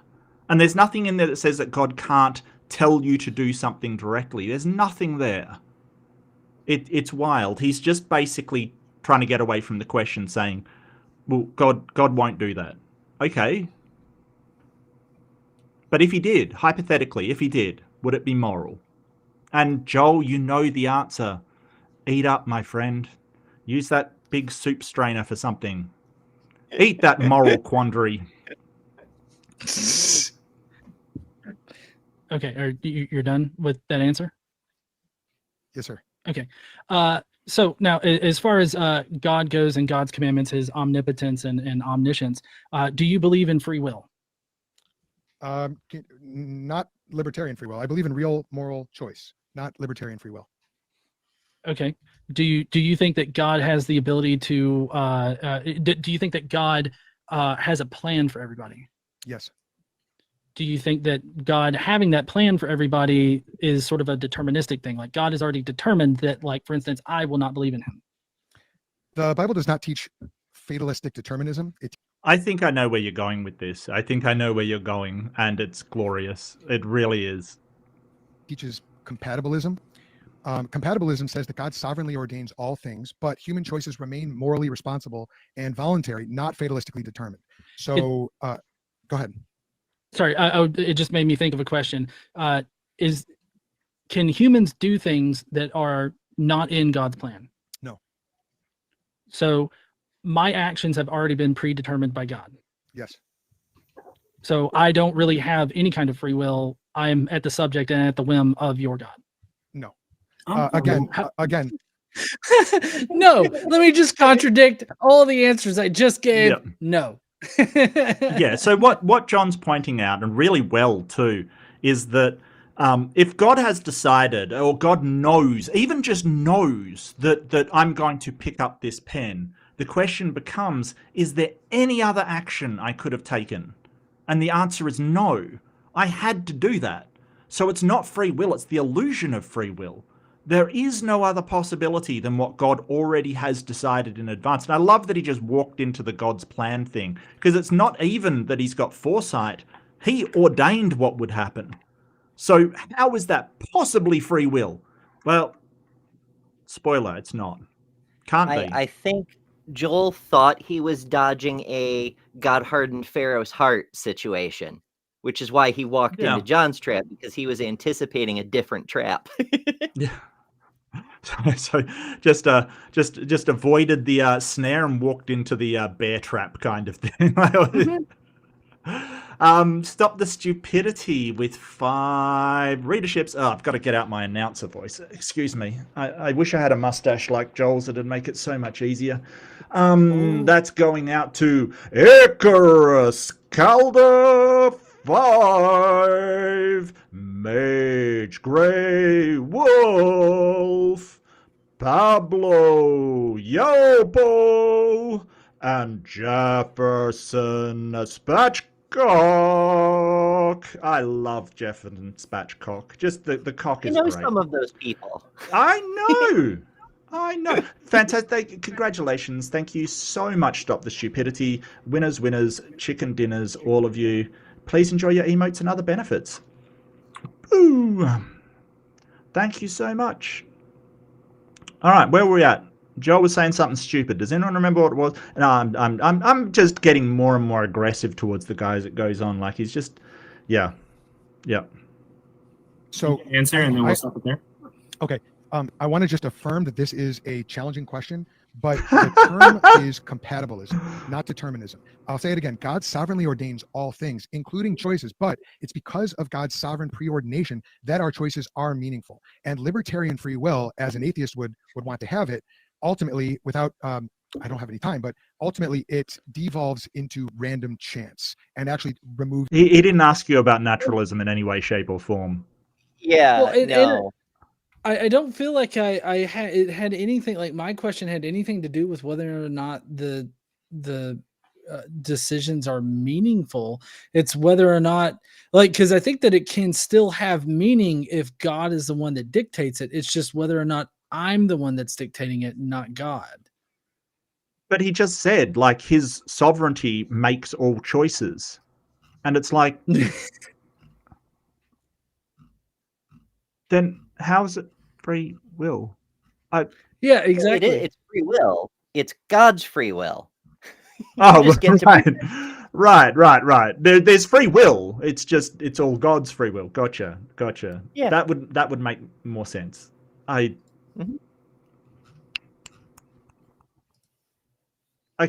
I think I'm okay now. I think I'm all right. It's free will. So it's because of God's sovereignty that we have real moral responsibility and actual choice. Okay. And with that will conclude the 2 rounds of cross-examination. So now we're going to move on to... I kidnapped somebody, so in doing so, I gave them a real choice.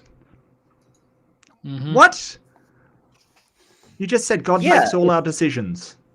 It's like when I decide my children are going to have apples, right? So I go to the store and I get the apples, and then I offer them their choice of apples or chocolate bars. But there aren't any chocolate bars because I've already decided they're having apples. And so they get to freely choose between the apples or the apples. And they chose the apples. Holy shit. Look at that.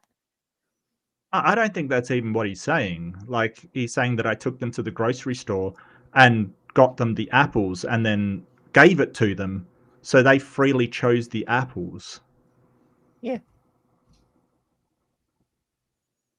It was their choice, though. Yeah. I don't know what alternative possibility there could be, because, wow, okay, this has blown my mind, quite frankly. Wow, you absolutely smoked him on that one. When you have him going, it's very complex and stuff. It's like, dude, you're struggling right now. Like, seriously. Wow, okay, I didn't expect that. Holy crap.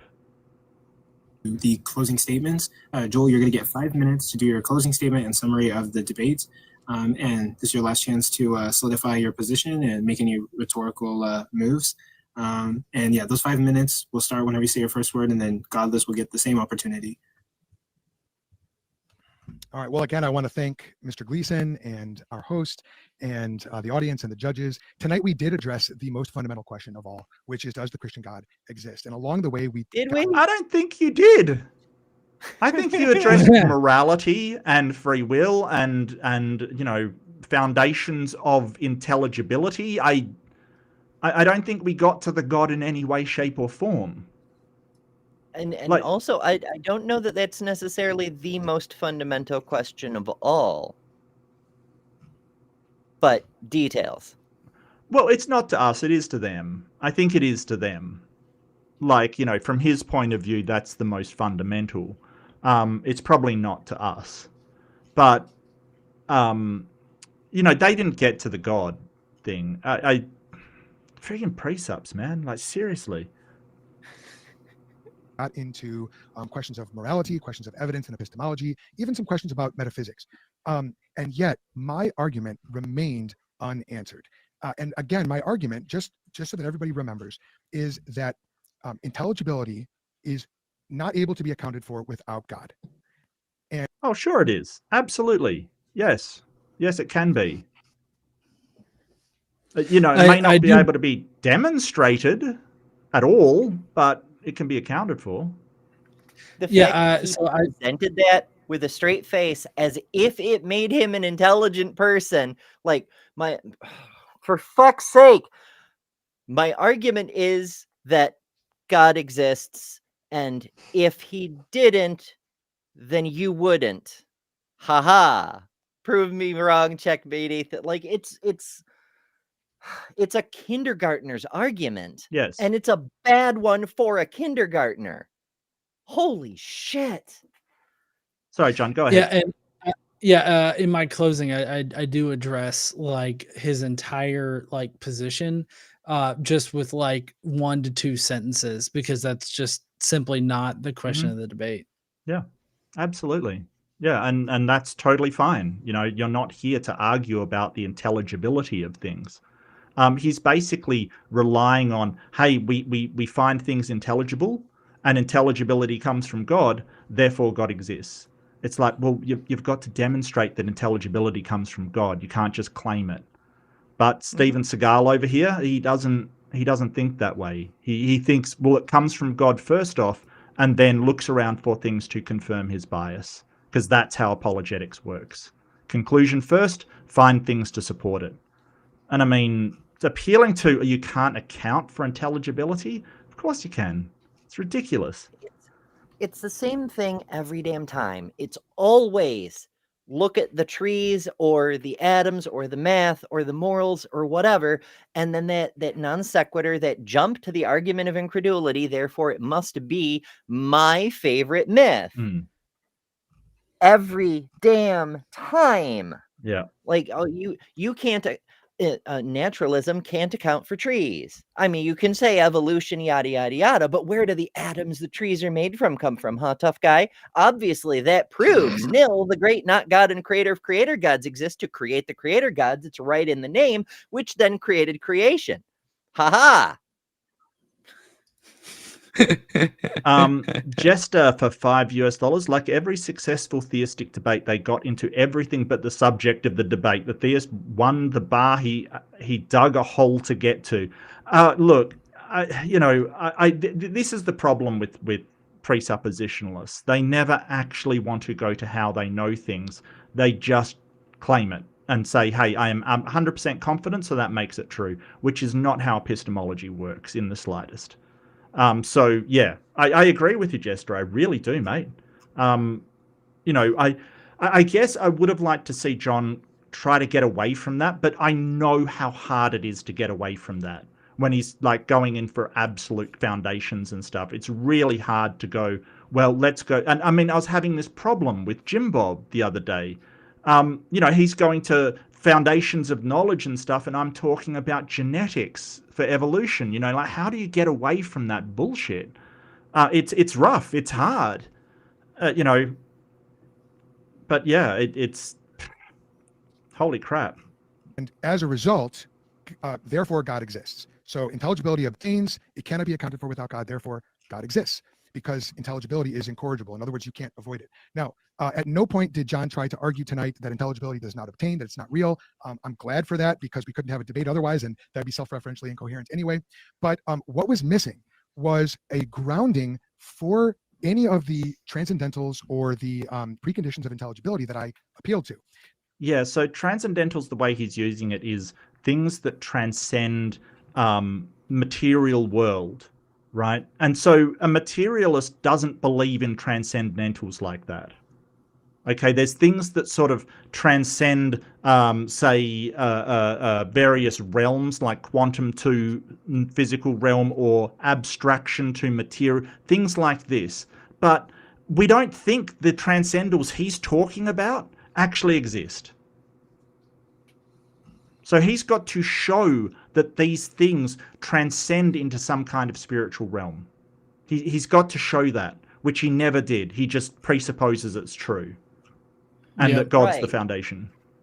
Because it's I mean, so there's a couple of different ways to conceptualize grounding, but it's not just a claim. You have to show that that's the foundation, that there is a foundation. It has to be a real thing. And if you can't connect the evidence to the claim, that's your warrant. Your position is unwarranted if you can't bridge that divide.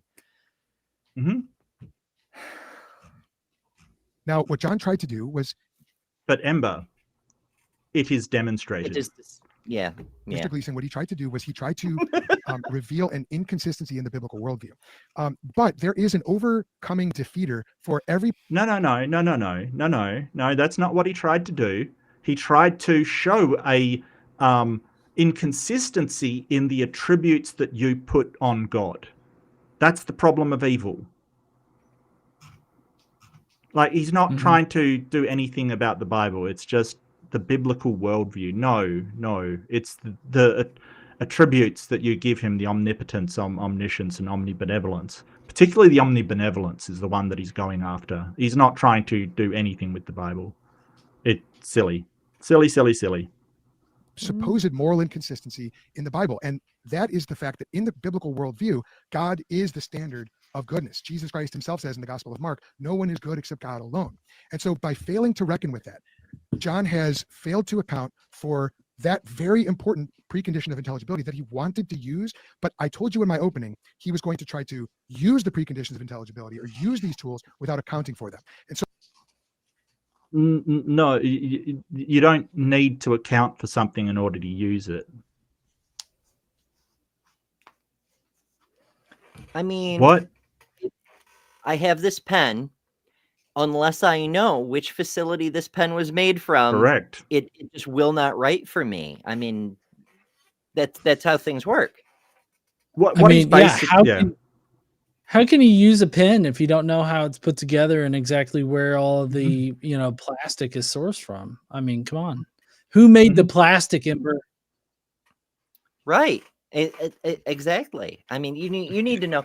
And in fact, it's a complex device, right? Like, it's got multiple pieces. It's got the little springy thing so that it does that when I push the button at the back. And it's a very complex thing. So clearly it must have a single designer of infinite intellect. It's the only reasonable conclusion. I can't argue with that. But really what he's trying to do is say, and this is what precepts do. They basically go, you don't have access to logic, intelligibility. You can't make arguments because you don't have access to that. I do, so I win, and it comes from God. And that's the only reason I do. Well, you haven't shown that to be the case, Joel. You've just claimed it. And, naturalism perfectly accounts for intelligibility. It's not a problem. Except for you. And we got into uniformity and stuff. What the hell? Like, seriously? So the challenge that I laid out for my opponent tonight was that he would have to account for intelligibility and then use the tools given to him by his own godless worldview to actually disprove God. We did not hear any actual arguments against God's existence. We didn't have any arguments for God's existence. We heard arguments against materialism, against this, against that. We didn't hear anything for God, much less the Christian God. I mean, you've got a debate about is the Christian God true, and it's like, or does the Christian God exist? And the Christian God was only mentioned twice in the entire thing. How is that fucking possible? Wow, okay. Yeah, look, this debate was not your fault, John. Honestly, mate, this is ridiculous, man. Like, seriously. We heard radical moral subjectivism. We heard radical moral subjectivism. What the hell? Radical. Yeah. Radical. What the fuck is that?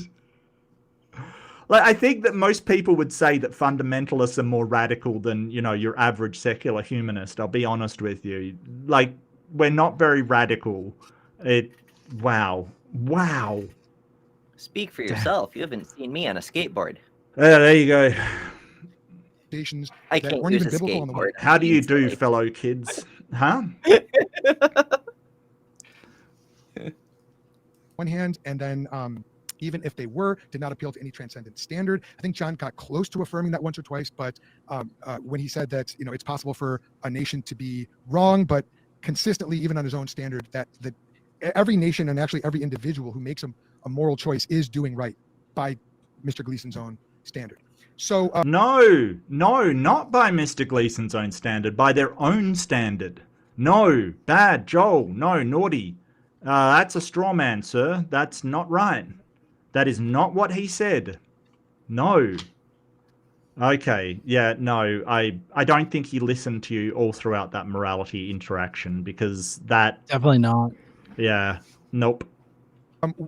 Essentially what we have, just to paint a very clear picture here, is on the one hand, we've got a robust philosophical argument that grounds intelligibility and actually makes this debate possible. Grounded in... Without God, this debate wouldn't be happening.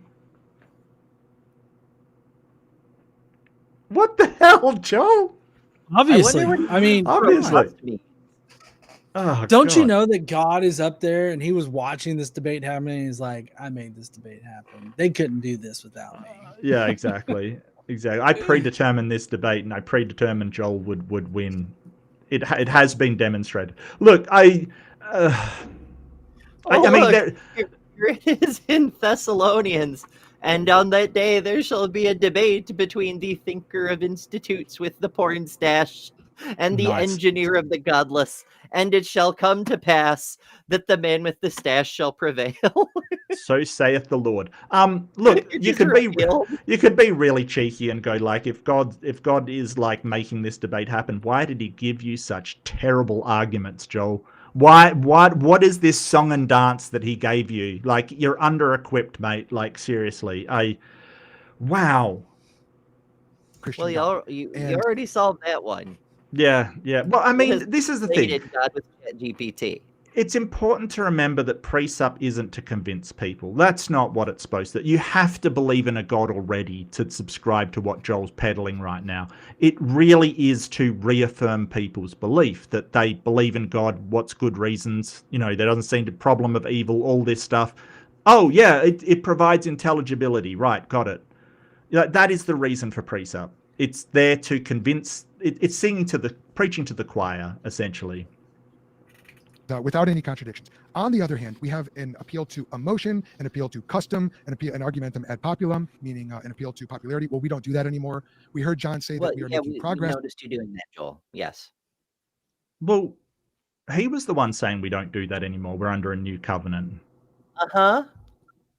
Yeah, he's doing that projecting thing. He's saying, on the other hand, we have, and then lists off a bunch of shit that he did. Yeah. Yeah. Mm-hmm. But he did not say progress towards what. He never gave an objective standard. And so that is what's missing from the debate tonight. One side had all the grounding. One side had all of the...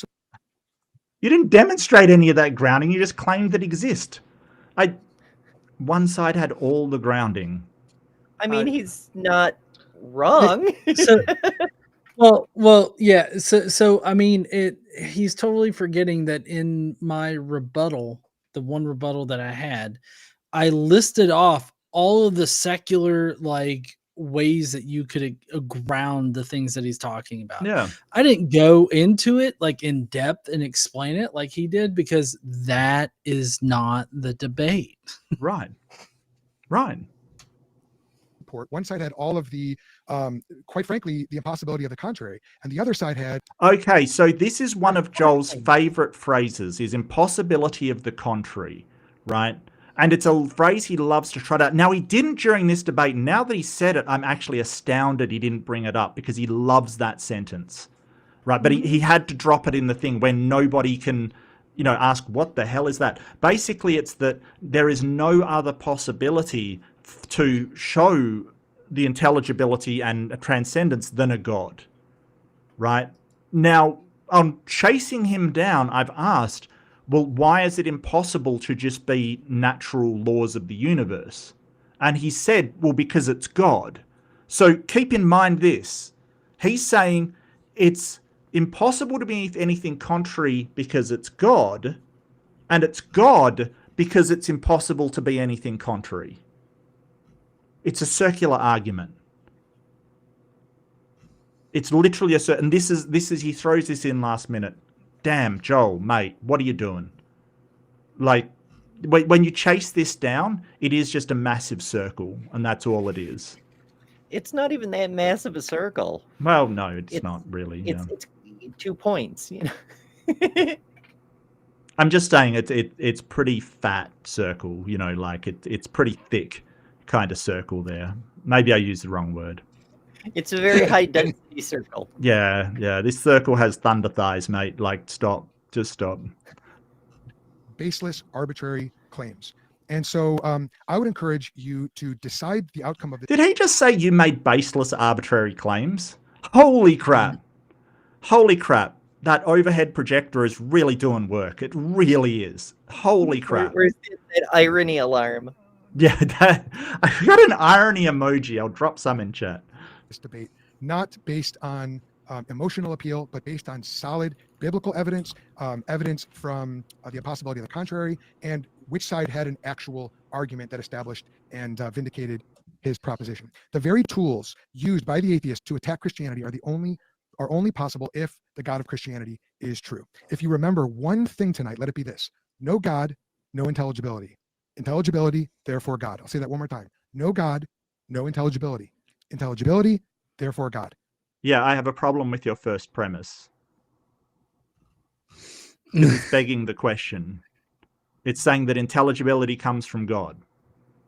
Right. It's just begging and he the just question. states it. He arbitrarily states it. Yeah, it's putting the conclusion in the premises, and he just stated the irrationality of the argument, that you've got to have the God doing it first in order to come to the conclusion that God is required for intelligibility. Yeah, it's mind-blowing. We did it a little while back, but if you dig into the entailments of impossibility of the contrary, it is a self-defeater, because its entailments are inherently contradictory. Again, it'd take a while to go into why, but if anybody is interested and hasn't caught that discussion before, a quick Google will get you started. It's not that far under the surface.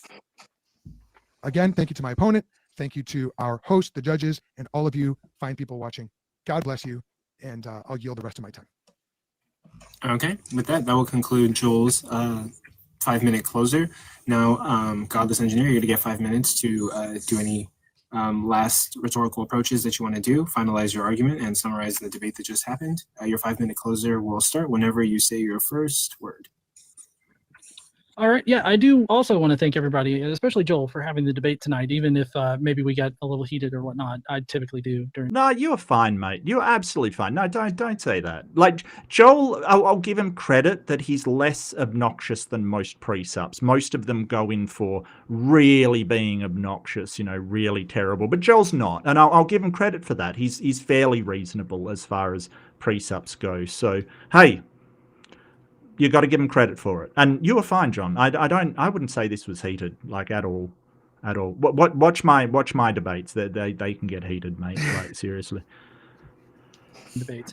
But I do disagree with a lot of what Joel just said in his closing statement. I don't mean to bring up things at all that he would need to respond to, but I do want to emphasize that I did actually handle the basic tag arguments. I just did not go into a deep philosophical conversation about them. For instance, I broke down the common fallacies that are tucked into a tag argument versus the begging the question. Nice.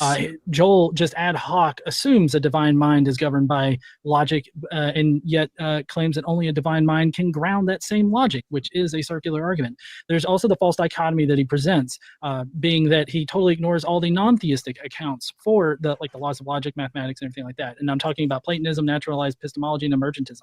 All of those things provide sound grounding without the need for a God.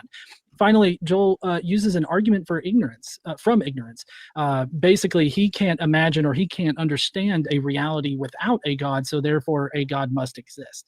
And then finally, there's a category mistake that is used in the tag argument generally, where the tag apologist is going to treat abstract relations or valid inferences like concrete objects that need causal origins. So I did handle these things. I did, point these things out. So it's not that I left those unanswered. They're just easily refutable, which is something that's completely different. I found that Joel was not able to sufficiently justify why God is omnibenevolent, omniscient, and omnipotent. And I use omniscient or omnibenevolence as just my attack point for demonstrating how illogical God is. So, because if you're going to claim he's both omniscient and omnibenevolent, then he can't be omnipotent.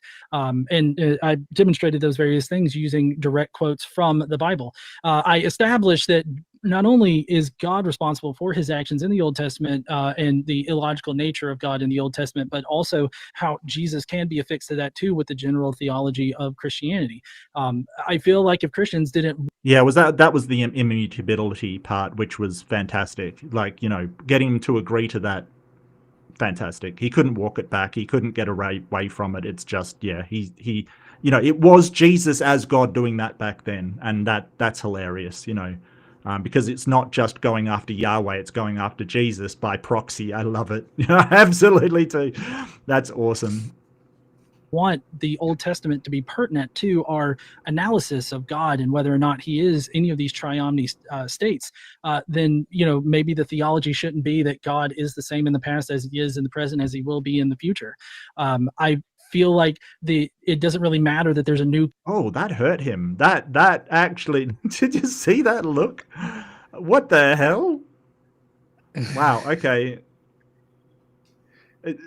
It was almost like, I can't do that. I can't. What the hell? All right. Maybe I'm reading too much into it, but he looked in pain a little bit. Covenant, and that Christians won't be given any kind of new commands now. As we've been able to see at various instances in the past, many people have proclaimed that God has given new commandments.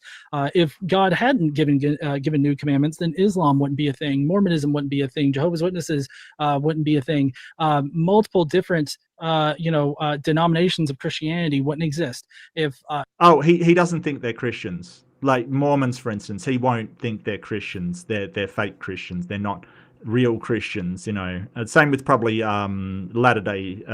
What is it? The Jehovah's Witnesses and things like that. He won't think that. He'll be sort of all the offshoots. Yeah. God somehow didn't give new revelation or didn't. Sorry. The Quakers, the Shakers, the candlestick makers. Yeah. All of the denominations. Yeah. It means something different than what Joel is interpreting out of the Bible. So I don't feel like Joel actually sufficiently answered any of my questions as far as to rescue God from his illogical nature. I feel like what Joel did was he made rather nonsensical statements, especially about free will and benevolence. I still don't understand. I'd probably avoid saying feel, what I feel like kind of thing. I'd probably say that's what Joel did, like just state it as fact, because he's doing the same. He's saying John did this and did that. But that's really nitpicking, mate. It's not a big deal. Understand how God can be considered benevolent when he does what generally people would recognize as not benevolent things.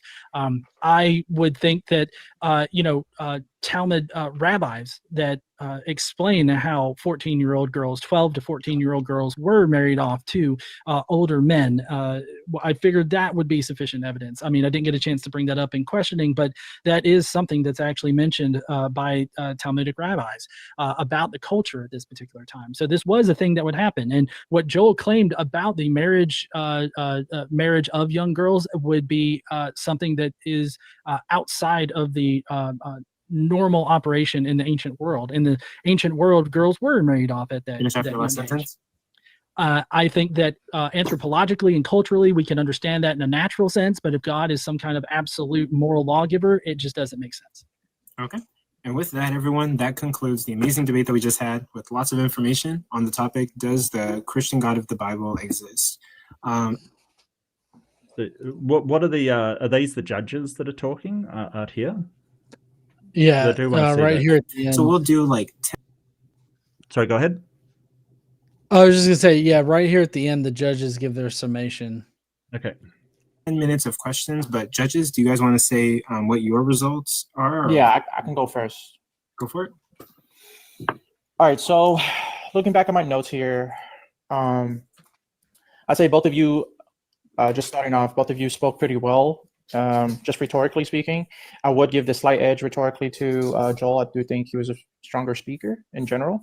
But in terms of the argumentation that was given, I have this debate as a draw. And the reason why is because I think the proposition or the debate was supposed to be, does the Christian God exist? I think Joel did give his argumentation. I don't think his argumentation would suffice. And I also don't think that Godless Engineer did enough to refute his argumentation. I think I wrote down, it came down to 2 points. The 2 points that I have is, first of all, it was just about the omni properties of God. And Godless Engineer did spend the most time discussing the problem of evil. But I don't think Godless Engineer did a good job really explaining or not explaining, but rather demonstrating that the problem of evil, the way he did it, actually succeeds. And the reason why is because on both sides, the term objective is very vague. It wasn't even defined. And so if objective means unchanging, you have that both. It doesn't. That's absolute is unchanging. Absolute is unchanging. Objective means stance independent. So yeah, it's probably because you both knew what objective was, but yeah, okay, Judge, sure.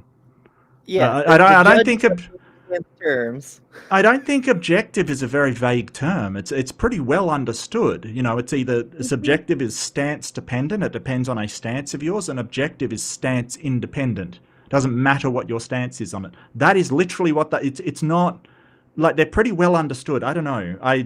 Okay, maybe he doesn't understand completely. I have no idea. Okay. God Engineer side, Godless Engineer, and on Joel's side, there's and if objective means mind independent. No, it just makes stance independent. So that sort of follows. Like if it's mind dependent, then it must depend on a stance. Yes, but that's a weird way to describe it. Weird way. There's a lot of weird ways he's described. Like, he says on rhetoric, it seemed like Joel was the more confident speaker. Like that's not really what rhetoric is. Like, what are you judging here, my judge? Like, what are we doing? Neither has demonstrated how they have that, and so it's a wash at best when it comes to the objective side. And also, Godless Engineer has repeatedly appealed to secular humanism when we're talking about the problem of evil. Is like, well, according to secular humanism, rather, this is wrong. But then I don't think there was a suffice explanation why we should even care about secular humanism, or why, especially, Joel has to abide by that. And for every question, I think in the cross section that's outside of the scope of the debate. It was only brought up as Yeah. a response to Joel's questions of, well, what standard do you use? Mhm. Why would they go any deeper? Yeah, it's weird that he's sort of going, well, neither of you actually really address the crux of the issue, which is the existence of God, but you're not responding enough to the completely unrelated topics. Like, that's very, very strange. Because you weren't bringing up these topics, it was Joel. And I would have, to critique the moderators, I think they should have gotten it back on track a lot of the time and said, hey, morality's okay, but really we want to go to, can you tie it into the existence of God? Yeah, I mean, I get that you can make some inferences like, oh, if morality needs a God, then the God exists kind of thing, but it got so in the weeds. I don't know if you agree, John, but I really think it got in the weeds, mate. Like, absolutely. Yeah, I mean, I felt like it definitely got off in the weeds like during the debate, and I think on my end, like I got off on the weeds in the weeds a little bit on certain topics, but I definitely tried to keep in mind like my opening and my attack point in that, trying to establish that, God can't be all the triomny traits all at once. Yep. Is where Godless Engineer can improve on in terms of trying to corner Joel and just admitting some action is wrong. But I think Joel did a good job and not succumbing to any of those questions. Like, yeah, that is wrong. Oh, he dodged well, yes. Okay, is that a criteria that we're looking at? Like, so that's the kind of thing that they would, if he's being very evasive, winding up the clock, they may see that as an advantage. I don't. I think that is, sort of kind of either dishonest or sort of, not the best behavior in a debate. Like when he was going on about stuff that had no relevance. I don't know, mate. I just don't think that being evasive is really something I would, that would be a detriment from my side. I think that's a terrible debate tactic. I don't know. Yeah, it'd be like scoring a fencing match based on how well you tap dance. Well, yeah, I guess. I mean, yeah, I don't know. That is wrong. And so because of that, there was really nothing for Godless Engineer to show that there was any ground to stand on in terms of any action that God did was wrong, because Joel just said, well, according to God, that's right. So, and then so that just seemed like very washy. There's no firm ground to adjudicate on that. And then the second thing that I see that I could have adjudicated on is the grounding relation, like all of these things for intelligibility. First off, I didn't see anything that made the argument succeed, that if we don't have intelligibility, then that there is no God. Because we have intelligibility, there is God. I don't see why intelligibility is a requirement to be grounded. That is going to be like the biggest thing. So Godless Engineer really could have harped on this a lot. And I think he should have spent a lot more time doing so instead of his problem of evil. And because of that, I think that's why there's not much ground to stand on. I think the grounding relation was a huge part of the standard on this guy. Well, but I think that comment's right. Like, he could have harped on, like, you claim this.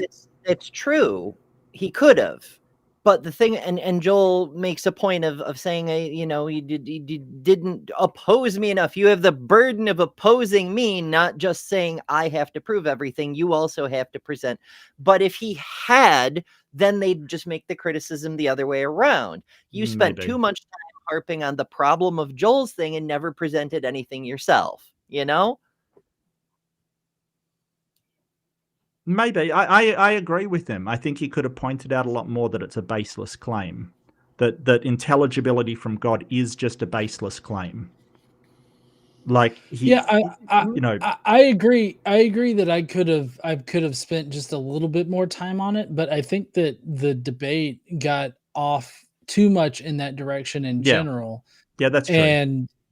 And so, like, if I had spent that much time on it, then we would spend the entire debate not on the question of the debate. And so, like, I could have done that, but again, I guess in my mindset, as far as like the time that I had control of like questioning and rebuttals and everything, was focused on disproving the Christian God, which is really hinging on the triomny traits. Yep. Okay. No, that's fair. I don't know. That's my opinion. But Yeah, it certainly, it's really. I don't mind the problem of evil approach. I think that is the strongest case that we have. So no problem with that at all.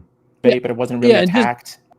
sorry, just to reiterate, I agree with you that I could have been a little bit stronger on the arbitrariness or the ad hocness of just saying that, intelligence requires God.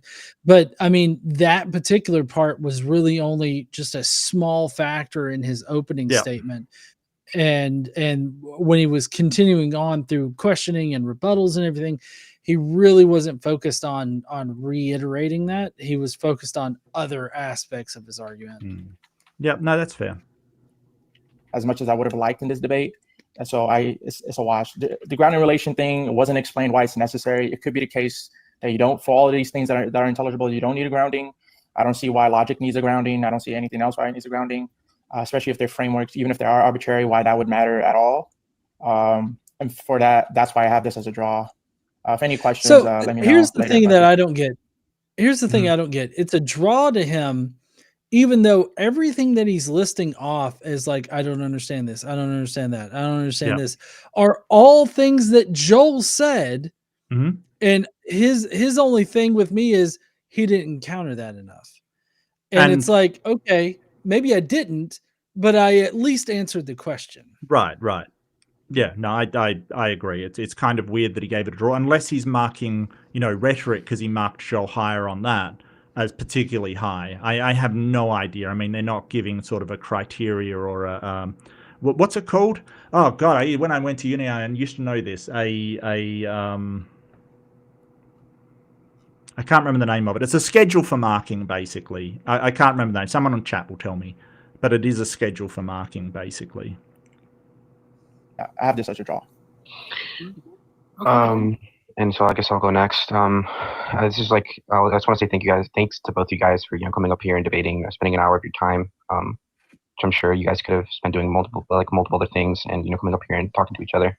But when I examine the prompt and what it's like, the point of contention between the two of you is that Joel's affirming that the God, like the God of the Bible exists, and Godless and you're saying it doesn't, right? And so Joel's argument, right, his opening statement was one in which he said that Tag, right, the transcendental argument for theism, is going to explain why God is necessary, right? But he doesn't really explain why the Christian God is necessary. He says it, right? He says that it's going to be, the Trinity is going to be needed for this specific argument to function. But I didn't really hear any so motivating. A rubric. Thank you very much. A rubric. Yes. Thank you. I totally forgot the name of it. Thank you. That would have bugged me for the next hour or so. Like, seriously, thank you so much. Factors to why anyone should believe that. I also didn't hear Godless actually contend with this point. He didn't really ask why it was necessary for the Christian God specifically to be proven true from this inference. When I look at the sort of arguments that followed, Godless engineer didn't. He was trying to provide a moral argument against God and to sort of show internal critique. He didn't really assume any of the commitments of the Christian theism. He was arguing about omnibenevolence, but he didn't really say why that was wrong within the Christian worldview, which is where the contradiction would be found, right? It wouldn't be found from some sort of other arbitrary or other moral framework. You're trying to show, a contradiction within it's the opponent's epistemology or the opponent's commitments. Joel, I don't think Joel did a good enough job. Out any system that includes those same triomni properties, you're also ruling out every system that includes those same triomni properties, including Christianity, at least Trinitarian Christianity. And you've got to argue against Joel's version of Christianity. Like, he could be a person that doesn't give the triomni. Like, so Calvinists, for instance, some of them believe that, hey, God isn't omnibenevolent. He can just do bad crap. Like, seriously, he's just, not omnibenevolent at all. And so then the problem of evil doesn't apply to him. But you can't argue against a version of Christianity that's somebody else's apart from Joel's, so I don't know what he's talking about. It's almost like he's going, well, there's other versions of Christianity that wouldn't be hampered by these arguments. Yeah, great, go and get them. Yeah. But I do agree with him. Joel did not even get close to the Christian God. He did not touch that God with a 10-foot barge pole. Like, seriously, he didn't get anywhere near it. So, yeah, I agree with that part. But the idea that, hey, John's arguing against the Christian God that Joel's presenting, but not other versions. What? I don't understand that. He's supposed to argue against the arguments of his interlocutor in front of him, who is saying those are the properties of the Christian God. I remember because John even asked what the properties of this God was and confirmed them with him. So, yeah, this is nonsense. This is absolute nonsense. It drives me fucking crazy because, like, again, the rubric is entirely vibes based as far as we can tell. Like, the one judge took notes, yeah. but he didn't demonstrate any kind of like weighting system or whatever. But whatever, maybe they just skip over that part because they figure the audience doesn't care. Fine. Maybe. But Yeah. like, to say it's a draw on substance and then give notes like this, like Joel didn't demonstrate a fucking thing, whereas John's argument is too specific, but they're equal on substance. Yeah. What the fuck are you talking about? Yeah. About actually motivating why the Christian God was real. He sort of had to explain why the Christian morality didn't entail contradictions, but that doesn't supply motivation to assume the Christian God is real. There are plenty of moral frameworks that don't inherently have contradictions within them. So I think off of rhetoric, right? I think Joel definitely won. He was a little bit more persuasive. He managed to corner Godless a little bit more, and get him to admit to some sort of arbitrary standard for his morality. I think the moral. No, he didn't. It's subjective. You dumbass. Like, this is the thing. I said Joel would mix up the two. I didn't think that the guy marking it would mix up the two. What did I say? I said, oh, he's going to confuse arbitrariness, which means no reason for something, with subjective, which means that it's a stance-dependent reason, that it is your stance. Now, that stance can be based upon a whole bunch of stuff, right? That, hey, ice cream tastes good to you. That's why you eat it. That's subjective. It's not fucking arbitrary.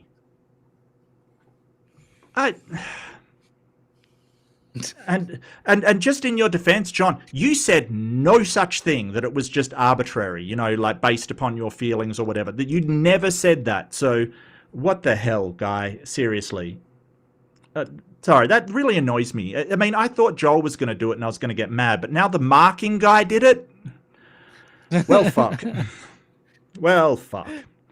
I know. Debate sort of switch from that ethics to yeah, let's judge the judges. This is meta judging. Applied ethics over and over. I got whiplashed a little bit. So when looking at both opponents' arguments and how they contended with the prompt itself and how they contended with their own arguments, I don't really see either of them motivating either the negation or the affirmation of the proposition.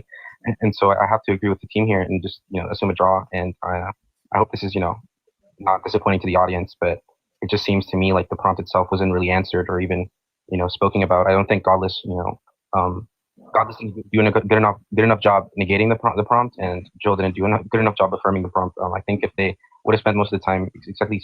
What the fuck, Alex? They aren't judging the debate. They're judging the fact that GE didn't provide the best answers to Joel's questions. That's not what they said. They actually said that Joel didn't actually demonstrate anything. He just made claims. That's what the hell. Wow.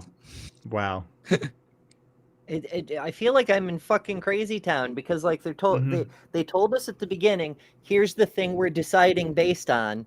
Yeah. And then when we get here and like all of the judges have a different perspective on what we're actually deciding. Alex has a different idea. Like, why did you tell us the proposition in the beginning if whether the proposition was answered doesn't fucking matter?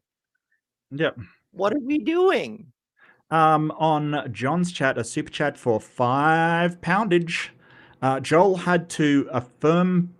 Joel had the affirmative position, therefore it's his burden. So wouldn't a draw go to John? Also, granting this precept only gets you to the Creator, not Yahweh. Well, number two, I agree with you. In debate, the affirmative, I think they do have slightly higher burden of proof, but that's not how it's marked. So each has the same burden under a formal debate to prove their position or demonstrate their position in some way. So, I think that if it washes out in a draw, then, really there's no reason to believe that God exists kind of thing. But that's not how they market in debate circles. So, yeah. Hey, Kata. Yeah, I take a slightly. I was waiting until after the third judge, but since it comes up now from a super chat, Sure. yeah, like first of all, their metrics are fucked because Joel did not demonstrate his assertion. Mhm. John may have been able to do a slightly better job, but at least he had a demonstration against his position, so it shouldn't have been considered a draw in the first place. The rhetoric thing, that's a separate issue. That's general persuasiveness, but that also there's some specific meanings depending on how much you want to get into it. It's not just how confident you are, it's what strategies and tactics you use specifically to appeal to a person's logic or emotion or whatever. But that's a whole other thing that you can grade on, intentional persuasion.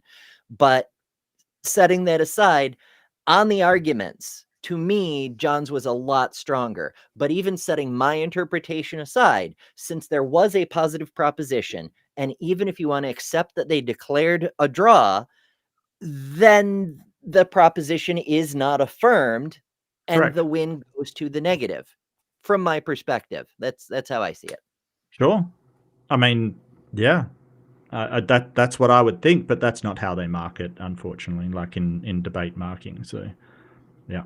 Why either or is true, but off of rhetoric, I'll give it to Joel, but I don't know if the substance of the debate is enough to give it to him as an actual win. So I'm just going to say draw or wash.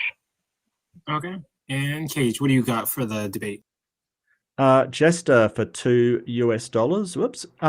Yeah, John answered the questions, Joel, though. Yeah, no, and I agree. That squirming on the problem of evil, I mean, he did not answer the question.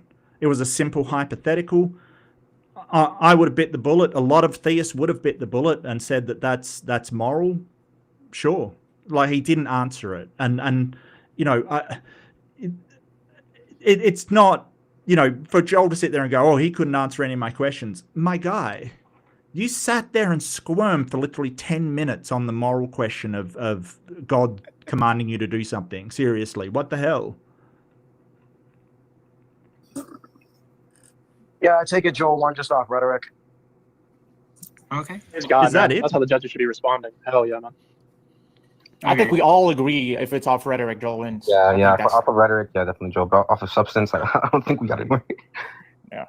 Okay, so the judges are saying that off of substance it would be a draw, but off of rhetoric they're saying that Joel would take the win. I think because it's 2 out of 3 draw, then it would be considered a draw on like the important part of the debate. Yeah. That's his entire thing, just based off the rhetoric. Joel wins. Yep. What the fuck? And it's not even on the rhetoric. It's I personally was persuaded to believe the thing I already believe. Therefore, Joel had better rhetoric. So yeah, in the chat afterwards, Joel, I think here in a minute, Joel actually, I don't know, maybe it looks like it's going to end here in a second on it, but Joel actually did affirm that he did not even get to like the Christian God. And in the chat, one of the judges was like, "Oh, I didn't even notice that. I would vote for GE to win then." Oh, and so like, yeah. You didn't notice. You were scoring the debate and you didn't notice he didn't actually address the topic. Oh, that's some stellar work, sir. That's some stellar work there. Okay. That's yeah, no, because you guys all agree that Joel won on rhetoric. But guys, again, the judges already. They just hate tag. Come on, Alex, you're coping so hard. Oh dear. Made their judgment. They're saying that it's going to be a draw, so it's going to be like, I get it. Like, you have your rubric, and that's what the rubric is for them. So it is what it is. Yeah. Oh, so it was a draw? Or did they change their minds? Oh, it was a draw. Okay, yeah. I was going to say, if that, like, I don't, like, after going through this, I really don't see how that could be you lose that debate. I just don't. Like, I'm trying to not have... obviously, you're a friend of mine. I like you, John, but I'm trying to be objective as possible and say you did not deserve to lose that at all. So from my perspective, I felt like it was a bit unfair to say that I didn't answer the debate question, because I feel like I definitely substantiated my position that the Christian God doesn't exist, because of the fact that the requirements for that God is that he be the triomni traits, and you can't be that. You can't be all three at one time. And I gave several like concrete examples from the Bible that is used to describe that God. So if he doesn't meet his own standards, then how can that God exist, is what my point was. Yeah, no, and that problem of evil. Now, you took it to a slightly different tact than the problem of evil is, and I, hesitant, but I will say this: I would have liked to see you go down the actual problem of evil, which is if God is omnibenevolent and omnipotent, then how does he allow evil in the world? Like currently, right now, how does he allow evil in the world that causes such suffering? So, you can go to viruses and earthquakes and floods kind of thing. Like if everything is a product of God's plan, then that is something that he deemed to have happened, because you can't appeal to free will with an earthquake, right? It's not up to any of us. These natural evils are kind of, he can't appeal to the Old Testament because they're happening right now. He can't appeal to, well, God's not doing that because he's omnipotent. If he couldn't stop it, he wouldn't either be omnipotent or omnibenevolent, right? Like if he allows it to happen. Well, so I guess in my mind, the reason why I didn't go that route necessarily was because I felt like it was an easy out for him to just say, we don't know God's mind. We don't know why he allows this. And so we just have this blind faith or this faith in God that he's making the appropriate decisions. So I guess the reason why I took the route that I did was, if I could look at the, concrete examples in the Bible itself that supposedly, defines God's nature, with God being immutable and God directly commanding, like in Numbers 31, the killing of children and taking of sexual slaves, or any of the other atrocities that we would definitely recognize as atrocities now. I felt like affixing God to those kinds of atrocities, in the fact that he directly commands them, was a bit stronger of an attack point, just because of the fact that we have confirmation in the Bible that, according to the story, according to what I called the requirements document for that God, he directly commands this, which seems to be in contradiction with this whole omnibenevolent thing. So I guess I was trying to eliminate that aspect of it, but quite obviously, he ran with the divine command theory argument, which and the covenant separation. Yeah, and that's something that saying, well, that was Old Testament, it doesn't apply to now, it's not something that we carry over. That is definitely, they're out for these precepts. They're basically like, well, that's got nothing to do with now. The great thing about the problem of evil, it addresses sort of the evils that we're currently in, and also evils going forward. And it's actually good for you if he says, well, we don't know, God works in mysterious ways, is what you're talking about. So at some point in the future, it'll be a good thing, that people died in this earthquake or whatever.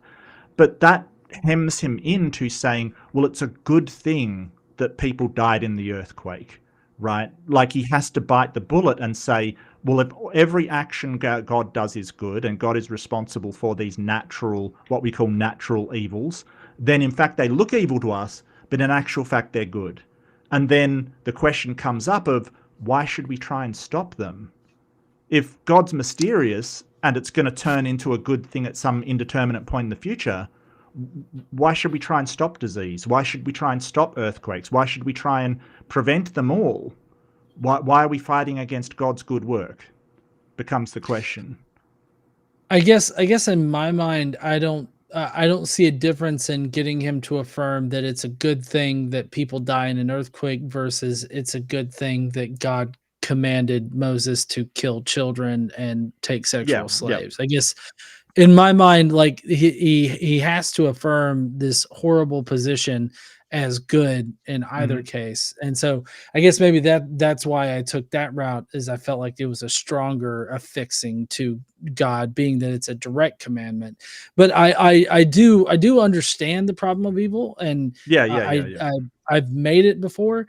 I thought that, it would definitely paint him into a painful position of having to affirm some kind of horrible, Oh, thing. and it did. We said it's, I mean, don't get me wrong, John, I loved that you went there and he sat and squirmed on that one, like just furiously tossing out covenants, behind him to shed the weight kind of thing. Like, it was really good to see. I think maybe you just went into the sexual slavery thing.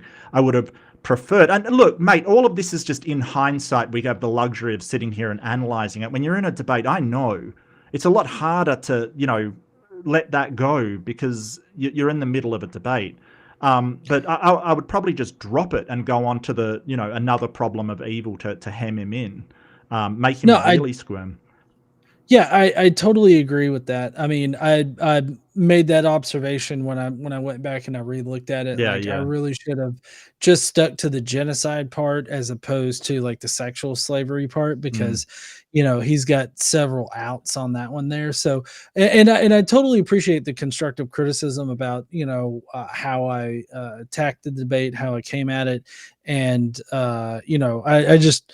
I don't take offense. I'm not trying to be defensive or anything. No. I know. Okay. Yeah. I know, mate. I'm just saying it can come across as like, oh, I would have been perfect in the. No, absolutely not. Like, the mind melting presuppositionalism. It's baffling, absolutely baffling. But actually, I think you did a really good job. I think that you made him squirm. I think that he was being very evasive, regardless of what the judges say. I think it was compelling to anybody that's not a presuppositionalist Christian.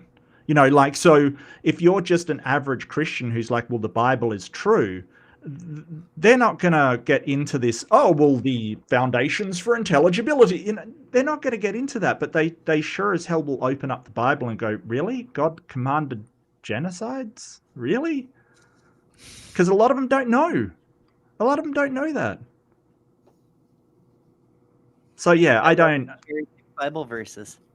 Yeah, I mean, I see performance in a debate as sort of, I mean, look at Christopher Hitchens, rhetorically fantastic. He had some problems with his logic at times, and I'd criticize him, but a masterful debater, like really just fantastic. So I think he did really well, actually. And I will nitpick because that's what I do. And you'll grow to love it, John. You will, because you have no free will. God's decided you're going to grow to love it. Declare, definitely decided.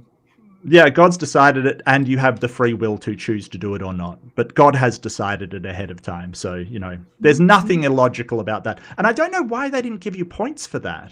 Like, it was such a clear contradiction of logic. I don't know why they didn't give you points for that. Because they weren't assigning points. It was just vibes. Yeah. Holy shit.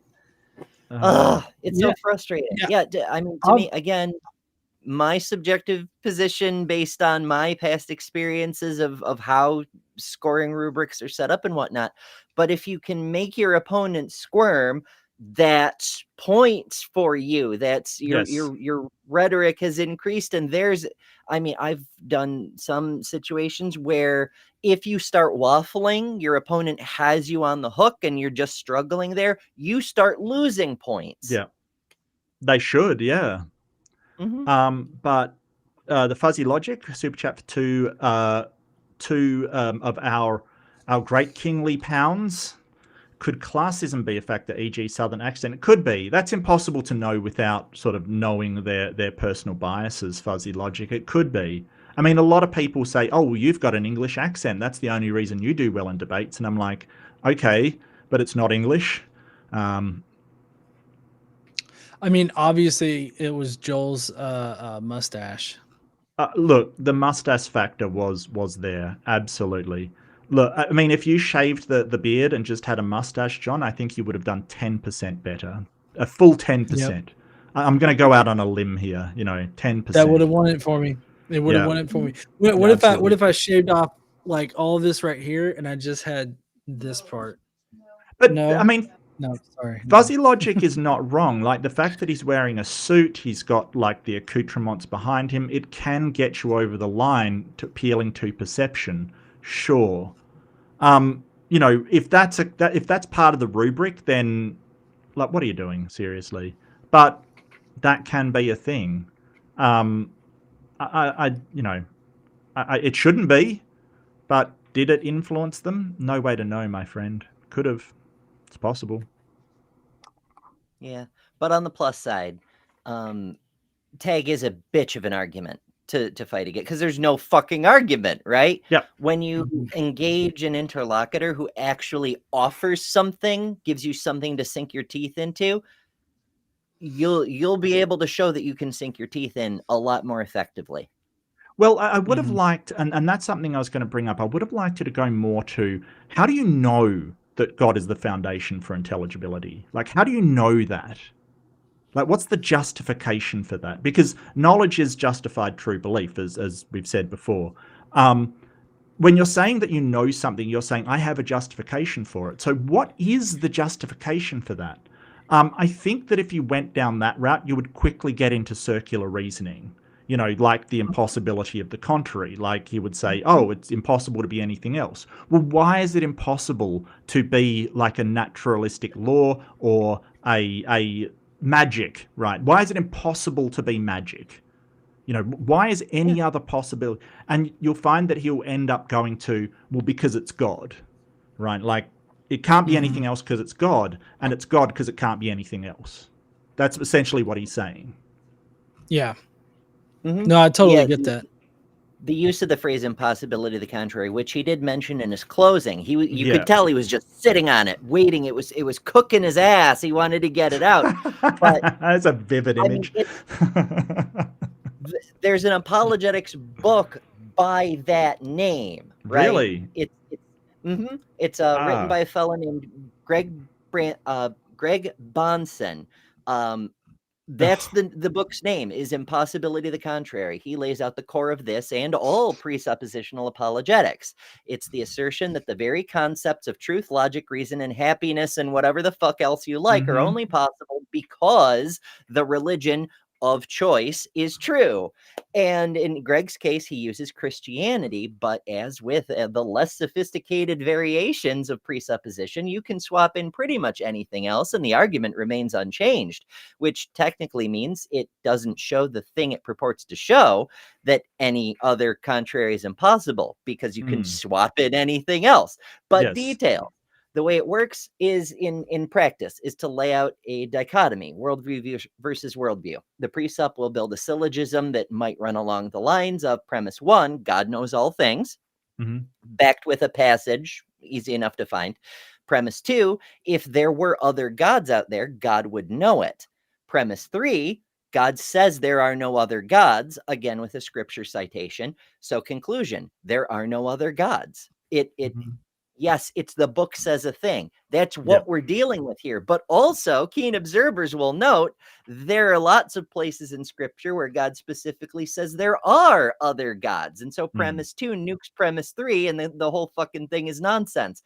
But that's what impossibility of the contrary means. It's just circles within circles within circles with these people. No, Saitan Broggen-Kate has been very clear to me personally that it's not circles, it's spirals. Okay, completely different thing. It has been demonstrated. It has been that's got to be my favorite part, where he just makes a bunch of claims and then says it was demonstrated. It has been demonstrated. That's another claim, my guy. That's another claim. Anyway, I've had a ton of fun. Have you got any other thoughts? Are evidence. Yeah. And claims are arguments. So, yeah. Apparently so. Have you got any other thoughts, John? Any tell people what you're up to. Where you're up to? Any other thoughts at all? Yeah, no real thoughts, I guess. I don't, as far as the debate goes, I know that I could have done better in some areas, especially in the questioning and like answering Joel's questions and, attacking certain parts of tag. So I do take the, you know, the constructive criticism in that area, and I'm always trying to do better, like, you know, in debates and you know, shoring up, you know, my responses or my arguments for certain questions. So I do appreciate y'all's time and like reviewing this and giving me your feedback.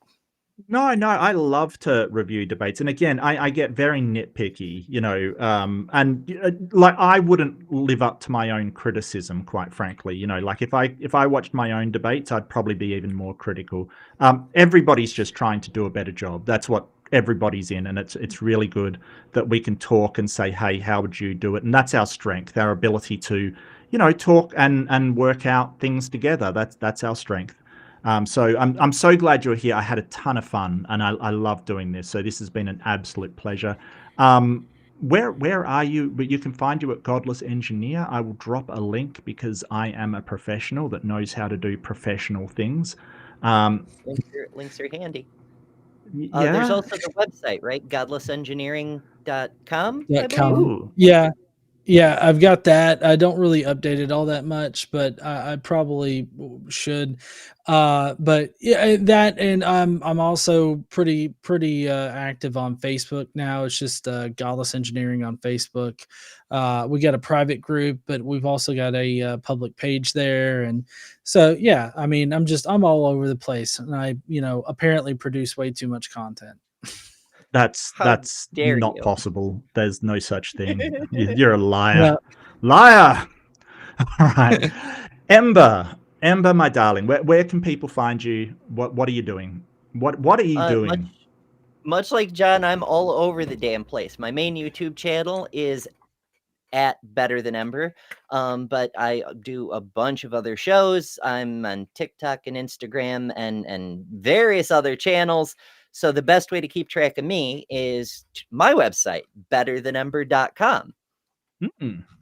Okay, fantastic. I will be back in a few days with Aimbot, and I should have something on Thursday, but you will find me where you're watching, I guess, except if you're in John's audience, and then I'm somewhere else.